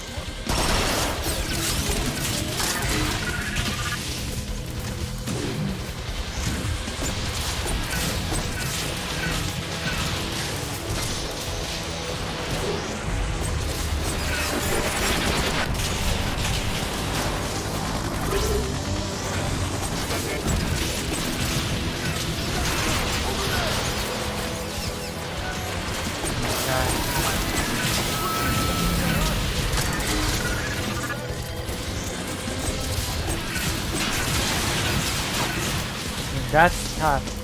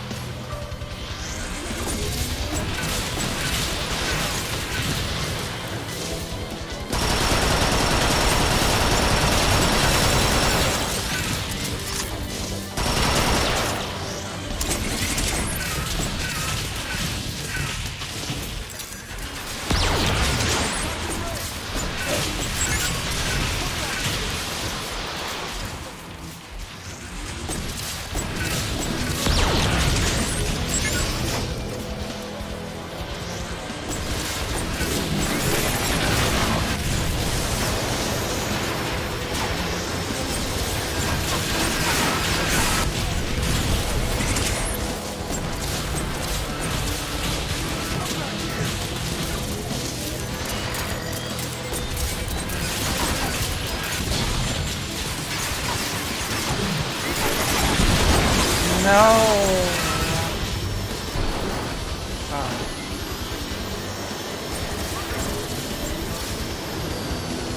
Oh, I've got my shield back.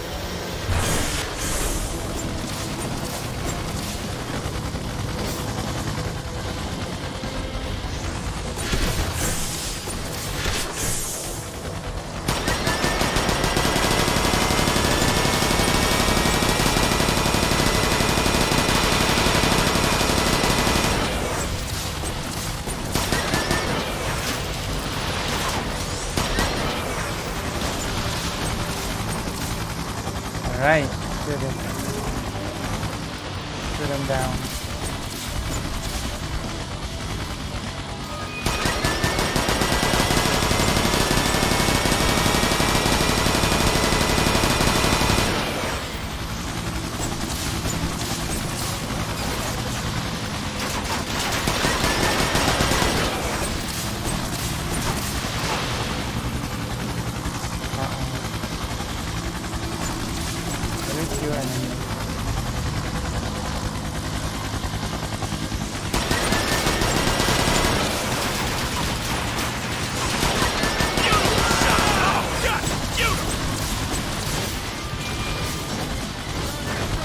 Time to start busting heads! Alright, I'm in a good spot.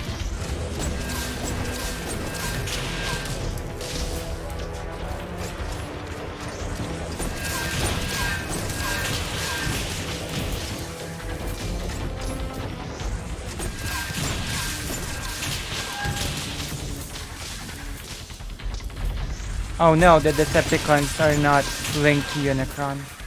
And they don't want to destroy Primus. The Decepticons just want to conquer the universe. That was a gorgeous block! Come on, admit it!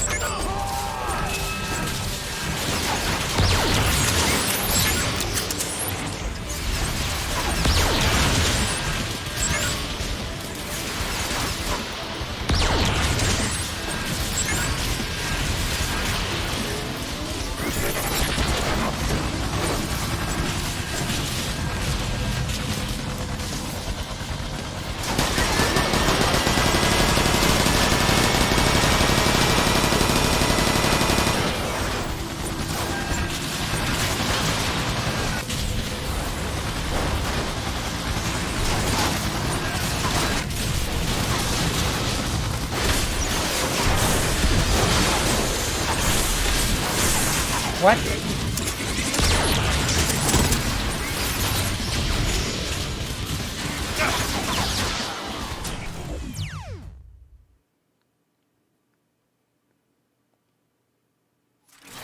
Oh, they're evil. Extra shielding must be They were, the supports. Vortex, get in there they and disable just, it. Roger that, they onslaught. just decided to conquer. They're evil.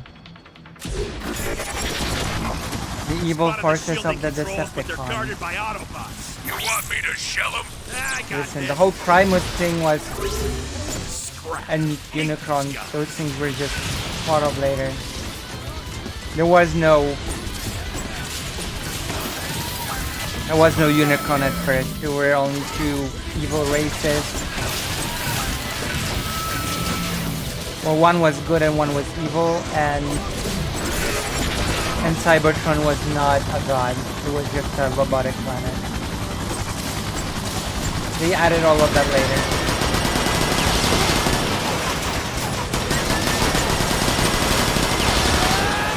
In Generation 1, Cybertron was a manufacturing facility.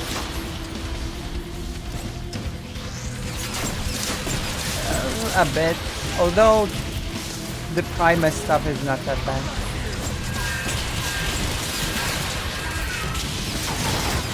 It has its good points.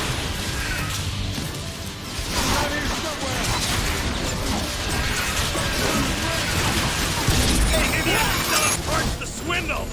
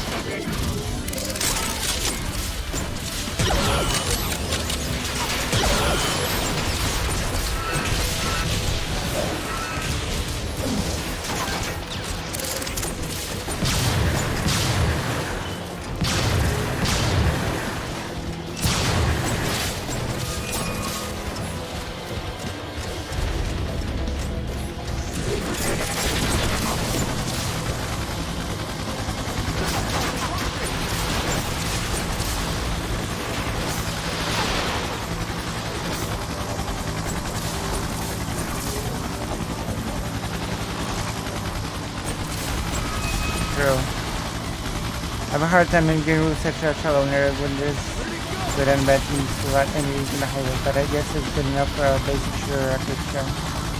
I mean, if you wanna see the deeper meaning, then one robots were built to be workers and one robots were built to be fighters.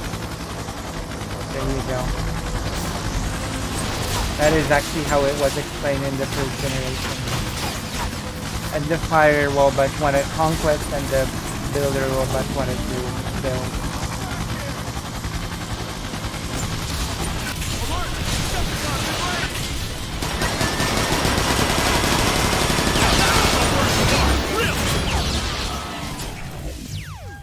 This game is so annoying at times. I read you. What am I even supposed to do here? Must be fortifying the supports. Vortex, get in there and disable it. Roger that, Onslaught.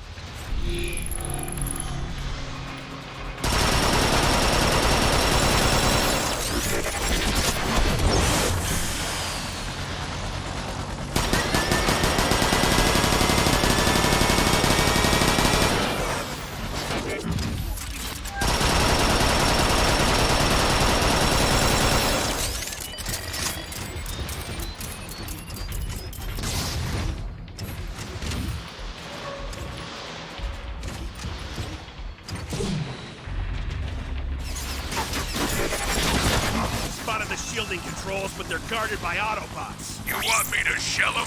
I got this. Sprat. Hate those guys. He's shooting at me.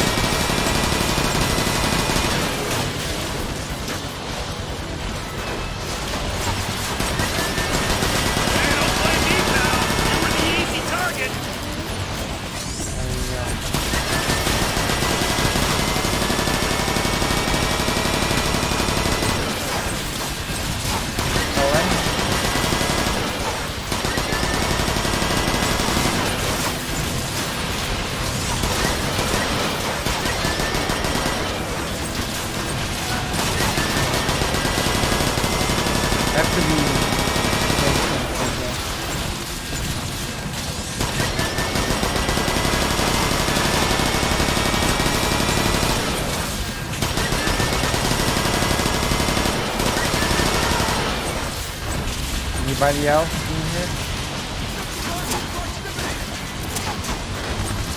I need more ammo.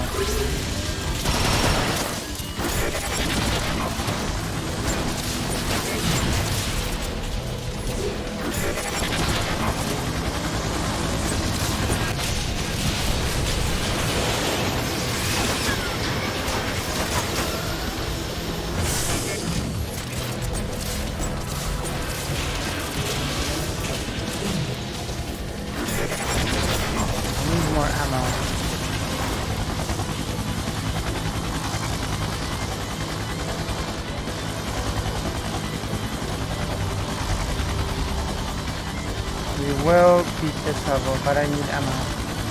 Ready to go!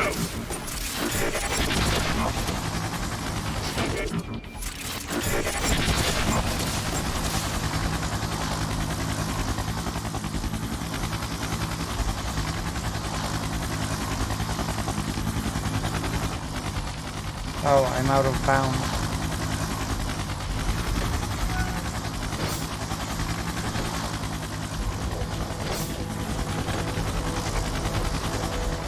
I guess you can get out of when the central turret be destroyed. It's shielded. Have to disable the shield. And to disable the shield, have to get rid of the units guarding it. Let's find some ammo.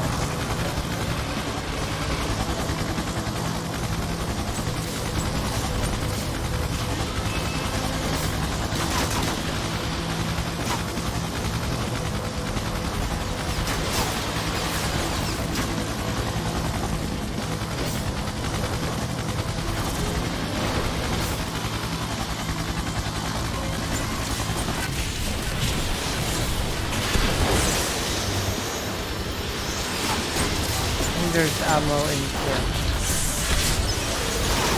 There's ammo in here. Maybe.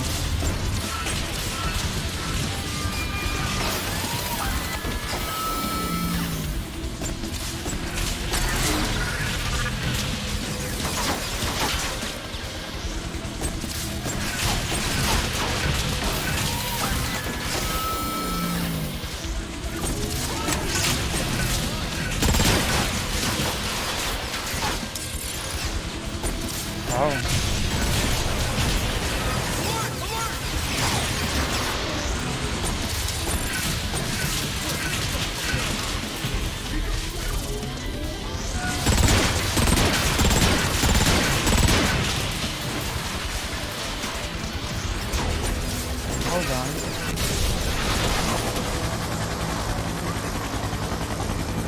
Let's go to that nice place.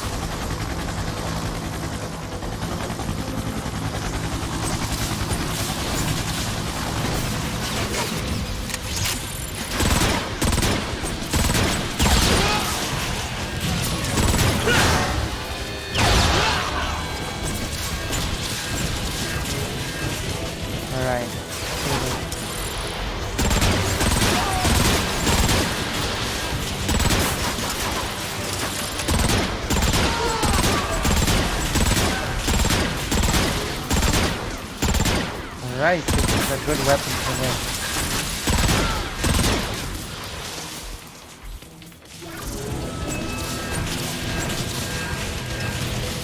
Alright! I think the Force Unleashed also could be replayed with prior equipment. Oh. Alright. No more enemies here, I think.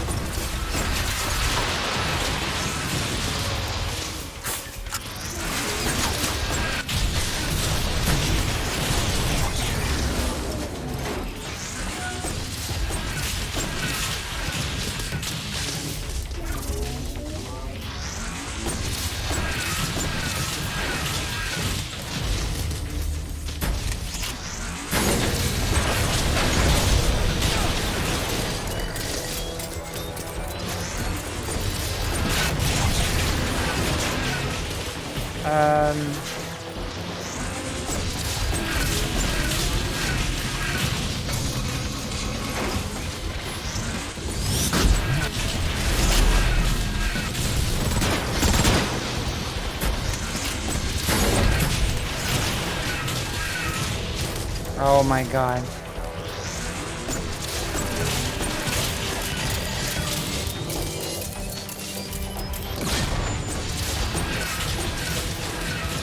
What an annoying rebel, I guess.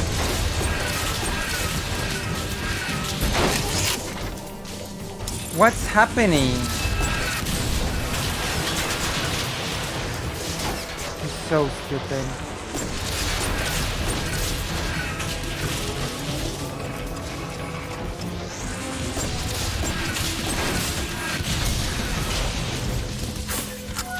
What?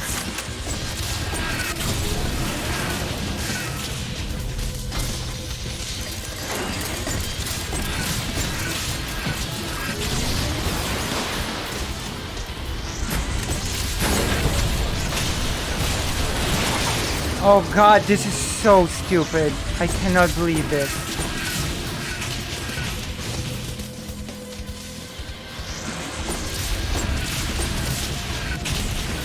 This thing is shooting at me.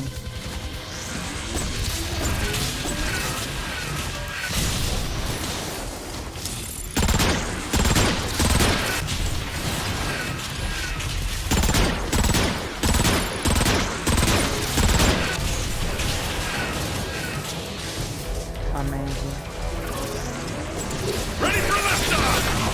Without this, the gun's just a big stick.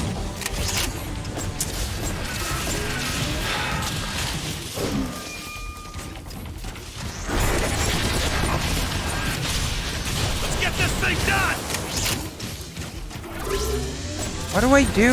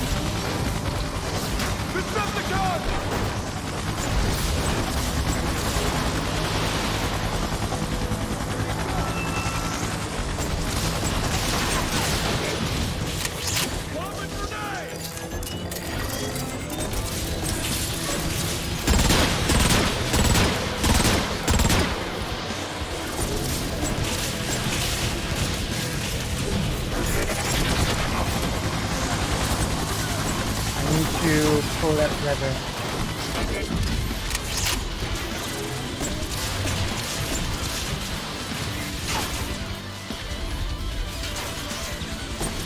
Who's shooting at me now?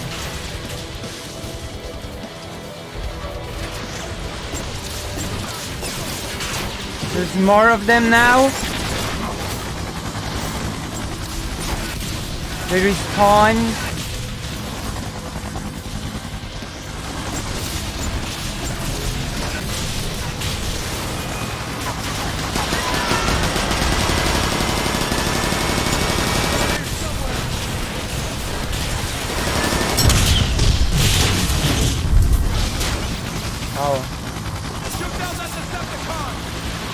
Yes, this enemy could be killed. Lever is heavy. They just make it a button. Alright then, I win then. That enemy was the only reason why I couldn't push that stupid button. Gotta fly!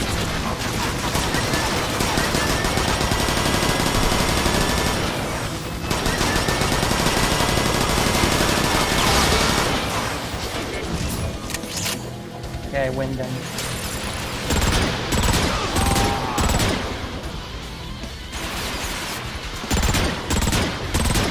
Alright.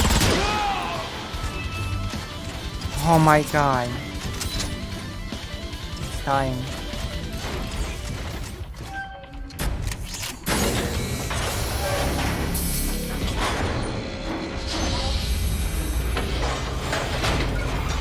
Shields down! Sure. Light it up, bro! Clear, Vortex. Fake Alec Hall person.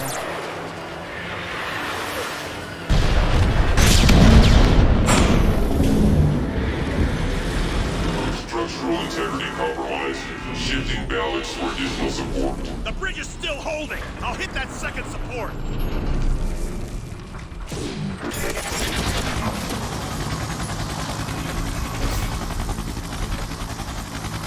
Destroying the bridge.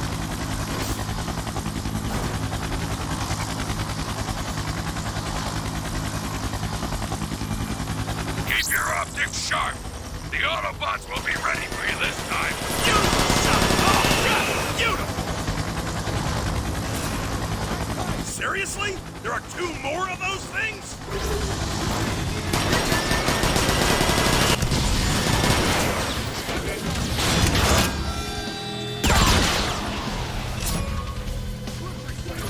You about done, Vortex. Oh my god. The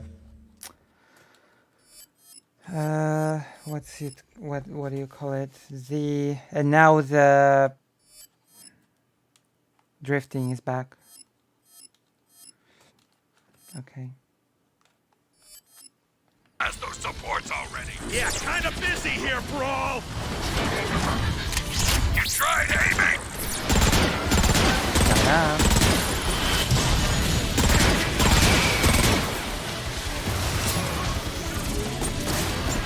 Back online in 2 nanoseconds. Somebody should try aiming that.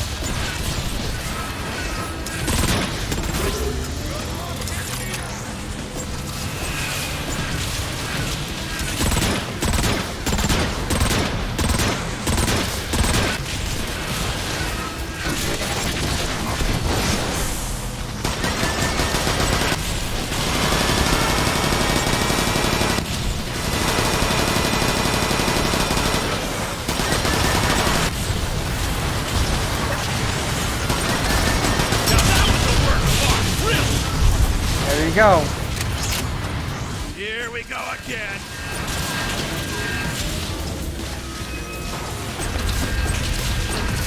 Maybe. I had this animation.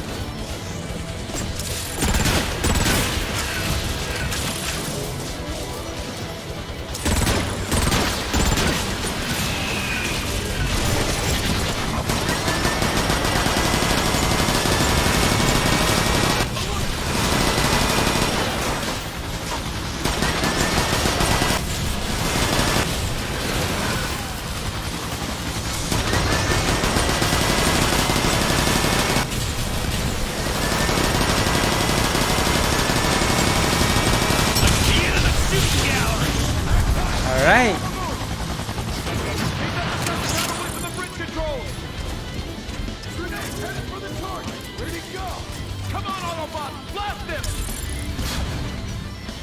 Die, Autobot. No. I dish out the pain. Me!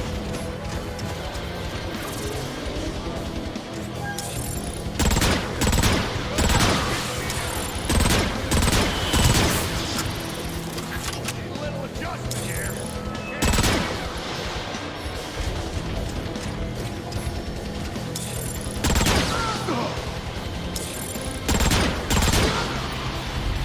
Alright.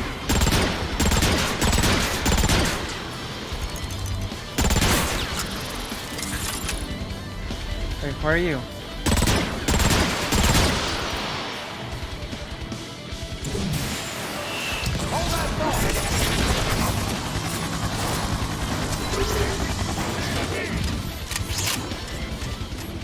Let's go.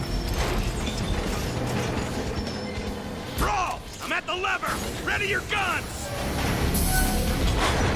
So if I kill mode, you can switch to rocket. Oh, hello. Second shield is disabled. Let's bring this Rockets. bridge down. The machine gun is pretty good though.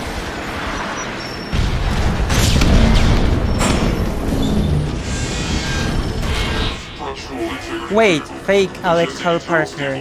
Is this the first game? Am I playing this series out of order? Starting to grind my gears. This is really good Don't weapon. make them like this anymore. What now? The only thing holding it up is that central support. Get up Second game. Shouldn't I have started with the first game?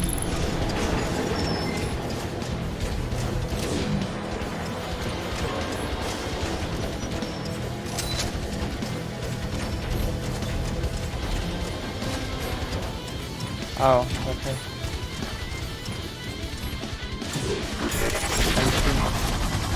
I thought this was a direct sequel.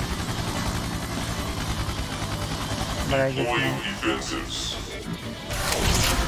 What the hell? Onslaught! The transport is nearly at the bridge. I assume your team has succeeded in destroying it. Vortex, our fearless leader is growing impatient. Roger that, Onslaught. Brawl! I don't see a control panel or even an access panel to get inside. I'm tired of this scrap. Get out of the way, Vortex. I'll make you an entrance. Don't blame me, pal. You were the easy target, Brawl. Why didn't you just do that to begin with? Stop jabbering and get in there. Alright, we're doing it. The first game TNT costs 500. Oh my god.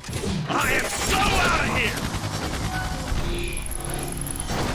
Why did they Time to start busting heads. why did they pull those games from Steam again? Great. Spooky dark down here. You're afraid of the dark? Well, it does make it hard to see. Vortex, Brawl, shut it. We need that bridge offline now.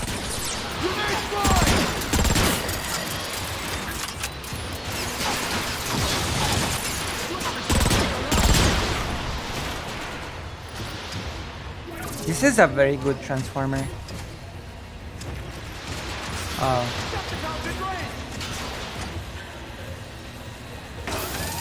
This is so bad.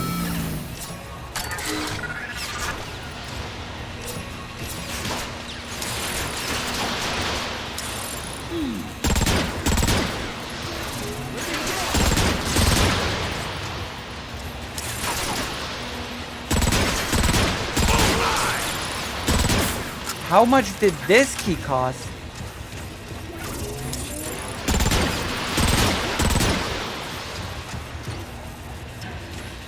The comics oh, wait, why is the first game $500 and this one only $7?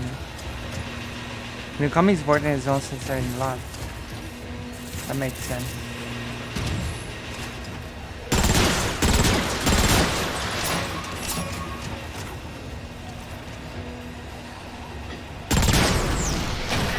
I haven't found any blueprints though. No blueprints. Why is this one so much cheaper than the first? Was the first game better than this one or something?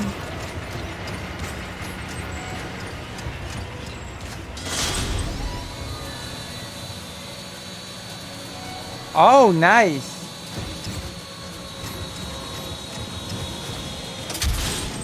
All right. Wow. I'm inside the lower part of the bridge. What am I looking for? The final support. It should look like the ones you already destroyed. And which way is it better? Detecting vortex. Oh, we can upgrade.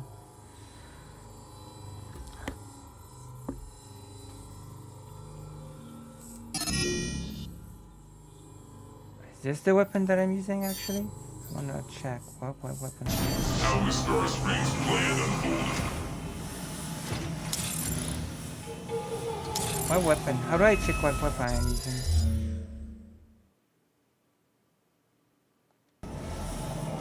How do I check what weapon I'm using actually? Combaticon vortex identified.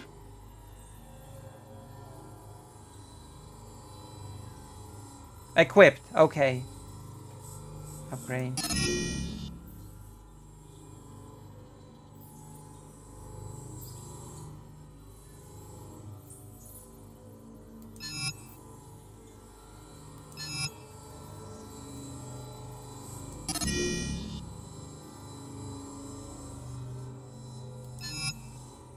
Oh.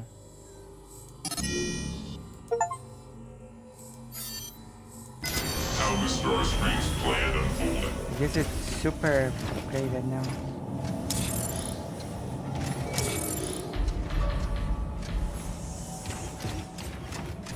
Where am I going?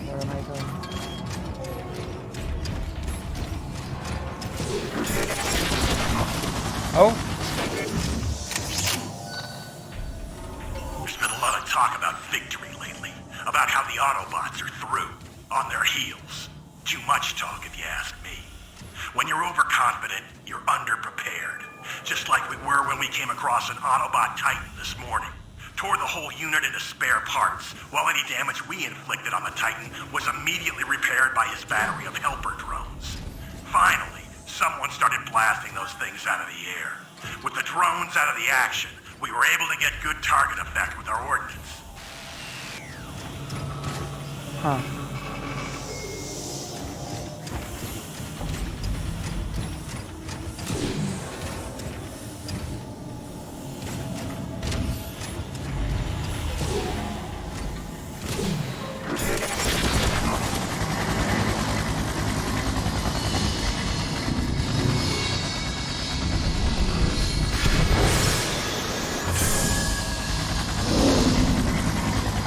Vortex, the transport has reached the bridge. What's the status on the last support? Security, this could take a cycle or two. Vortex, you need to hurry. That bridge needs to come down now.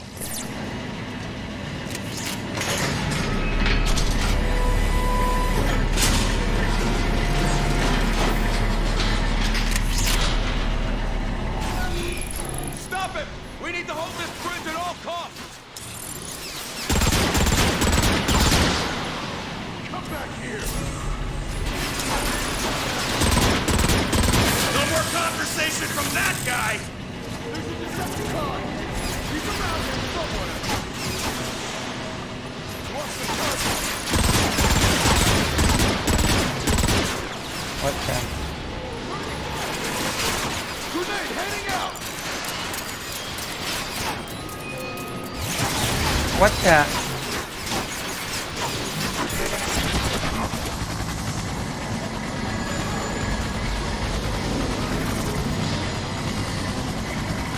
Oh.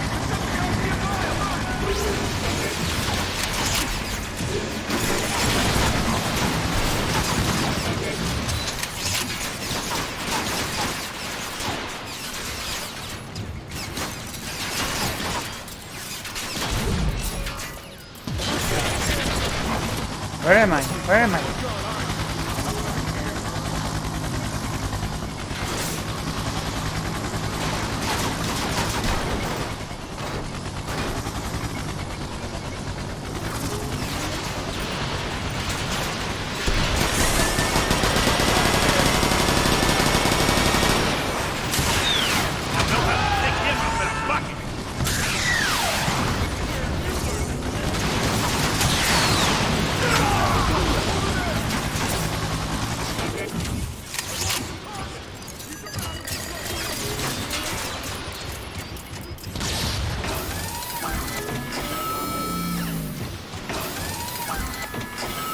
How is it?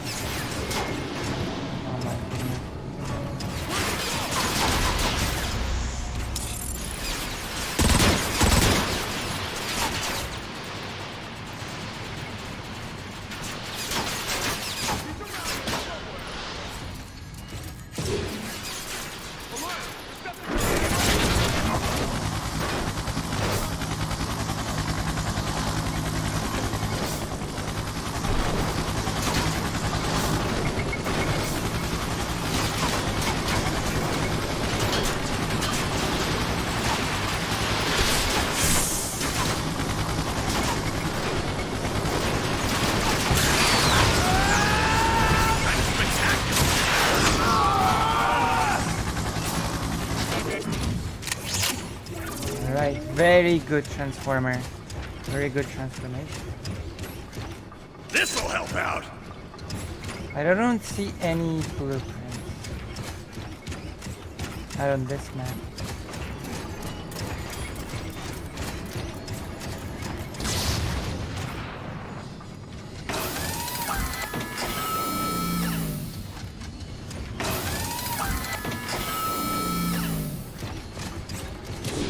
Ready for liftoff! Ready to go!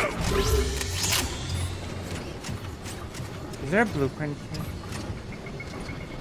Or am I wasting time?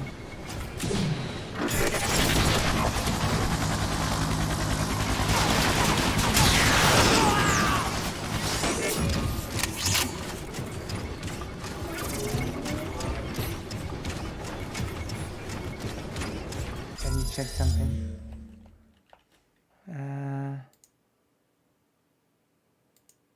Huh. There's no blueprint here. I was sure there would be a blueprint.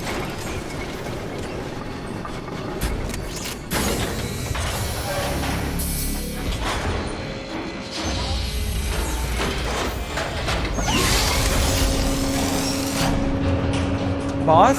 Nuts and bolts! This looks like trouble! Then deal with it, Vortex!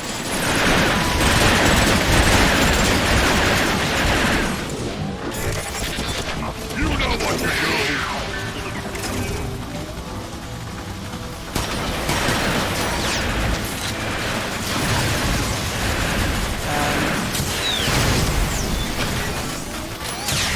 All of you, get to work!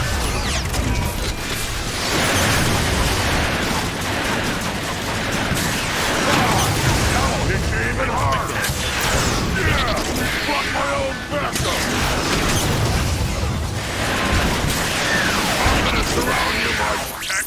Let's hurry this process up!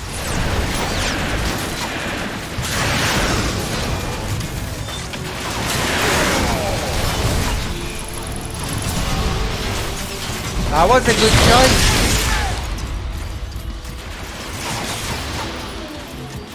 I have to say, I did well. Where'd he go? I think I deserve praise for this one.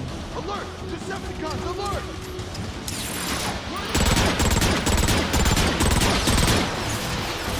Did you see how I handled that boss?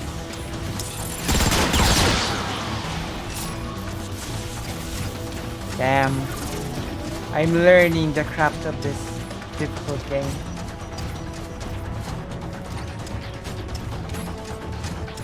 I think I'm becoming a professional. Combaticons! The charges are set!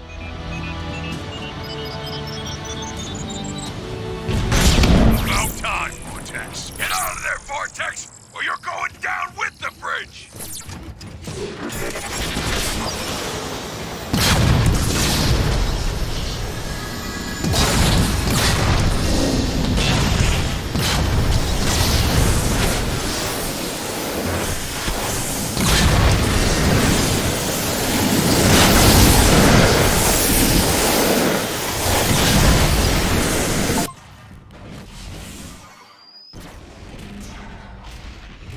Why did the game become so quiet now?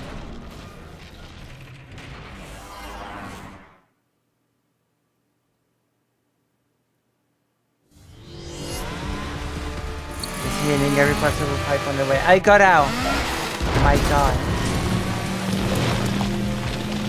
Finally, the bridge is destroyed. Decepticons, the time to attack is now! Wait, what? Starscream! Blast off their defenses! The transport's guns will shred you to bits! I have no patience for your cowardice, Onslaught! Decepticons, it is time to reclaim the energon that is rightfully ours! Wasn't Starscream supposed to be the coward? Attack! What Starscream was the coward? Idiot! Blast off, Swindle! Time to salvage this mess. We're moving into position now, Onslaught! Become Bruticus.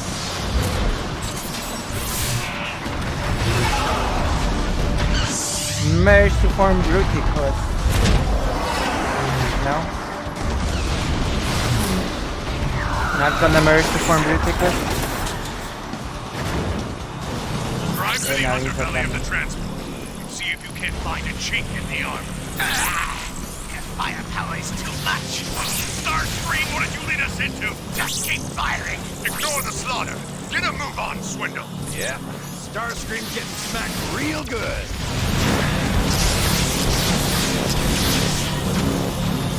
So, how do I stop In the original idea for the game, this transformer was another Titan. Oh. this thing? Swindle, hit the back wheels. See what you can do to slow it down. I'll blast the wheel struts. I have to say, this is a pretty Take all good 4 game. of them out and hurry.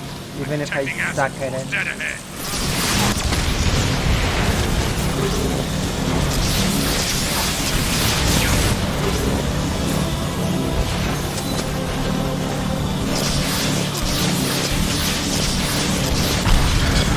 Just waiting to play as Megatron. Honestly.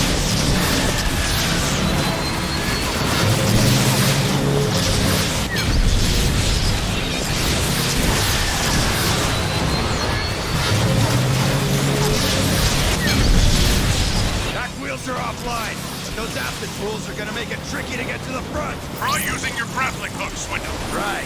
I'll blast me some Autobots on the way. Careful, Swindle. That acid will eat you alive. You realize acid does more than just singe your paint job, right? You want a good deal? See me.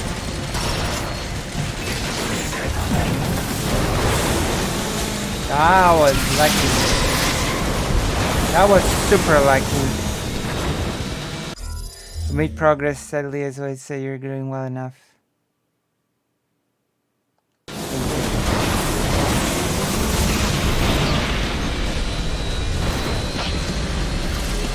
See that though? That was so lucky.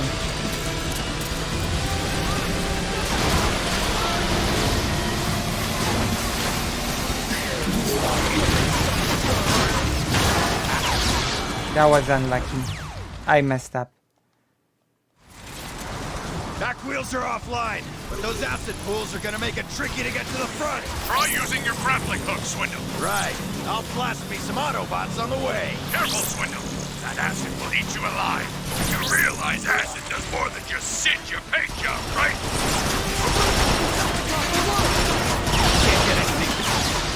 Okay.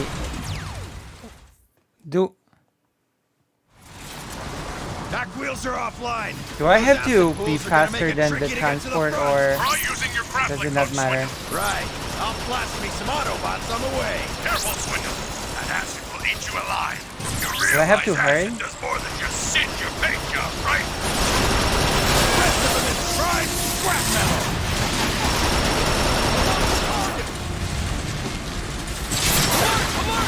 Ouch! Gotta get that fixed. Scratch one gate. Ow, ow, ow!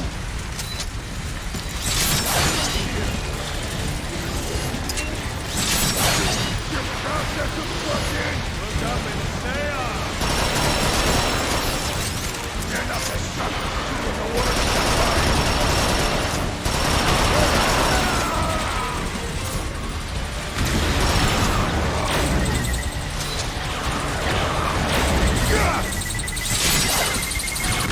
Onslaught! The front struts are just ahead. Time to finish this thing off. Heads up, Swindle. More Autobots on the way. Greetings, warrior of Cybertron. Get Energon? Oh, to heal. Yeah.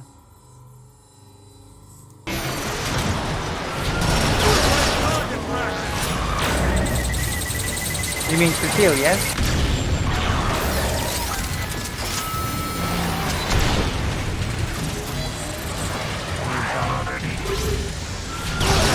Crosshairs, you're gone! We still have not fallen.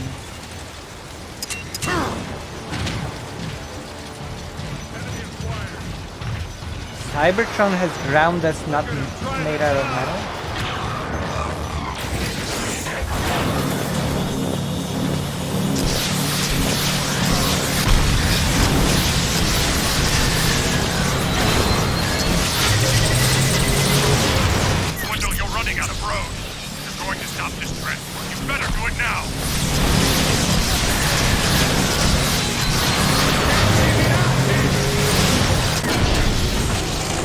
am.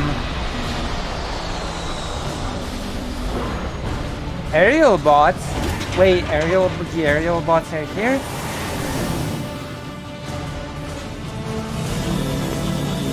Like the actual aerial bots that forms Superion?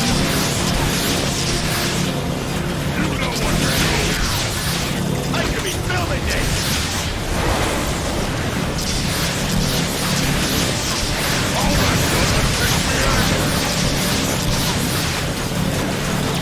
Are you gonna form Superion?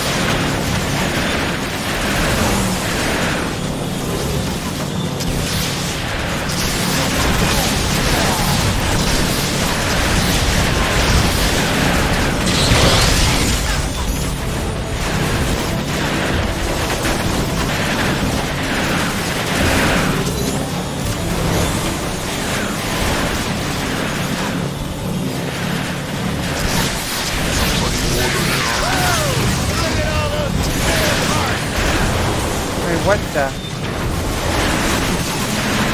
Let's stop.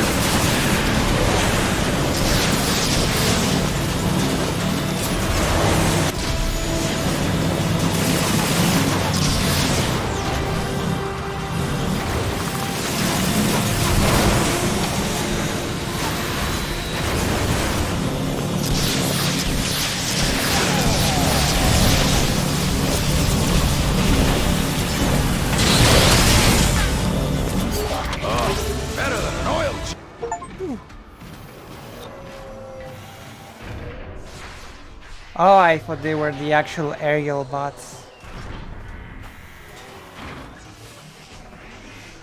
Oh, I guess we're gonna switch the transformer now. What are we gonna play as now? Why did the game become so quiet? That's so strange. Yes, sometimes it's just best to play a Transformers game.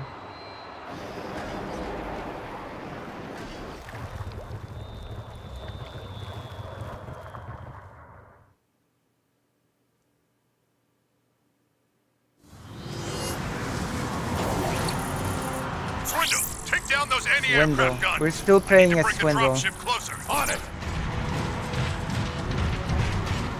Swindle.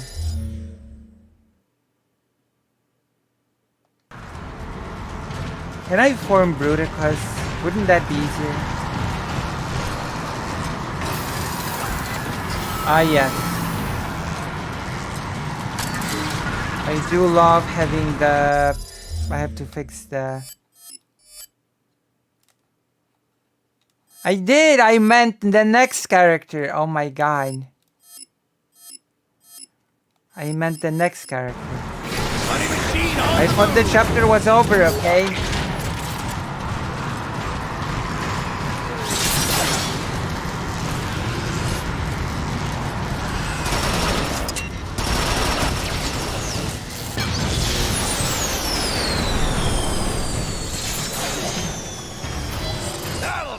Tibeticon Swindle identified. Munitions expert. Slow it It down. is doubtful that you will survive Starscream's leadership.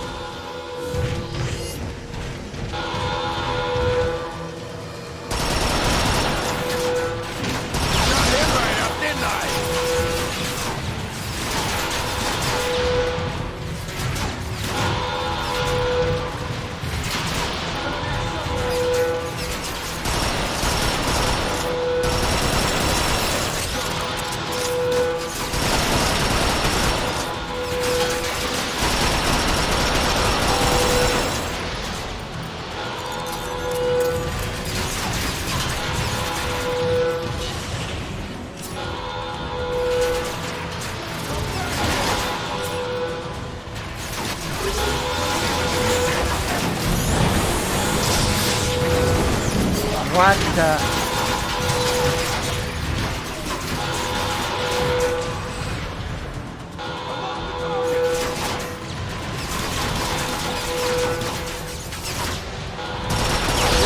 Crosshairs, you're gone!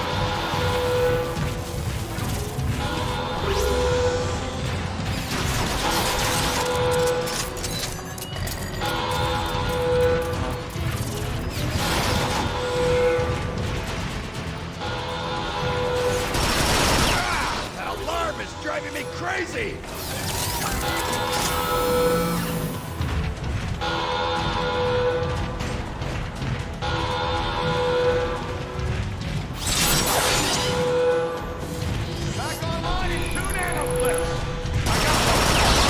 Got him. Got him.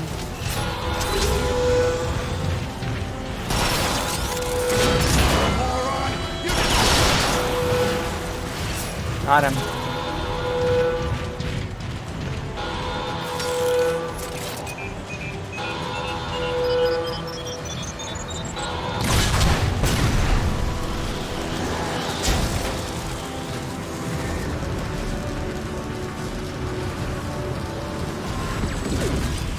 Swindle, you should be able to reach the anti-air cannons from the catwalks along the outside of the transport. I'll get those guns offline. Right now. Question. The transport can fly. Why did it just do that to begin with? Probably takes a lot of energy to float that hunk of junk. Really? Because if you calculate its total mass and... Focus, Swindle. Decepticons, this is Starscream. The mission is lost. Abort! Abort! Abort? You gotta be kidding, Starscream! It's only a matter of time before we disable the transport.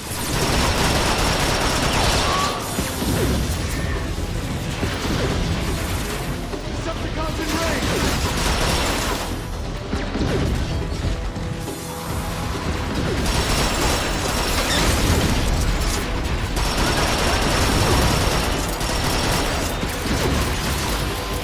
What? What did I ignore? Sorry. Oh. That feels great! Listen, I'm under fire. I'm under pressure.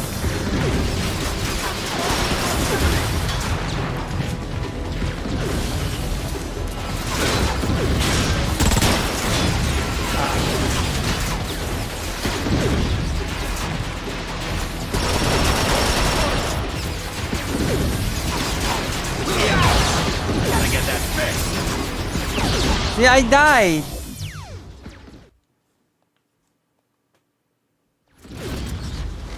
Focus, Swindle. Decepticons, this is Starscream. The mission is lost. Abort! Abort! Abort? You gotta be kidding, Starscream! It's only a matter of time before we disable the transport. Already taken. Decepticons in proximity!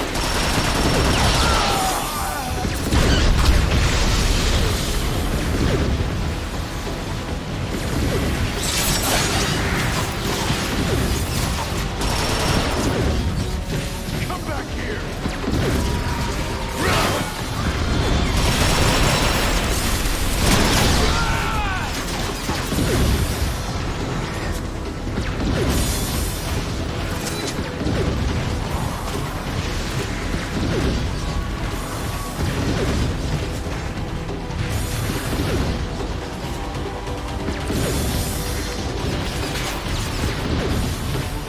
Oh.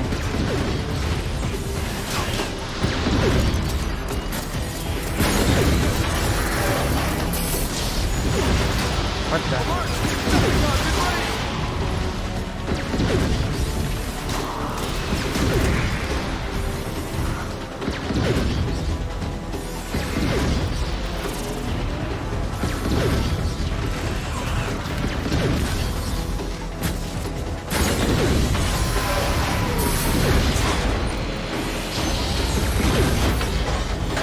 Swindle, you get the first anti-air cannon yet?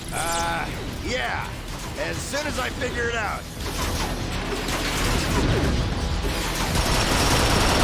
Yeah! That's what you get, losers!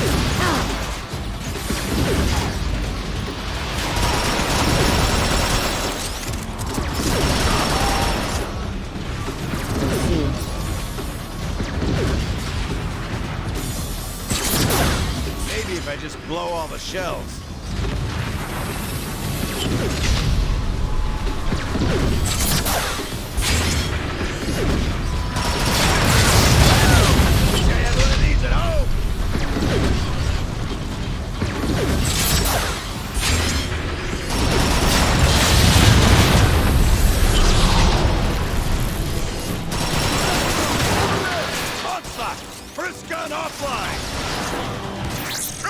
Genius! Head around the back to hit the other one! Never that simple. Oh. Got him. Where's the second gun? Listen, I'm still doing better than before.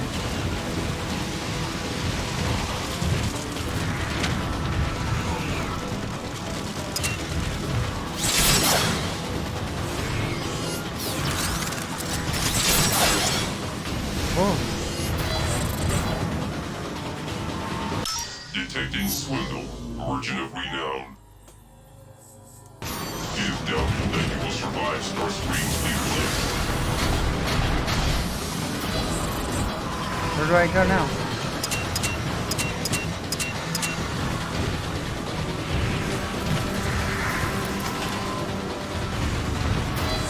Where do I go now?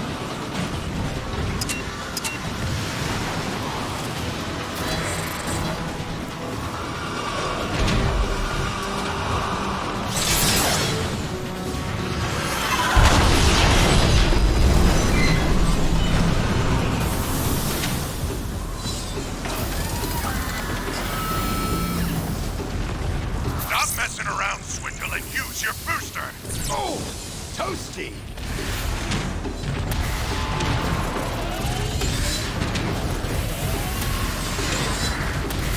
How do I use my...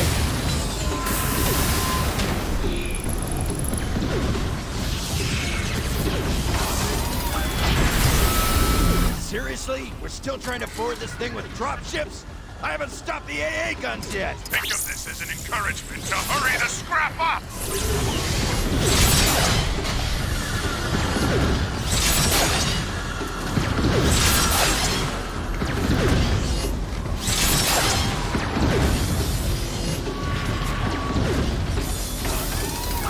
Alright, just crap.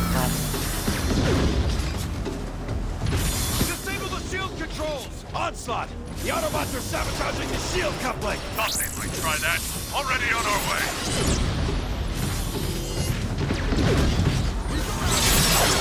Because they're the Decepticons. The Decepticons are evil.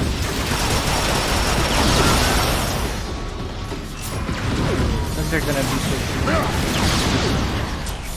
so... What? I hate that.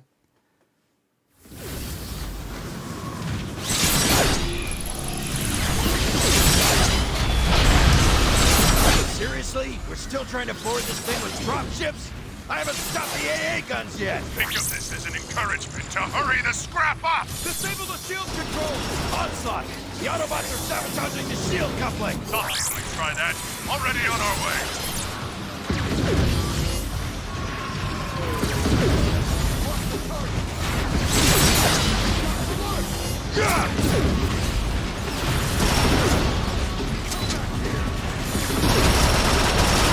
Shield controls look fried!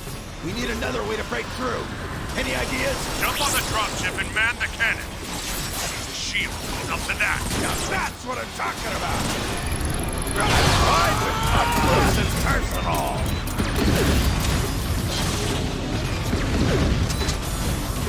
Where am I going? Swindle! Quit messing around and hop on the dropship turret now!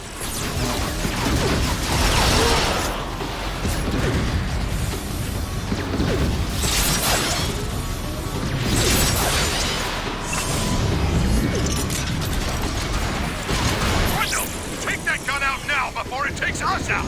Yeah! Gotta get that fixed! Not for them, Swindle! Hit it! Can't take another hit like that, Swindle!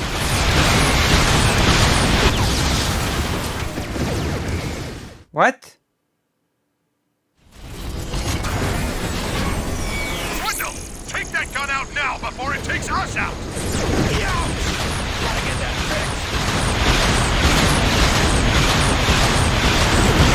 Not for them, Swindle! Hit it! Can't take another hit like that, Swindle! What the hell?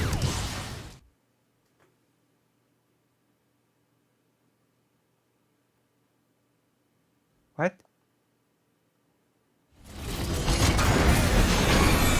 Swindle! Take that gun out now before it takes us out! Yeah! Gotta get that fixed!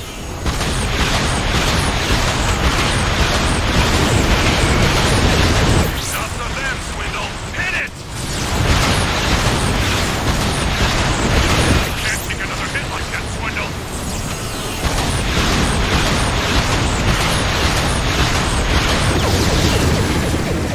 Oh, okay. I think I get it now. Swindle! Take that gun out now before it takes us out!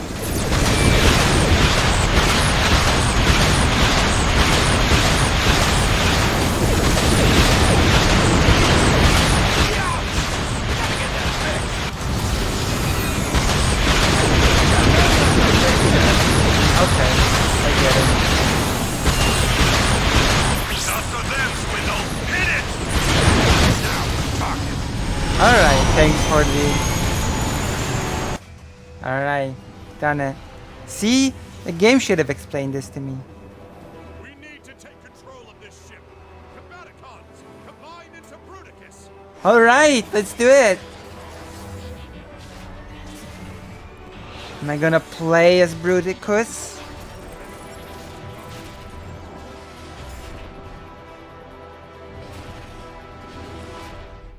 Bruticus online! Alright, that's what I'm talking about. Hold the bridge! What do I do?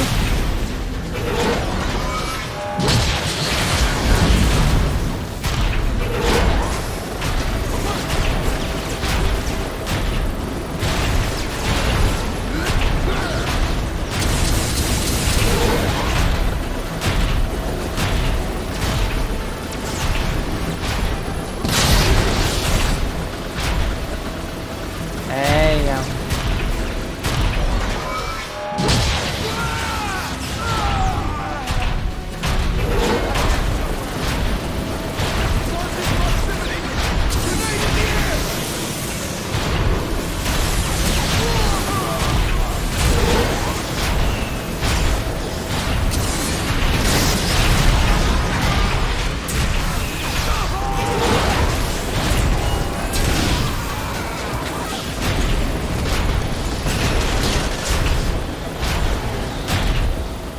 Bruticus?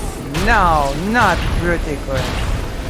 It's Megatron, your leader.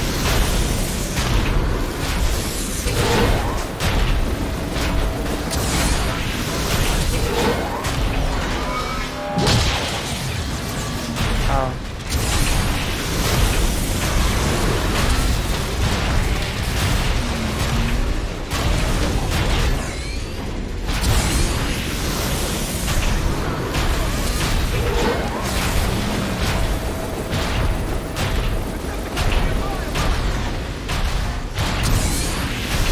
This is too easy! Is it? I think you're too easy at all.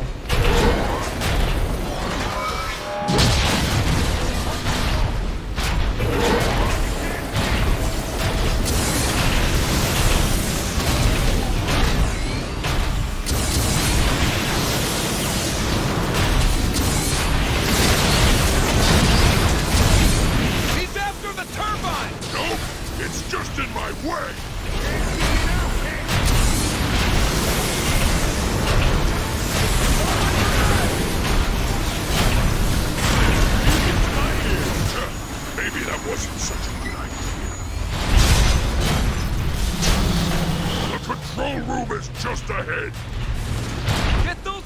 Brakes lowered so we can fire!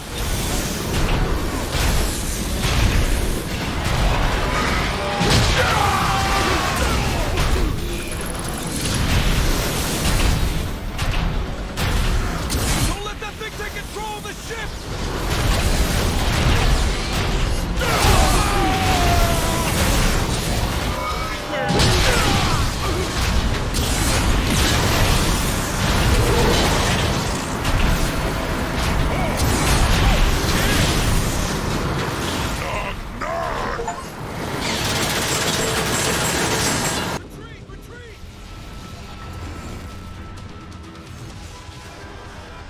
Oh.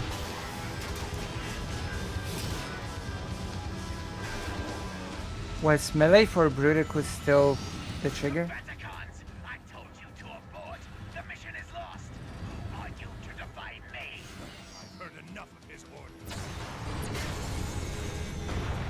Damn.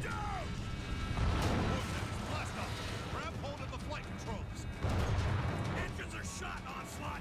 Best we can manage is a controlled crash! Then manage it! Why is the game so quiet all of a sudden? So weird.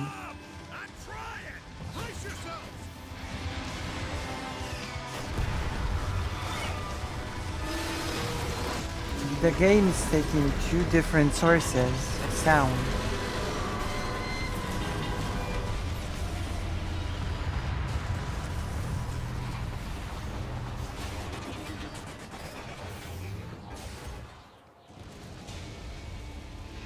Congratulations, Onslaught.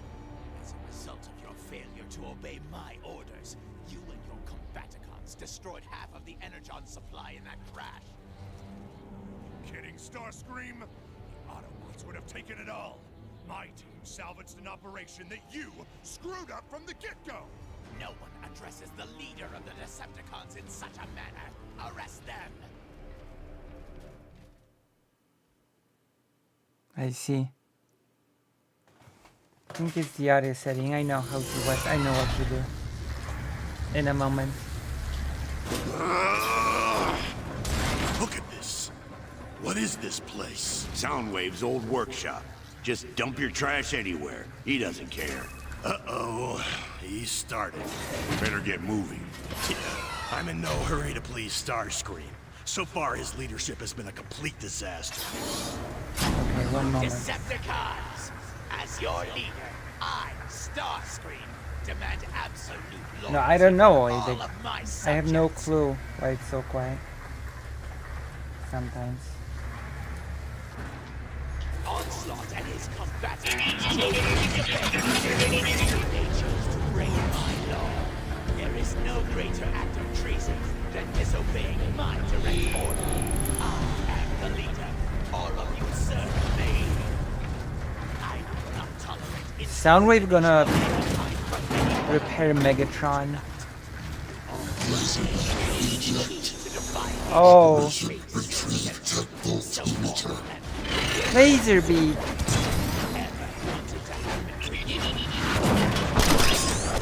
That is so cool. Laser beam.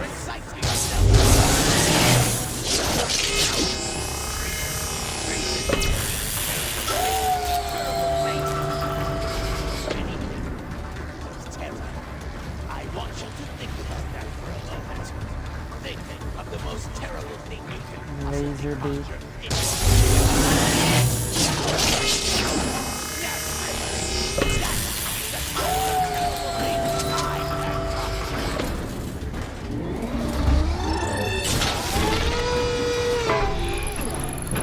Controls now available for limb attachment sequence. I wanna pet laser beam. But I can't for some reason.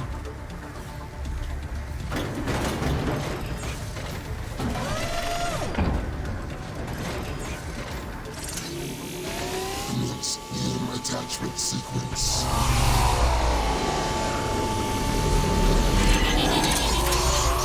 Wait, I'm repairing Megatron.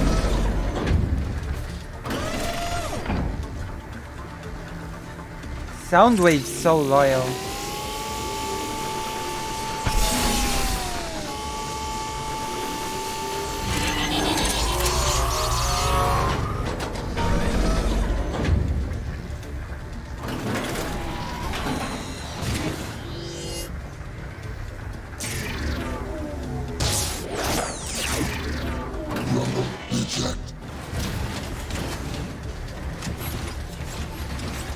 This is so cool. Get ready to crumble before rumble!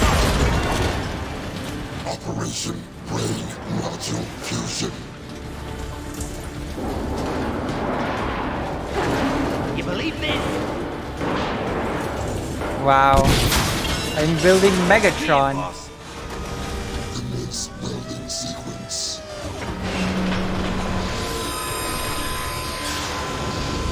Damn.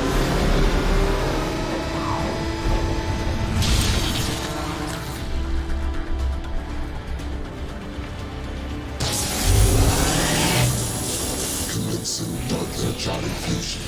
In 3, 2, 1. Did someone just subscribe?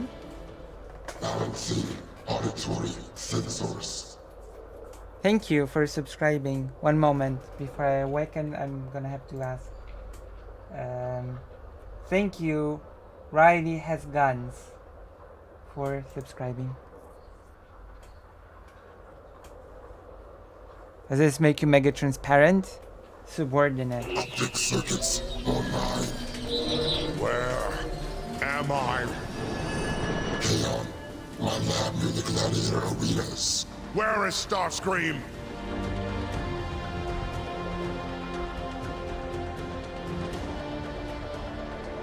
Decepticons! A new age is upon us. Gone are the failures of Megatron. Enjoy your brief respite as leader. It will not last. Fusion cannon.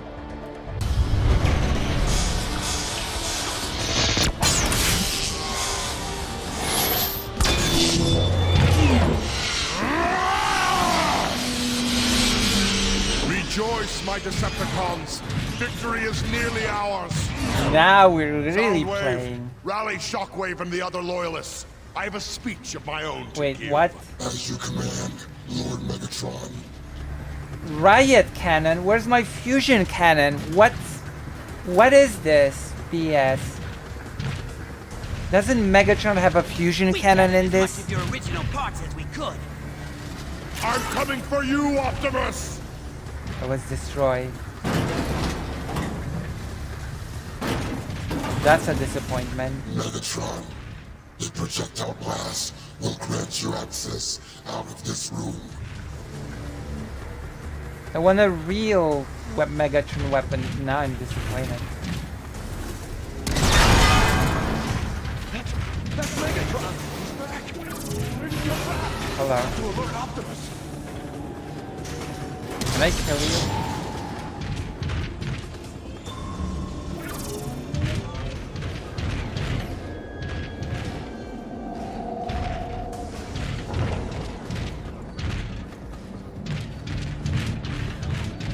Oh man. Never improve upon perfection, Soundwave.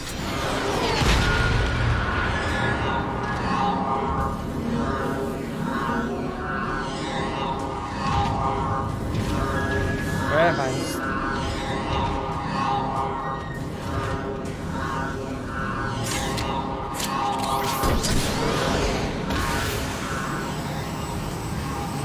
Oh.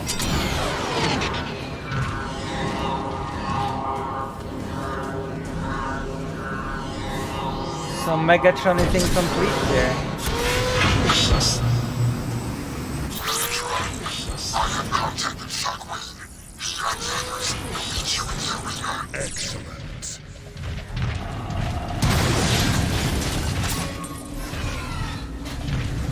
I hate to be Starscream right now.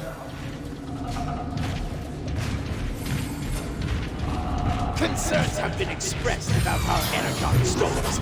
I assure you, for those who are loyal to me, it will last. Your allegiance to me will ensure you an eternal supply of energon. For the glory of Cybertron. What's upgraded?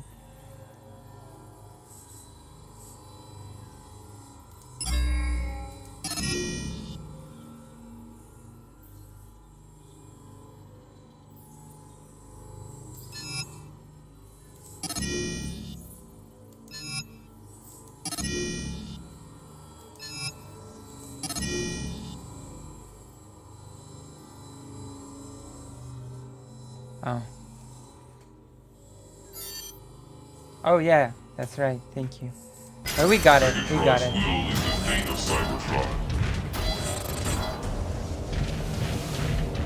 Megatron. Now we're playing with a real character. I was hoping we'd be able to play Starscream before. What's the... Who dares to disrupt my coronation? Coronation, Starscream! This is bad comedy. Megatron! Decepticons! I am your true leader now, and I order you to attack Megatron! Now! That's Megatron! But he was crushed! Where did he come from? This is more menacing! Megatron is alive!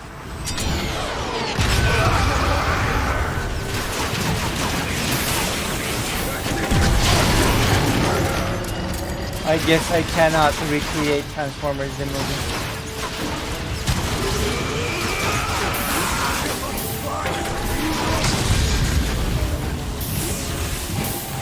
Probable resurrection is too late. The Decepticon army is now loyal to me. The reign of Starscream has begun. Can't I just recreate? Now it will end. Destroy him! I see. Listen, the quote got me all hyped up.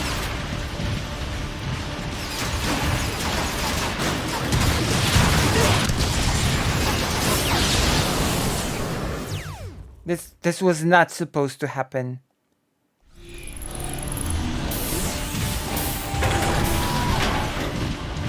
I was supposed to transform and kill him. Hey, why are the Decepticons loyal to Starscream?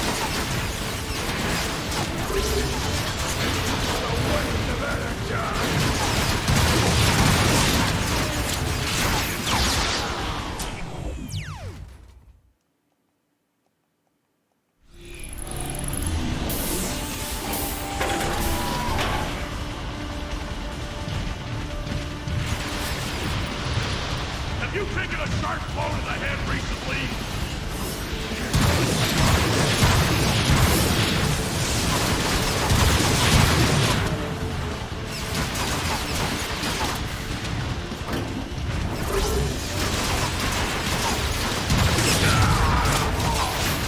Extinction to all traitors.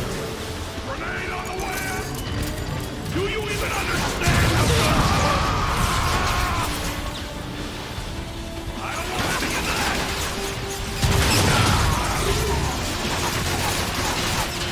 Not too swift on the uptake, are you?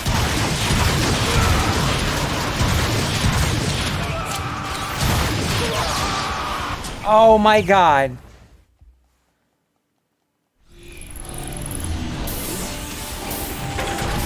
Oh yeah.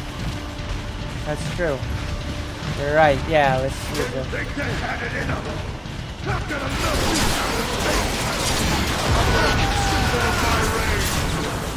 Now we kill. There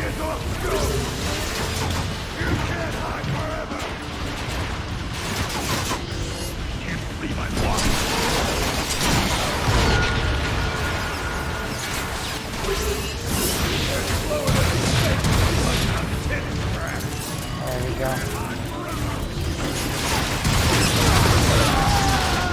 Time for some dodging! They're not even worth thinking about.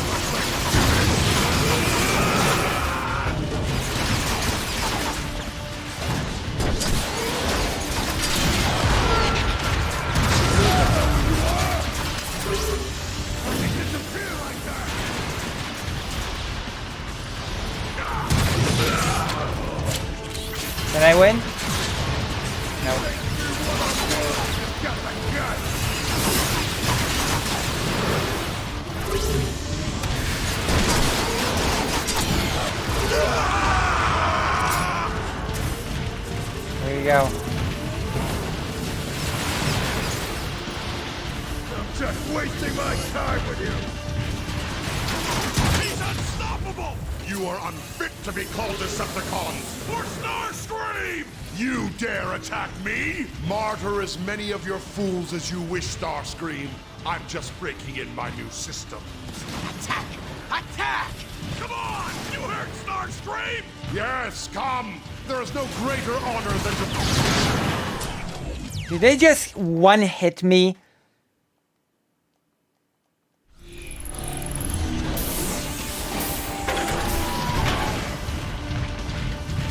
Oh.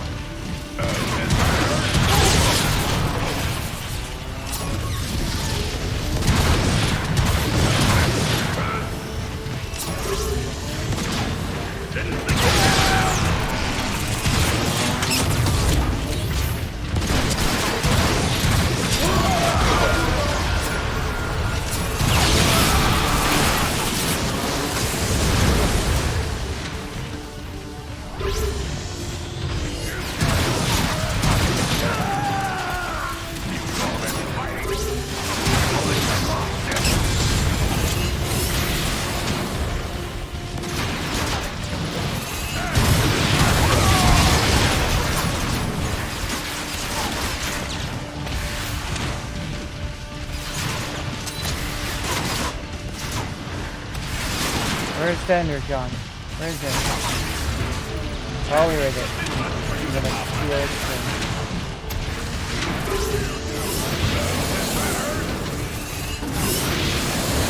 I don't get hit that hard.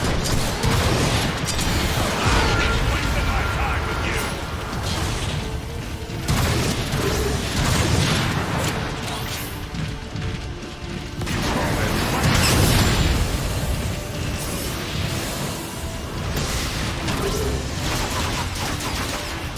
Right.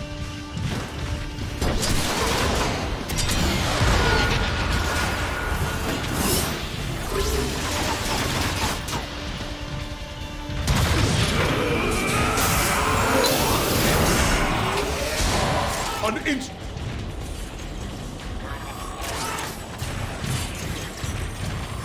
Is it done?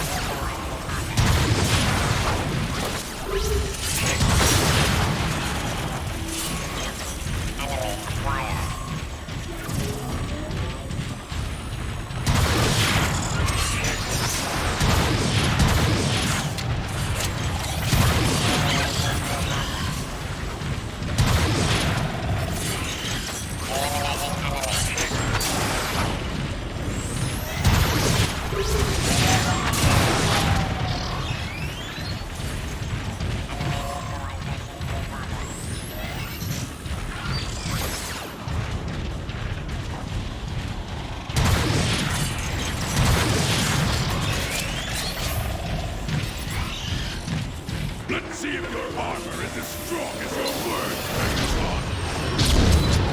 Keep your head retroaced.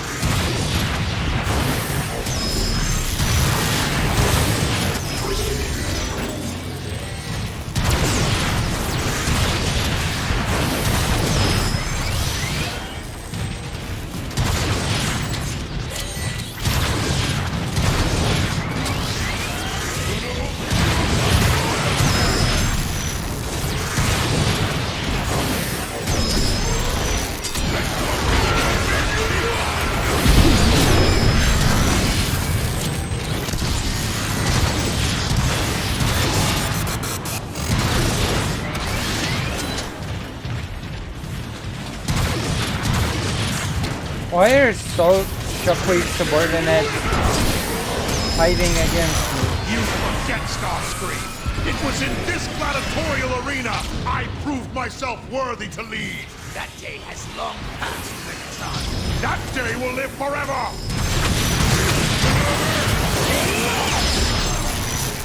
Or will it?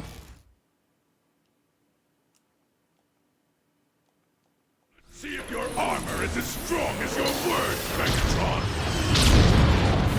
You're gonna hate this.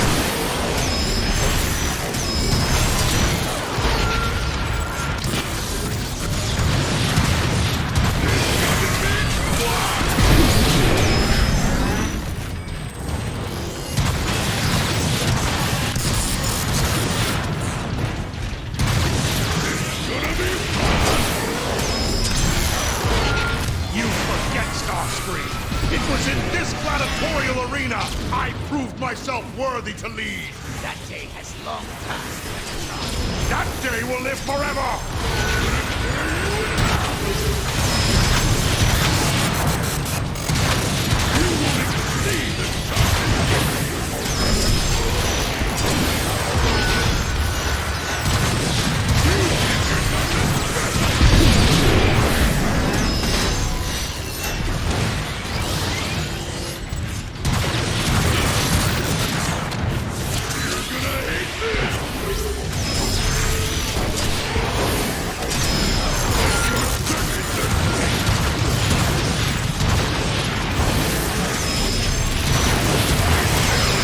Oh no!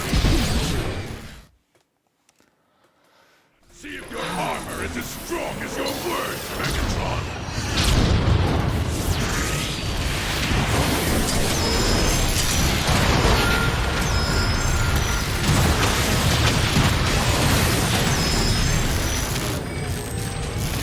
This is gonna hurt!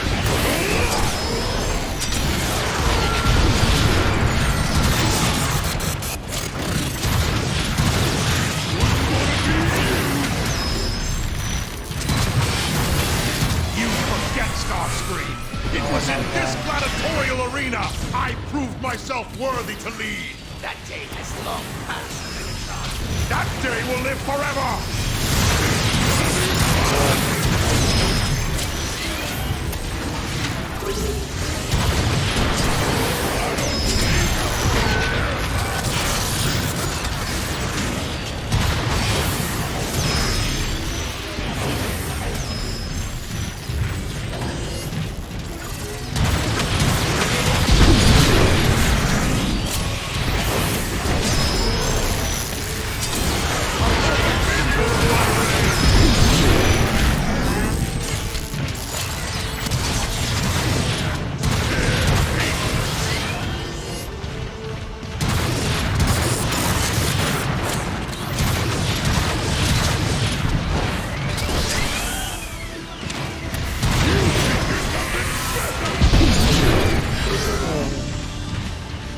Is it time?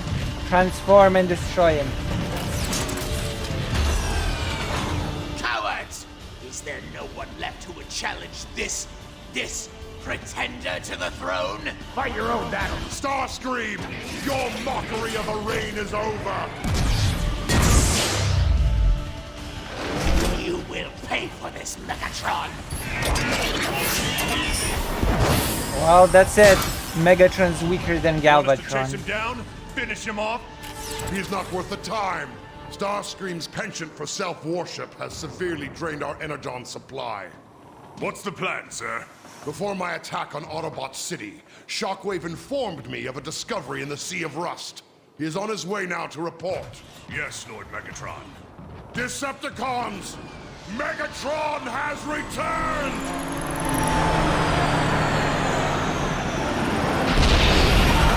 I mean, Galvatron killed Starscream in one hit, so... Come on, bring it down! Look out below!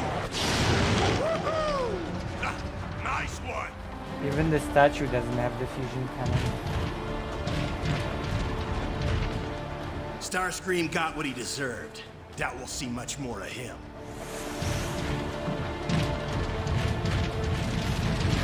Long live Megatron! We always knew you'd come back, Megatron!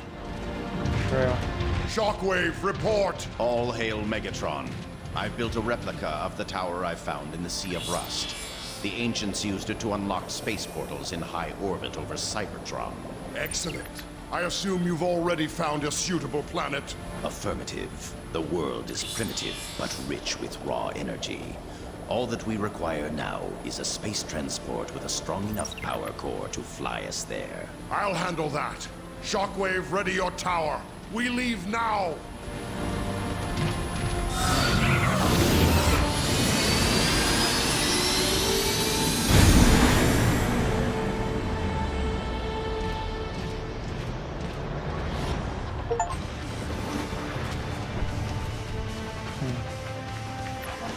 Where are we headed, Megatron?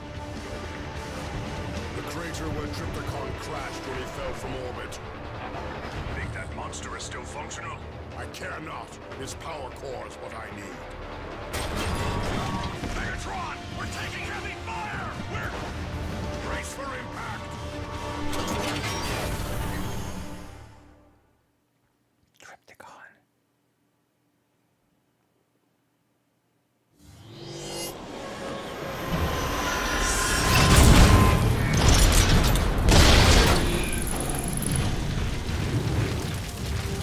Interesting. The Autobots have built air defenses near the crater. Megatron, scans indicate heavily guarded gates up ahead. Fly ahead and... All hail Megatron. Find a data entry point to unlock the gate. Notify me when you're in position. As you command, Megatron. Forward, Decepticons! It's Megatron. He functions. Run, Autobots! Megatron lives! Megatron's voice is suboptimal.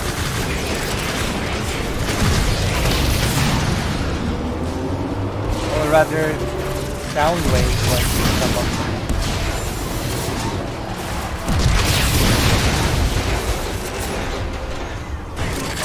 Now, time to move! What do you mean? They could have made Soundwave sound cooler. I meant Soundwave. Although my favorite Megatron voice is forever gonna be the OG one voice.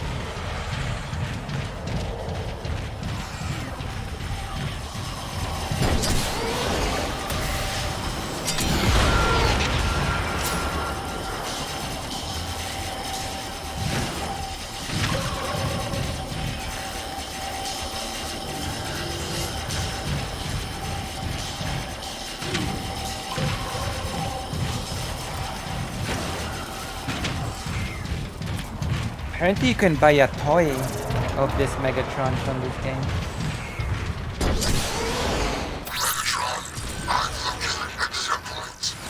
Hack it, Soundwave!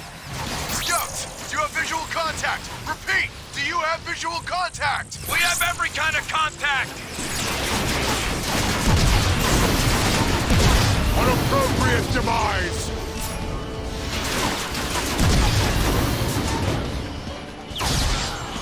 What?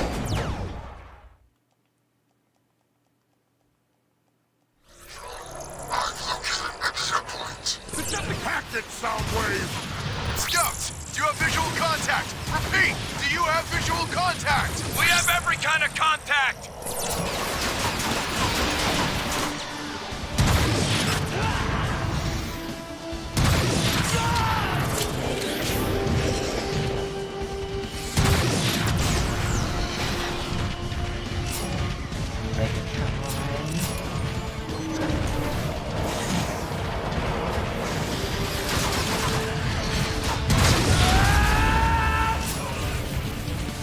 Such heroic nonsense.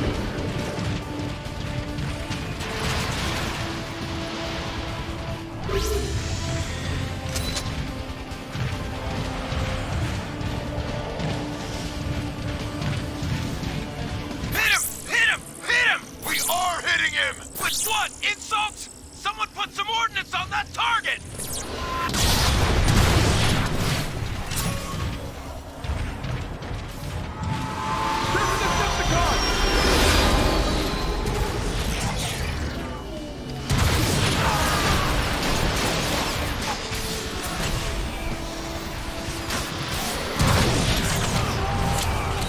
Alright.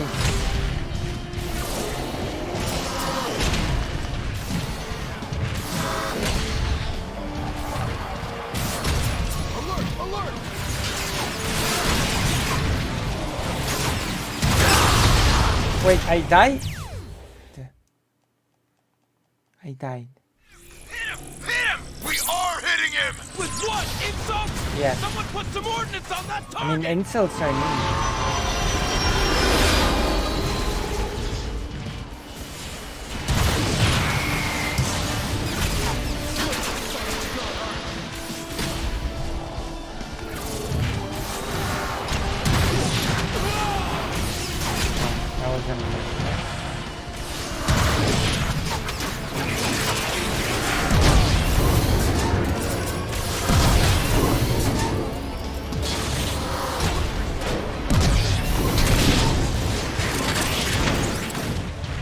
Decepticons in range!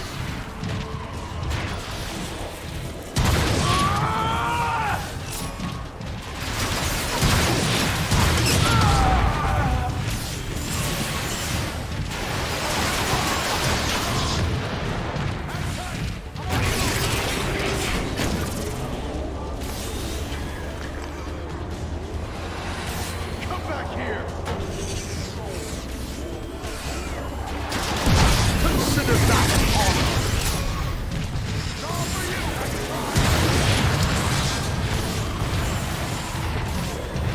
Need a little adjustment here.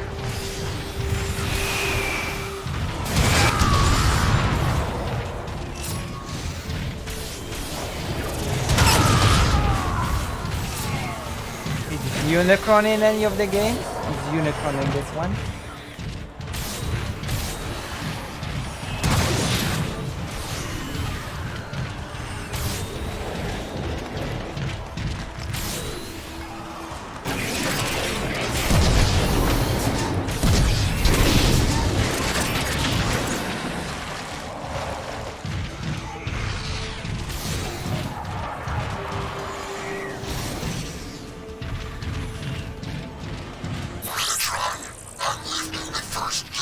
Excellent. Now locate Trypticon's position.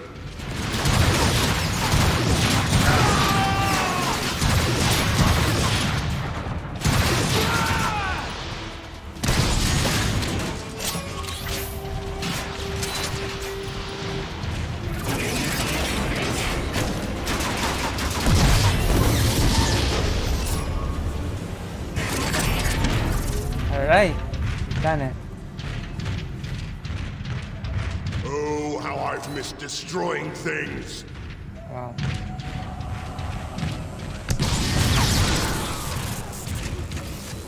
Rumble.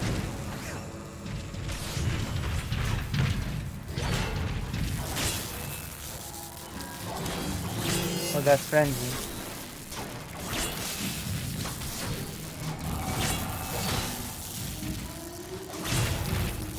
That's Rumble. No mercy, Rumble! Soundwave, report! Megatron, there is a significant power source in a facility nearby. Feed me the coordinates!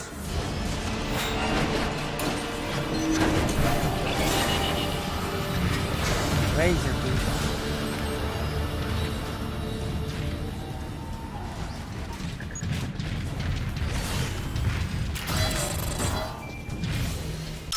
Yes, Lord Megatron. Razor beak. Megatron's will is the fate of Cybertron. Is it? Soundwave, open the bridge on the far side! Fred?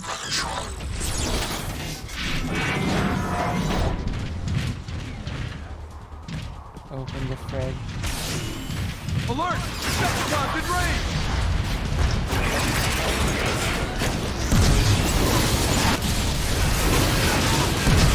That's a hit! I think we hurt him! You didn't even hurt his feelings! Feel my wrath, Autobot!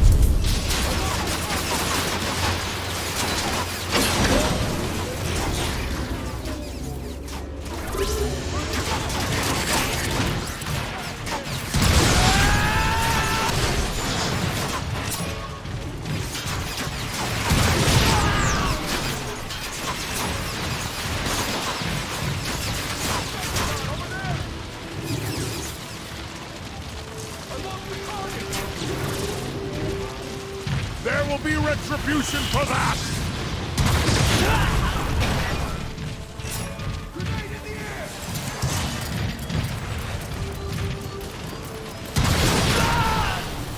Alright.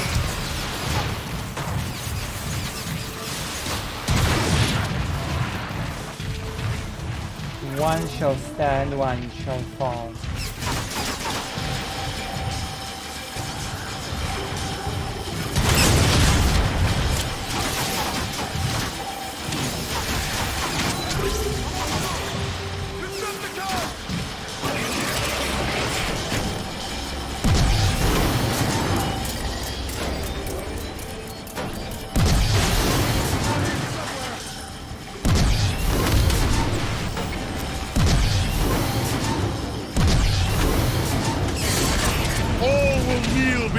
me! Alright.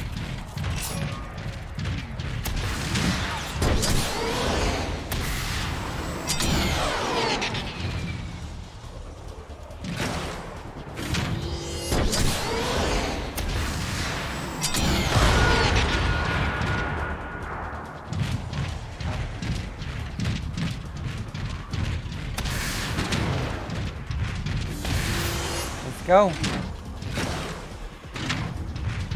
We win. Follow the cabling. The Autobots appear to be draining Triplicon's power core as a source of energy. A bold move.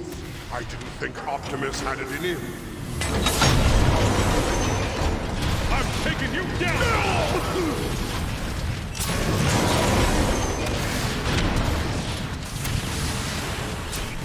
Oh, screw that. Come on.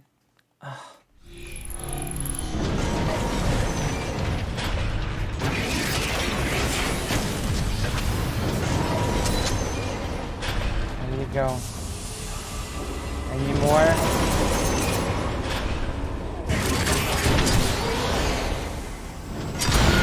He's here for Trypticon! Don't let him through the gates!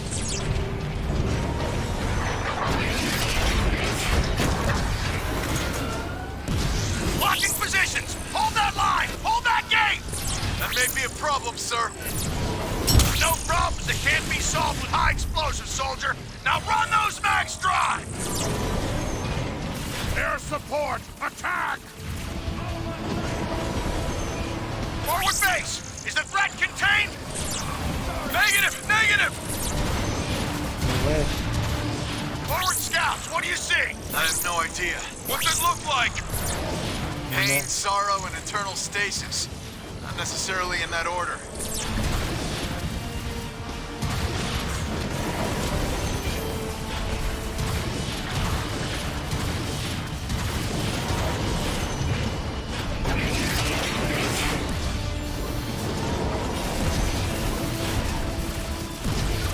Bullets put to good use!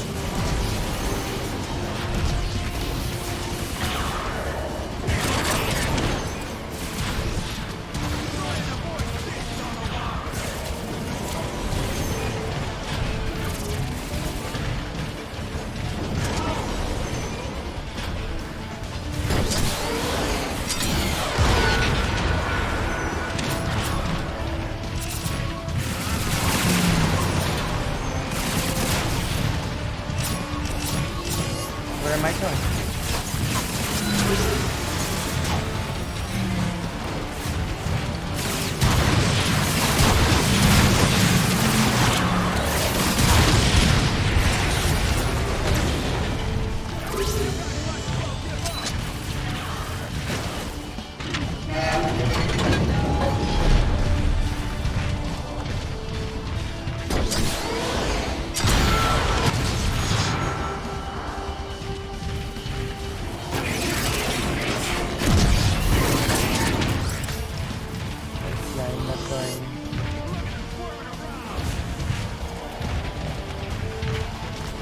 Not getting this one.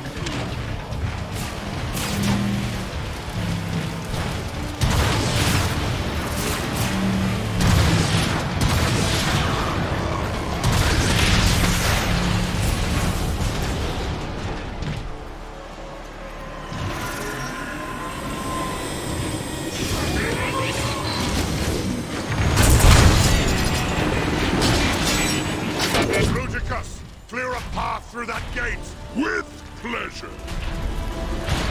Bruticus? No. Guys, not Bruticus. Megatron, your leader.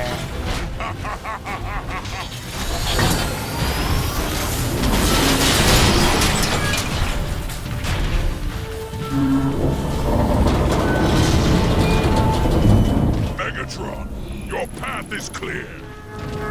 Air defenses are broken. Let's explore it again. Megatron has breached the gate! Megatron has entered the facility! Thanks for... How may I serve you, Megatron? The Explore it update! again.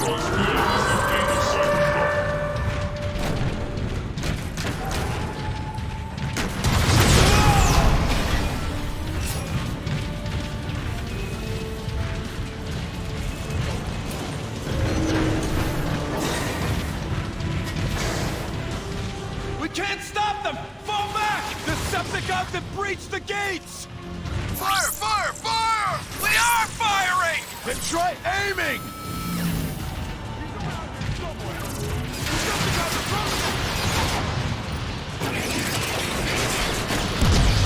This will be amusing!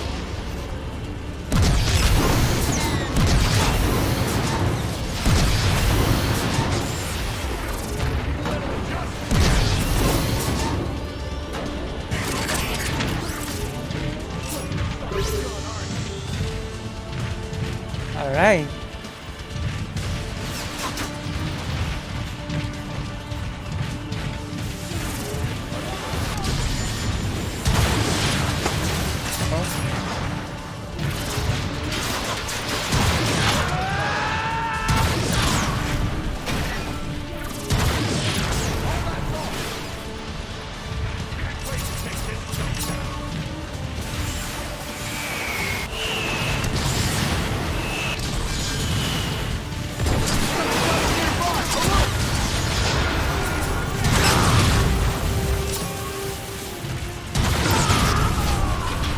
Alright, where's the next target?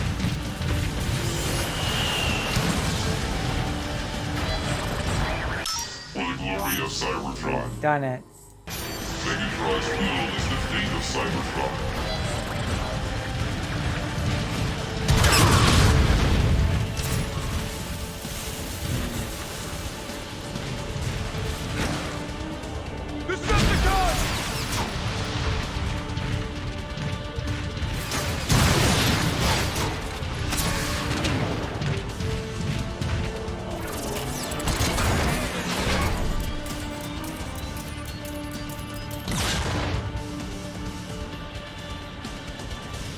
No enemy?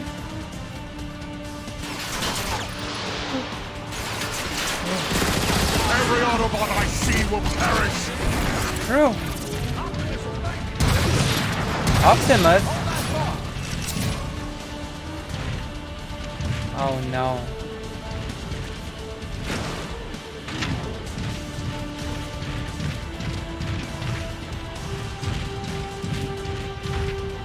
Alright, get there.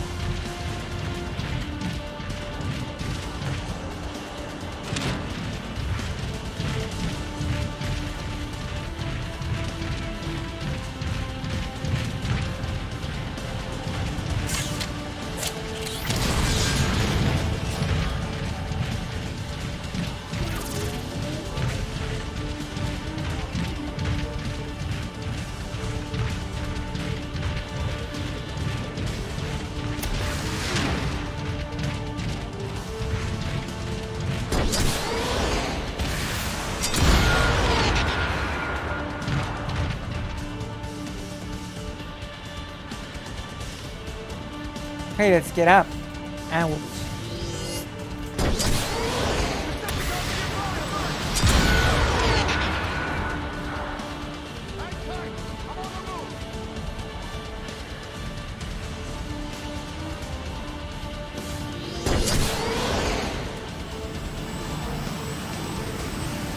Come back here! This only adds to my fury! Where'd he go? He's around here somewhere! Back online! That's right, I'm sure. Alert! Decepticons in range!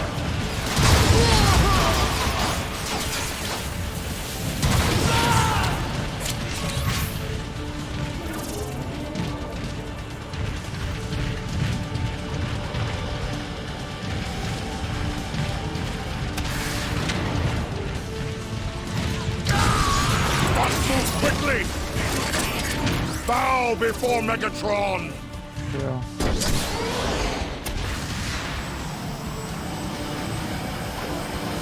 Megatron, you inherit Rubicon's location. I shouldn't have to look for this!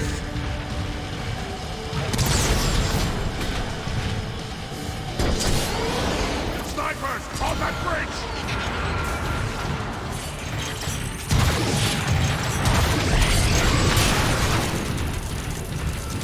All right.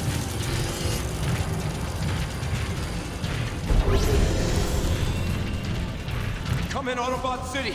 Optimus, there are reports on the battlefield that Megatron is alive. Are the reports confirmed? Here's your confirmation. Megatron, you're functional. Never felt better, Prime. If you're here for Trypticon's power core, then your cause is as desperate as ours. End your aggression. We can work together. Your pathetic ideals have turned Cybertron into the barren wasteland it has become. You are the cause. I am the solution. You deserve no less than the oblivion I will bring to you. Goodbye, Prime. Megatron, wait! Oh, damn.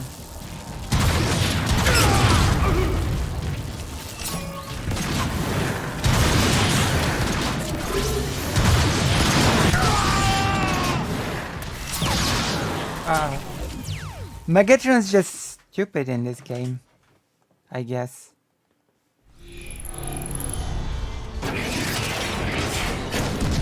Feel my wrath, Autobot!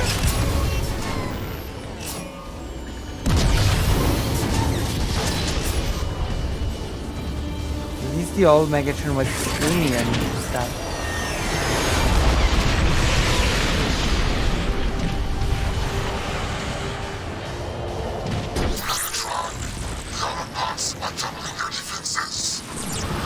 They often expend great effort in vain.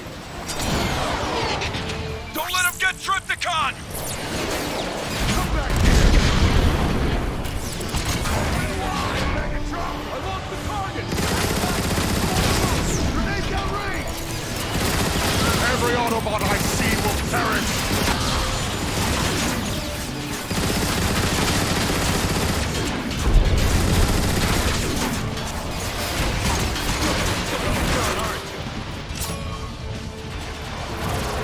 I need more. It's around here somewhere!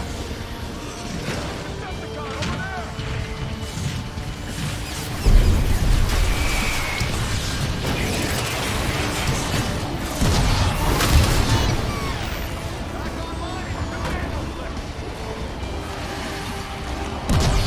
Bullets put to good use!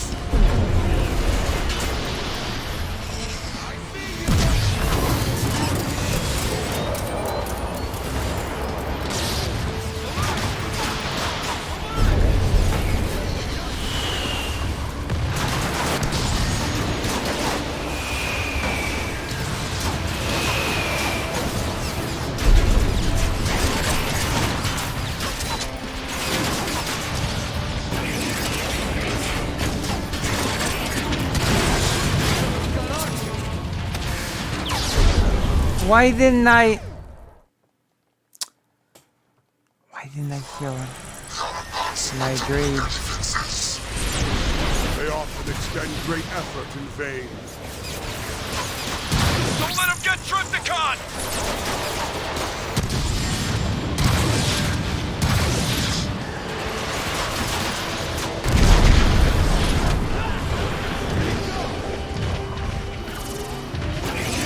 Mobility is the key now. All will kneel before me.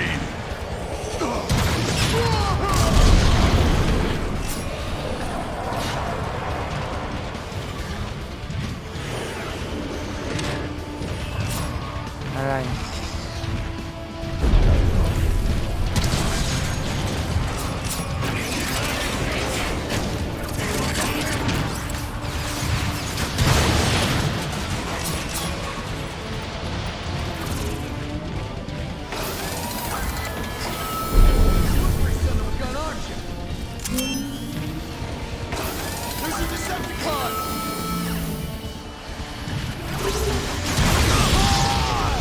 Not just a Decepticon, Megatron.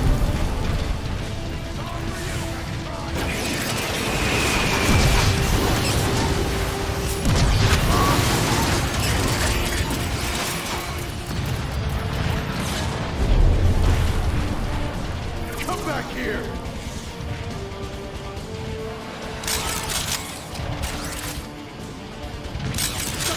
Nearby! Alert!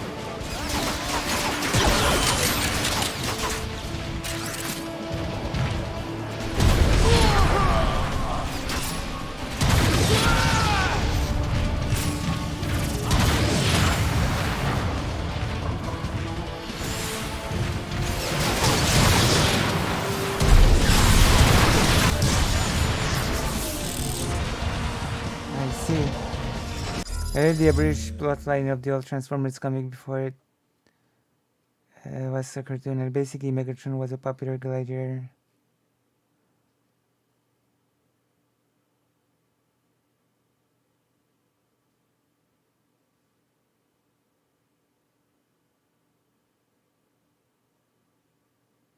True. I mean, that's true. That's always been true. Transformers has always been research work. Even in the cartoon.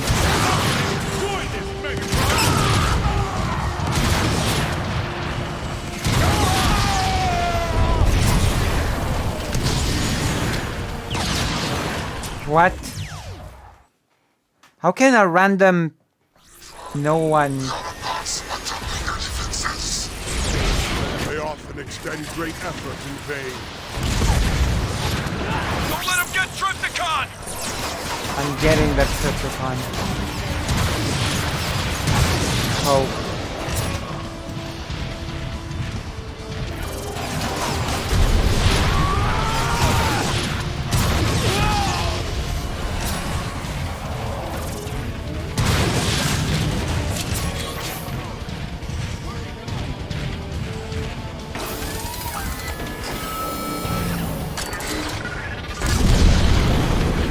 Decepticons approaching!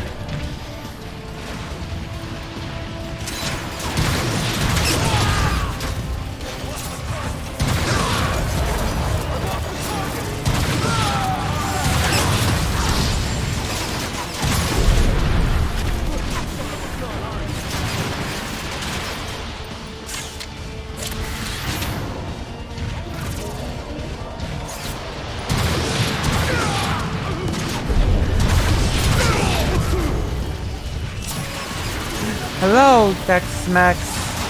Bye. Hello, Dex Max. I'm trying to win this game of Transformers.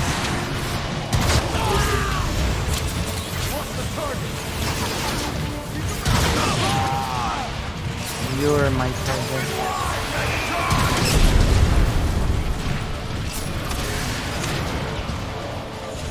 Yes, hello, Dex Max. You should join the page.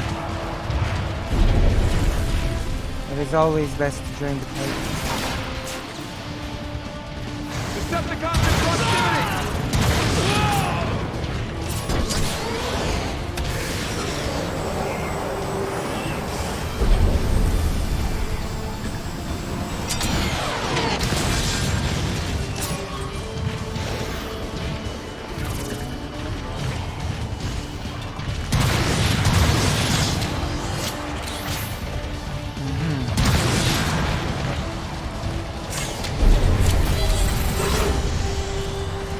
How may I serve you, Megatron?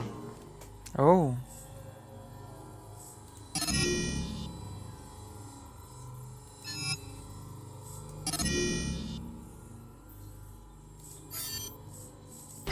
Megatron's will is the fate of Cybertron.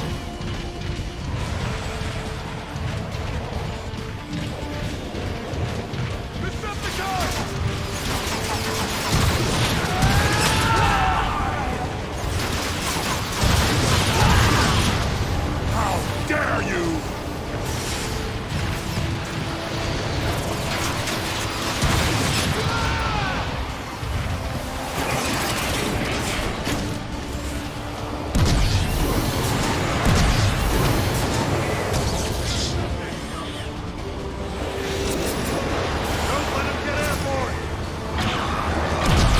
This will be amusing!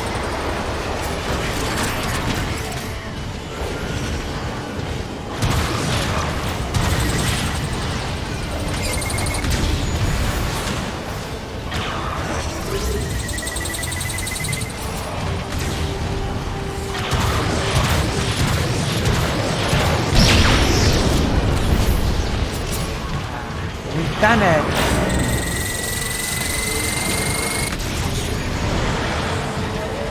Won the research war.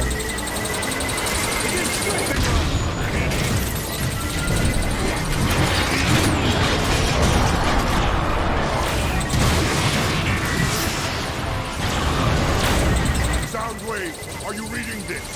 The Autobots didn't remove the power core. Trypticon is still alive.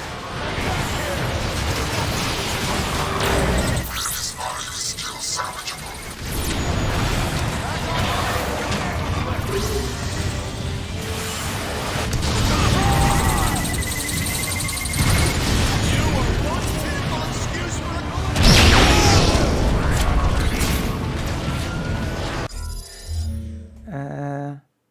Micro seems like he has Optimus outclassed ability-wise, like by a lot too, unless I'm not knowing what I'm fully capable of. I found out a funny thing today. Apparently, Ukrainian hackers found out that most stores in Russia use very cheap Chinese security cameras, so they hacked them and played the Ukrainian national. Oh, nice. That's really nice. I mean, it was Independence Day yesterday.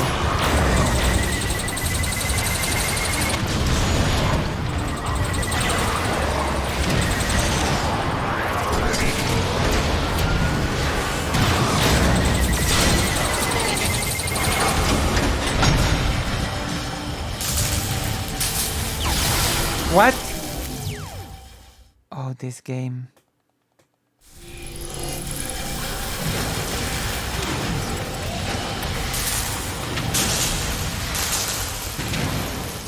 Fall back! Fall back!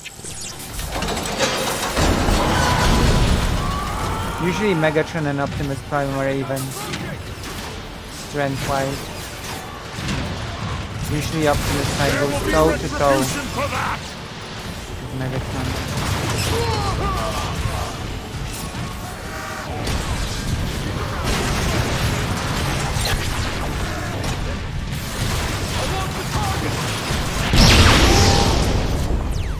Oh my god. Yeah, by mistake. But still. Actually, in G1 cartoon, Lightning just recharged Megatron.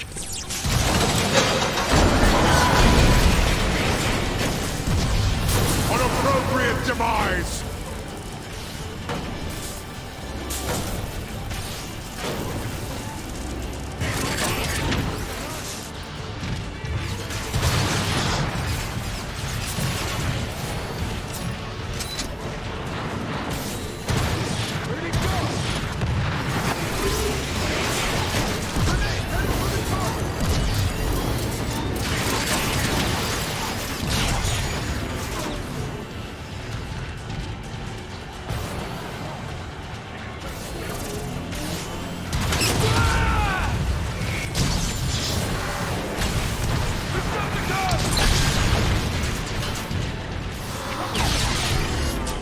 Oh my god. That's annoying. No, that's just annoying.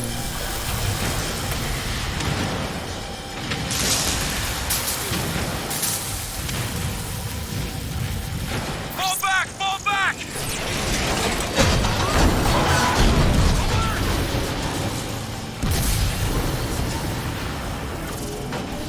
He's around here somewhere.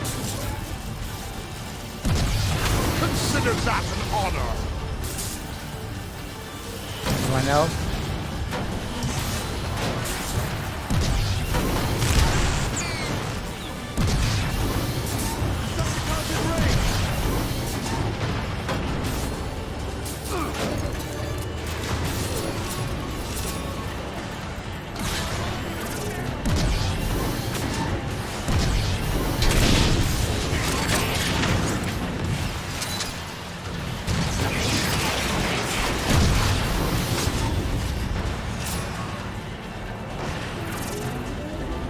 When anyone else attempt to do his shield?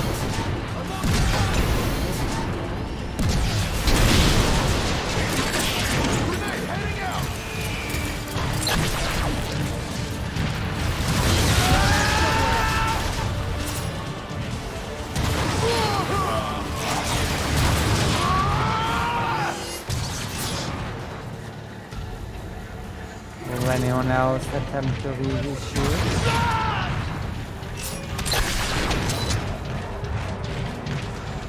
Was it is a must? Galvatron. Damn it. Megatron's depending on you!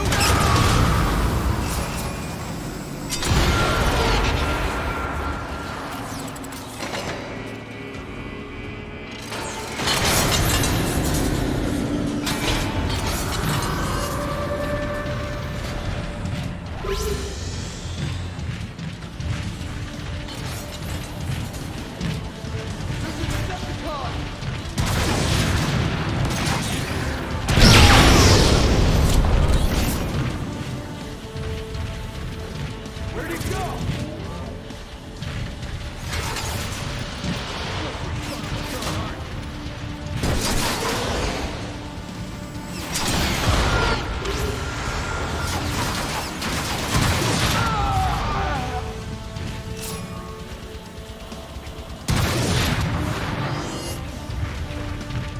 Decepticons in proximity!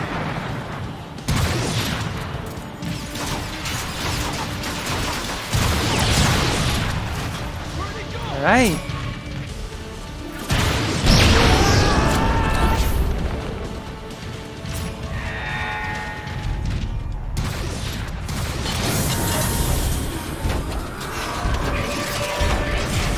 What is this abomination? Class Autobot. Heavy weapons and armor. Very formidable. As am I. Far! That'll hit you even harder! Bow before Megatron! True. I shouldn't need this! And yet, I do.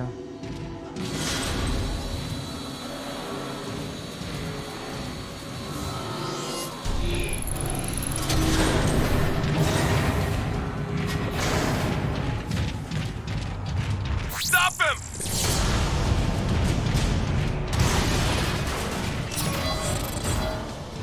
For the glory of Cybertron. Planet Buster.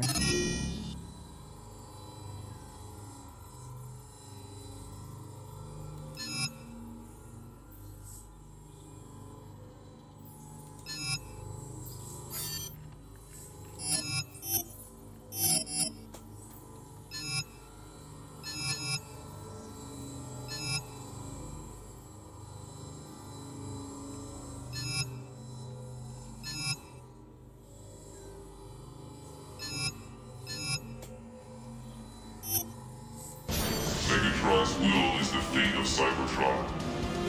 I think they share the weapon set, but although I think this is a Megatron unique weapon, so maybe they do unique weapon set. I'm not sure actually. I think they must have unique weapon sets. It would be so weird if anybody could just use Megatron's weapon. But then again.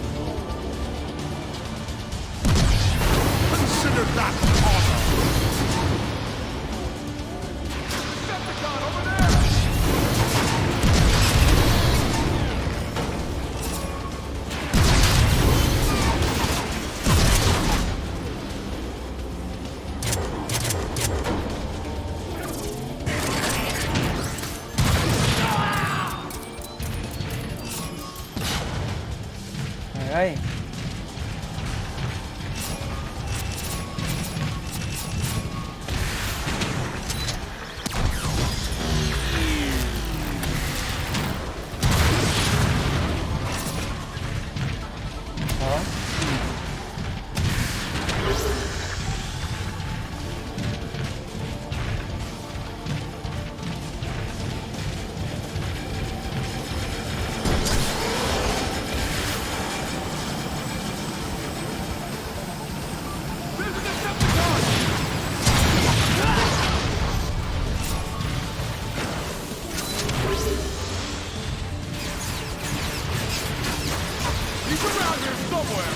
Soundwave, I have a visual on Crypticon's leg stabilizers. They've been sectioned off.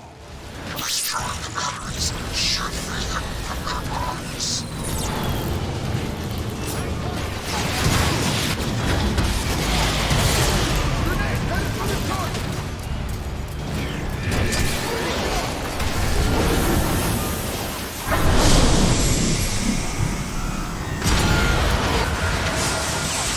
Oh my god. What's the biggest single donation I've ever gotten? I think it was a couple of $100. Maybe 300. It was over $100, that's for sure. Which, by the way, is the perfect moment for me to ask you to donate. For me to be able to do well this month and not be in trouble. Donate to your streamer. Also, I'm preparing a big topic. I think for today. That's right. Today we're gonna do a big topic. My today, your tomorrow.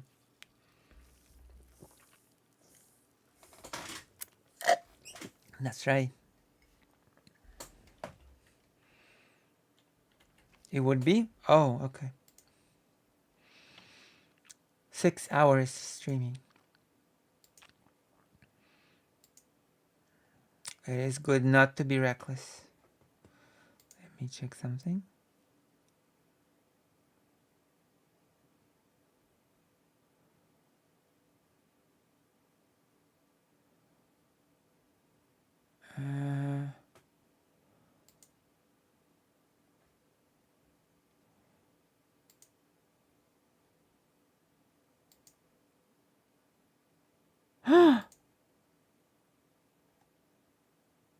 Thank you.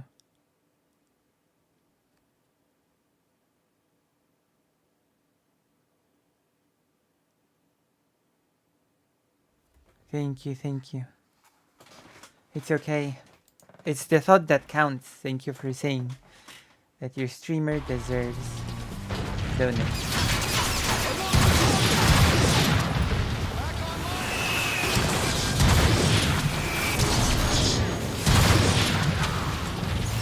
Destroy this. I have a visual on Crypticon's leg stabilizers. They've been sectioned off.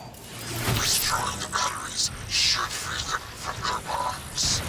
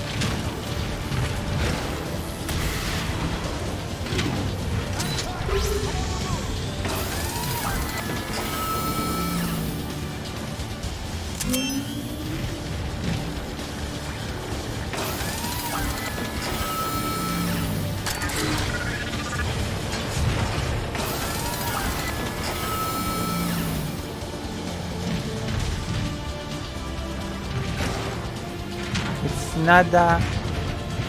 It's nada, you know. Oh my god. My words are failing me. It's oh. I was hoping there would be like a blueprint here, but I guess not. What is it?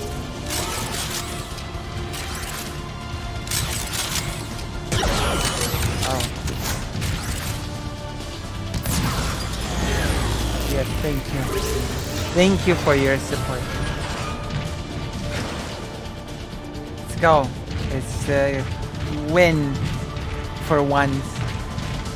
I told you many times it's a difficult game.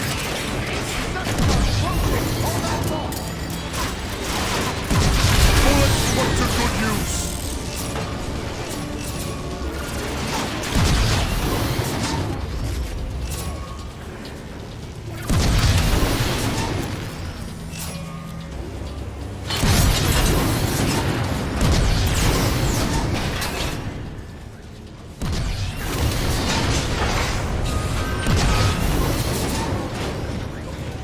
We've been winning through grind. True.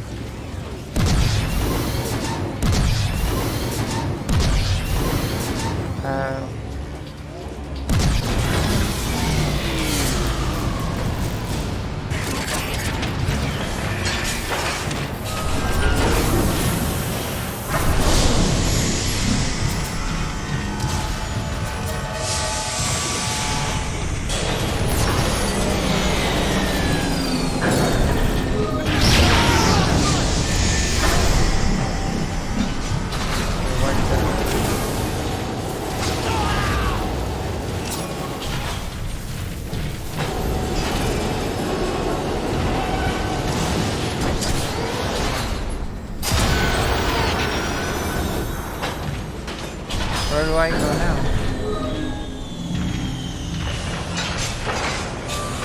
Stabilizers are free.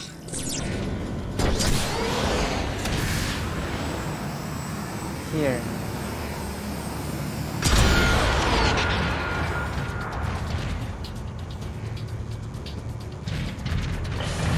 Go.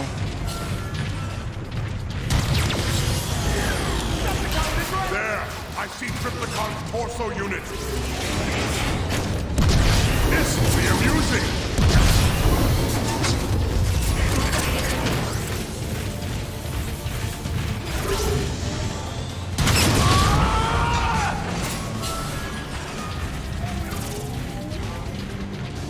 Alright. Optimus Prime's not gonna stop me or something.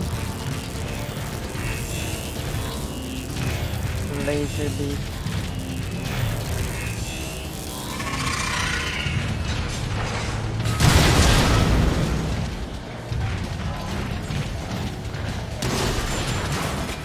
More fuel for the fire! Has Optimus witnessed firsthand the sight of Triptychon disassembled, pulled from limb to limb? His still living carcass slowly bled dry by our leeching tubes. Does war give us the right to live like parasites off our fallen enemies? I am hopeful that those wiser than me see issues such as this more clearly than I.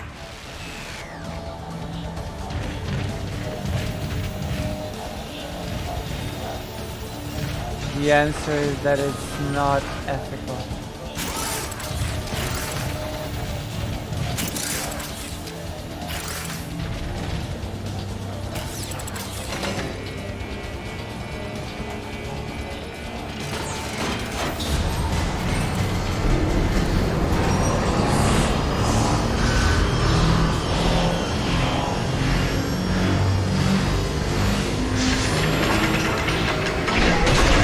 It's gonna be history. We're gonna see. It's gonna be a historical topic.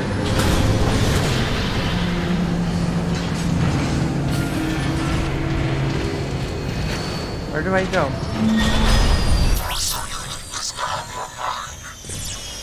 What?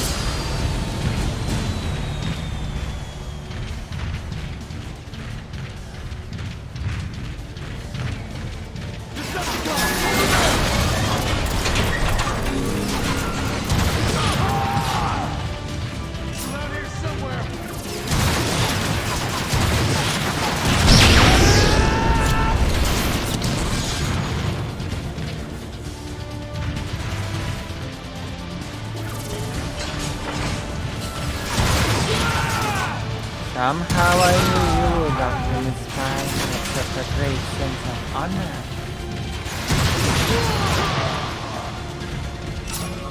History of the Great Synagogue.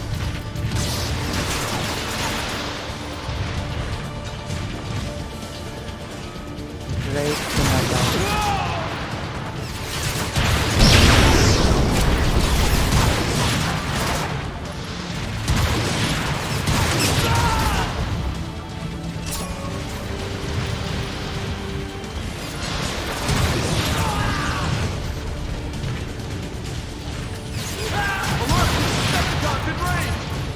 One that has not been rebelled.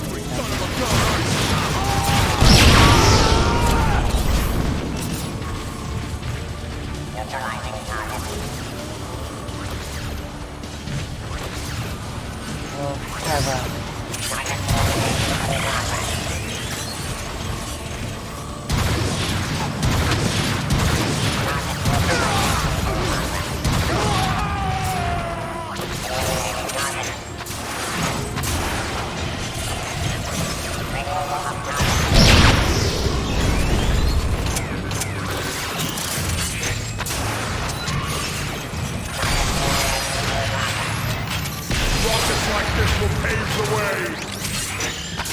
I don't know what that is, but I assume a Jewish equivalent of like Notre Dame. Well, not exactly. Synagogue is not an equivalent of a cathedral. The purpose is quite different.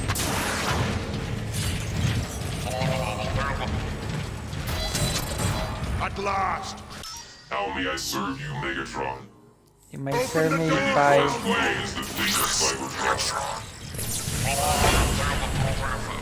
by giving me my fusion cannon back.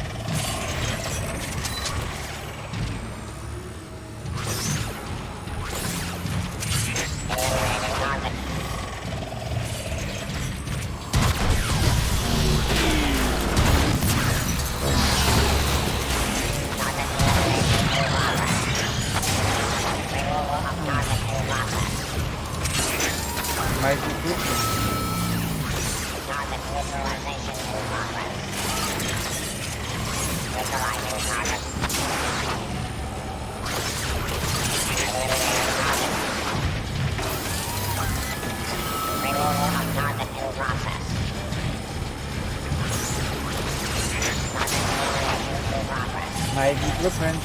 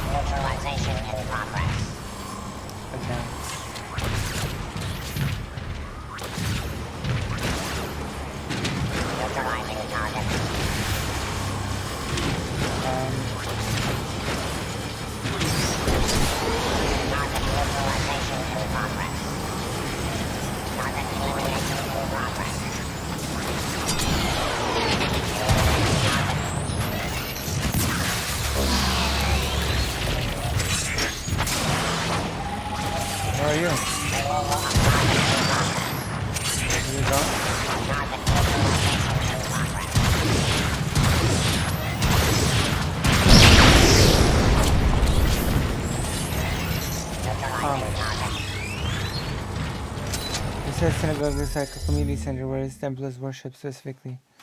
Yeah, something like that. Yeah, like it's a house of study and house of prayer as well, but also a house where poor people found shelter and food.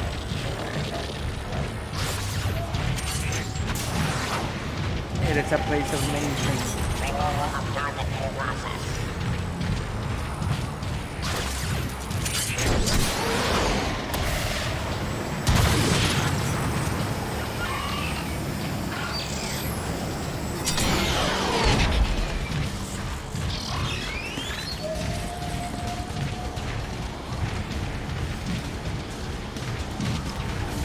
And the synagogue is not a temple.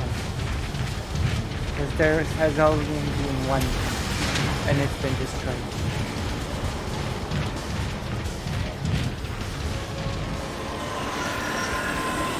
Soundwave. Soundwave. Hack it, Soundwave! As you command, Lord Megatron.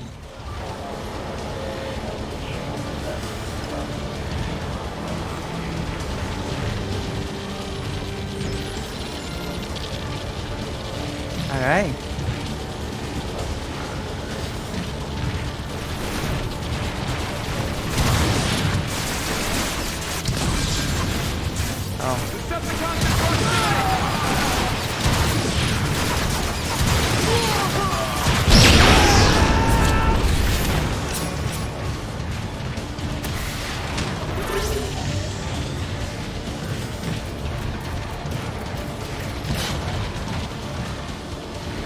An instrument to be played.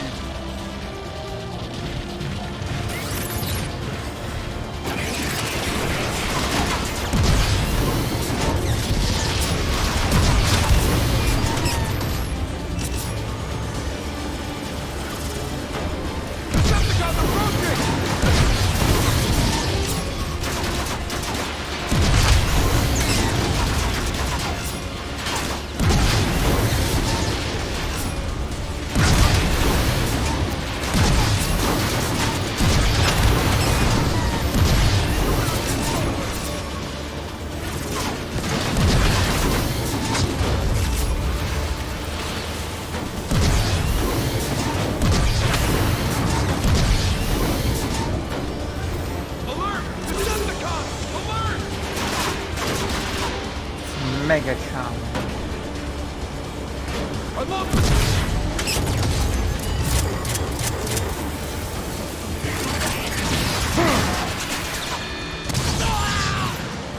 Leader of all the Decepticons. Chris is, but I can say I leave my house and give out food, clothes, and my bricks. Parked in the community all day.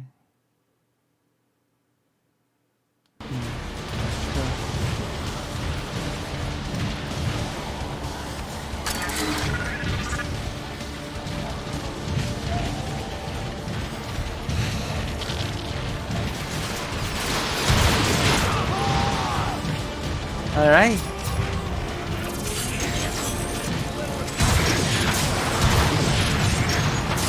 We've almost done it.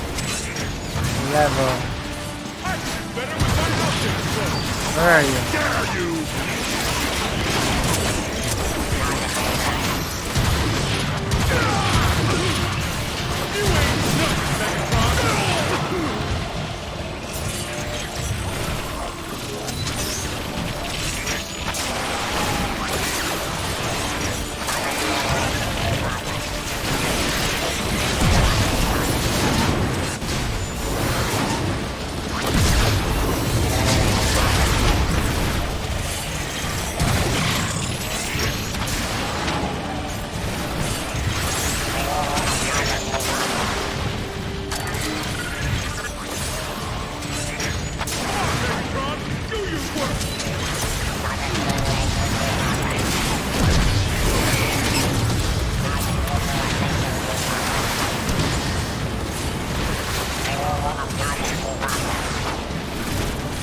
I need to heal.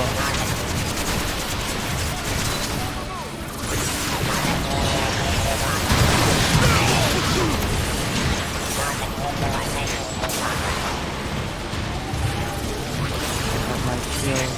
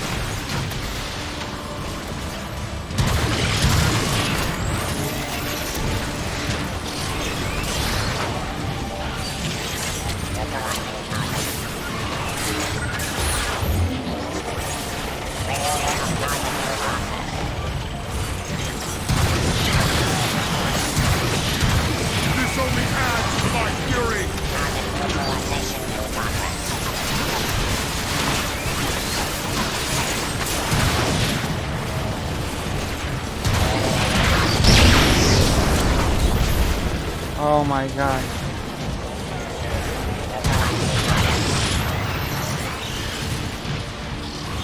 I need healing desperately.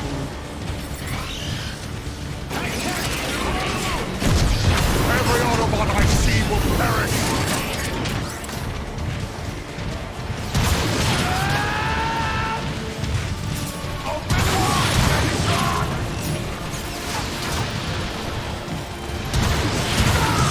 How many of you are there? Oh? Soundwave, report! Triplicon remains in deep stasis. Power core at 63% integrity. Catalytic overdrive generator is severely damaged. Estimated repair time. No, there will be no repairs.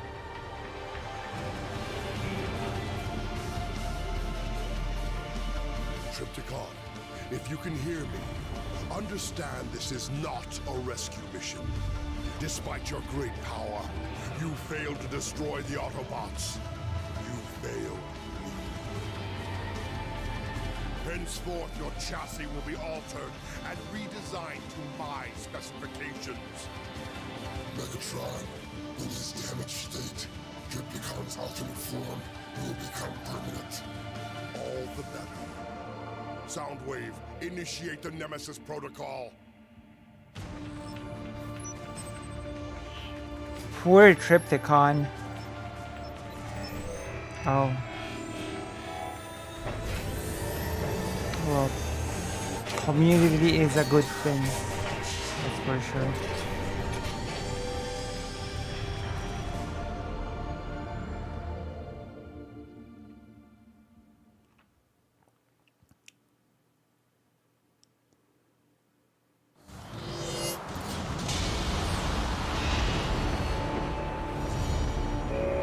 Springer?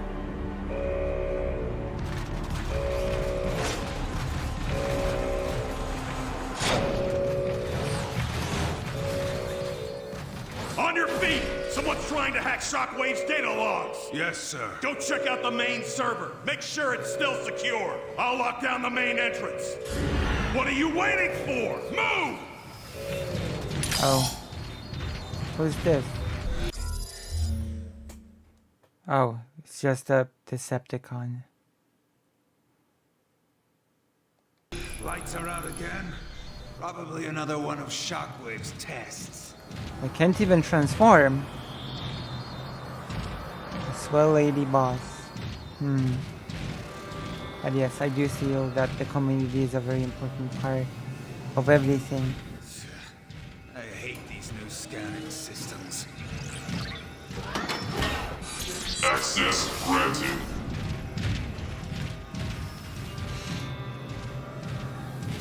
It's sparking again. Let's get that fixed. Memory cores are fried. Need to find some new ones. Shine your light over here. My optics are fuzzy.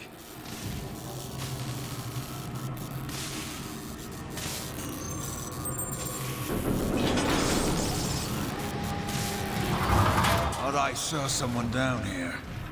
That's nothing. Server's just ahead. Hey, you hear about Starscream? That idiot finally got what was coming to him. Do tell.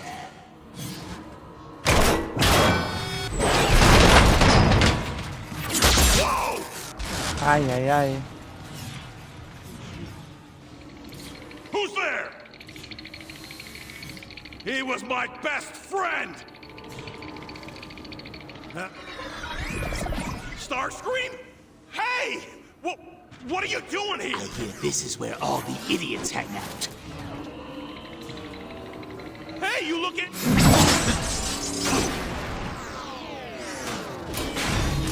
There. According to these data logs, Shockwave's latest experiment is in the central tower. Oh. I can access it through the rear maintenance shaft. Megatron will rue the day he made a fool of me. He can keep his precious army. I will build one of my own.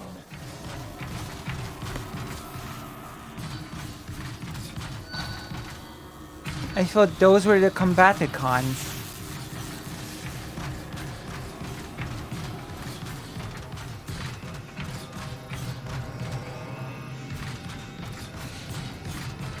cannot transform.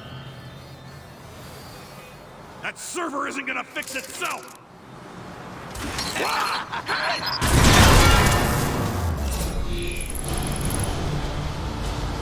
Starscream! I won't stand for they must ensure that no one survives to report me.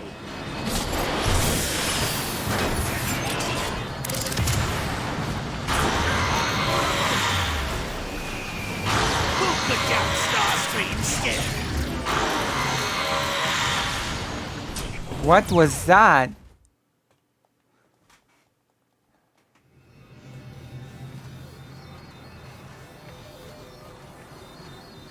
I gave you an order!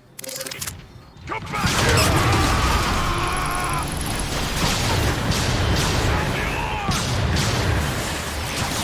Must ensure that no one survives to report me.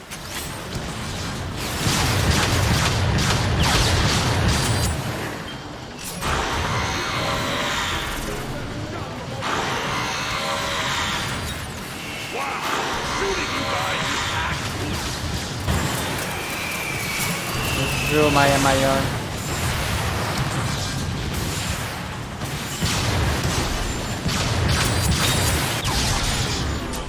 Starkim is so weak. Maybe in the alternative mode.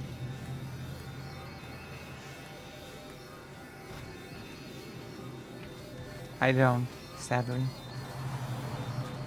I gave you an order! Ah! Oh no! I need help!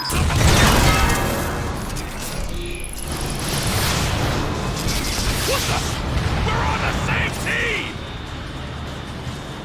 I must silence anyone who could sound the alarm. Oh, I never trusted that guy!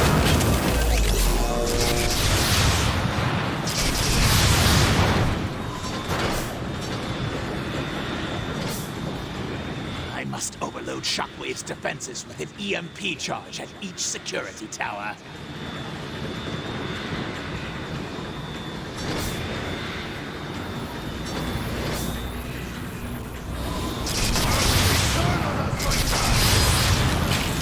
Megatron's gonna bounce your hull on his wall!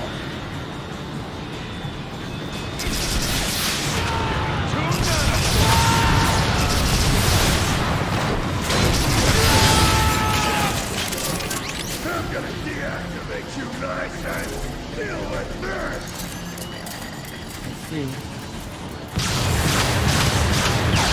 Should have expected no less.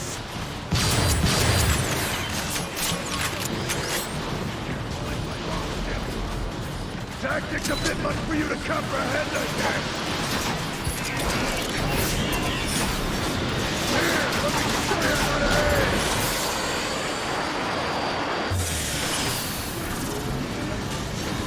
You're leaving nothing behind but a cloud of vapor!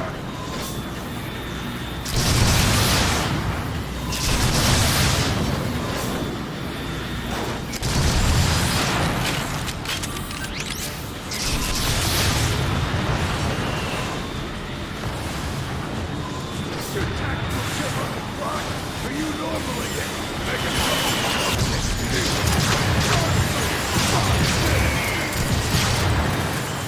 Your targeting chip needs recalibrated! Yeah. Sadly, I don't even have any other weapon. You're going down, Starscream! They're not even worth thinking about, much like shooting! Yeah, I have the alternate mode done. Tower security systems. Internal security report. Field to base. Our perimeter check is complete. The tower is just about impregnable.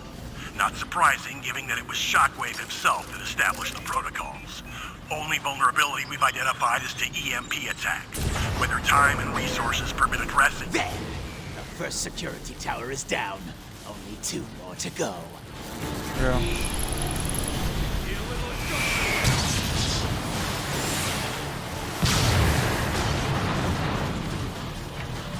Coming at you hot!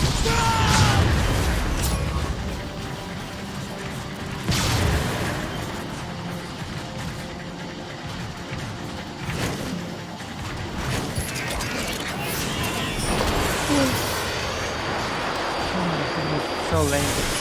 Rather early.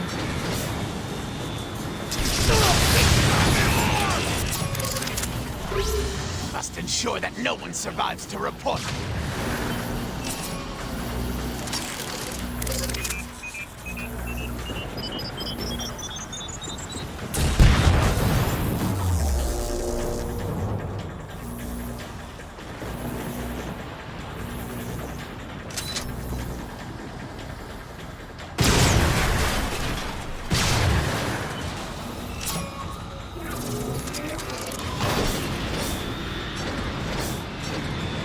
Starscream's gone mad. Stay alert. What do you suppose he's after?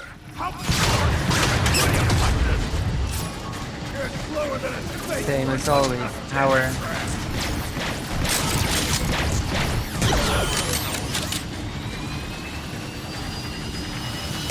Discrepancy detected.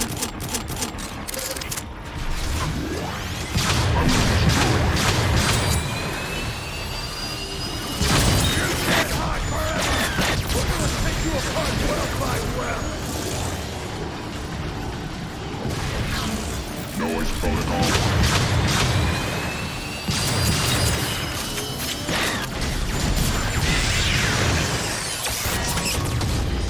There you go. Whew. Done it. After this level, we're gonna go to sleep because it's already 5 a.m. 5:10 a.m. The only thing you're gonna leave behind are gonna be heart.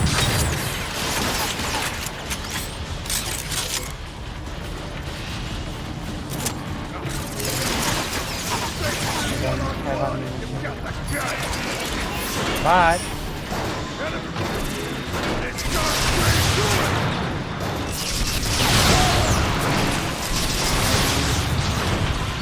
yeah.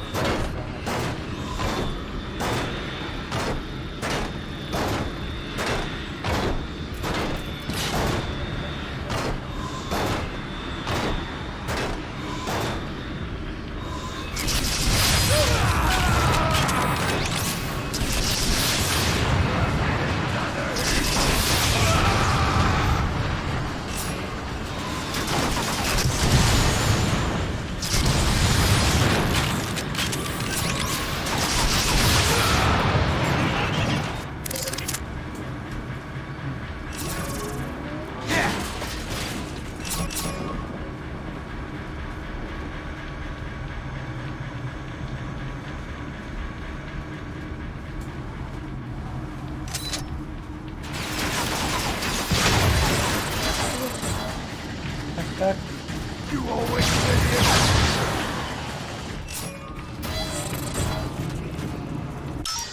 Former Decepticon leader Starscream detected. Decepticon leader, Projected huh? odds of your survival are low.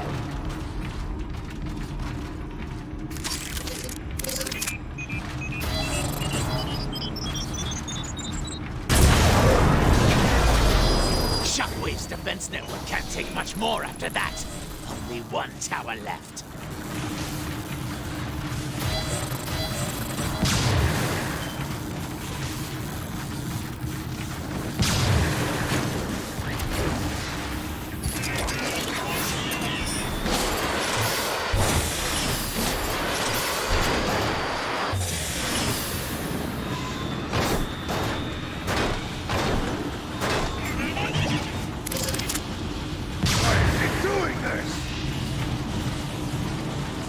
Just need a better angle. Maybe just let that hit me.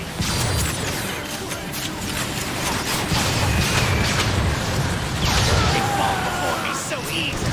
This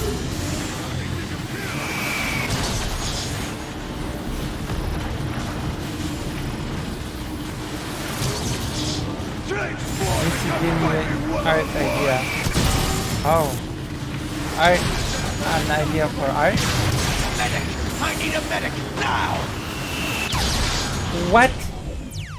So okay, the idea for the art is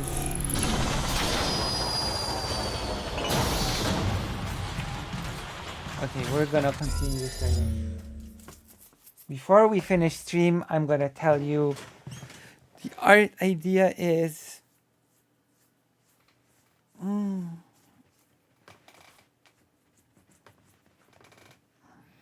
a city full of numbers. That is my idea for you. A city full of numbers. For now, it is time to sleep. Thank you all for coming.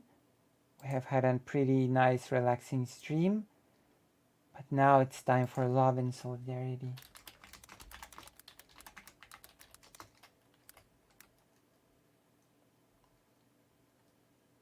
Love and solidarity. Love and solidarity. And I'll see you today, your tomorrow, for a special topic.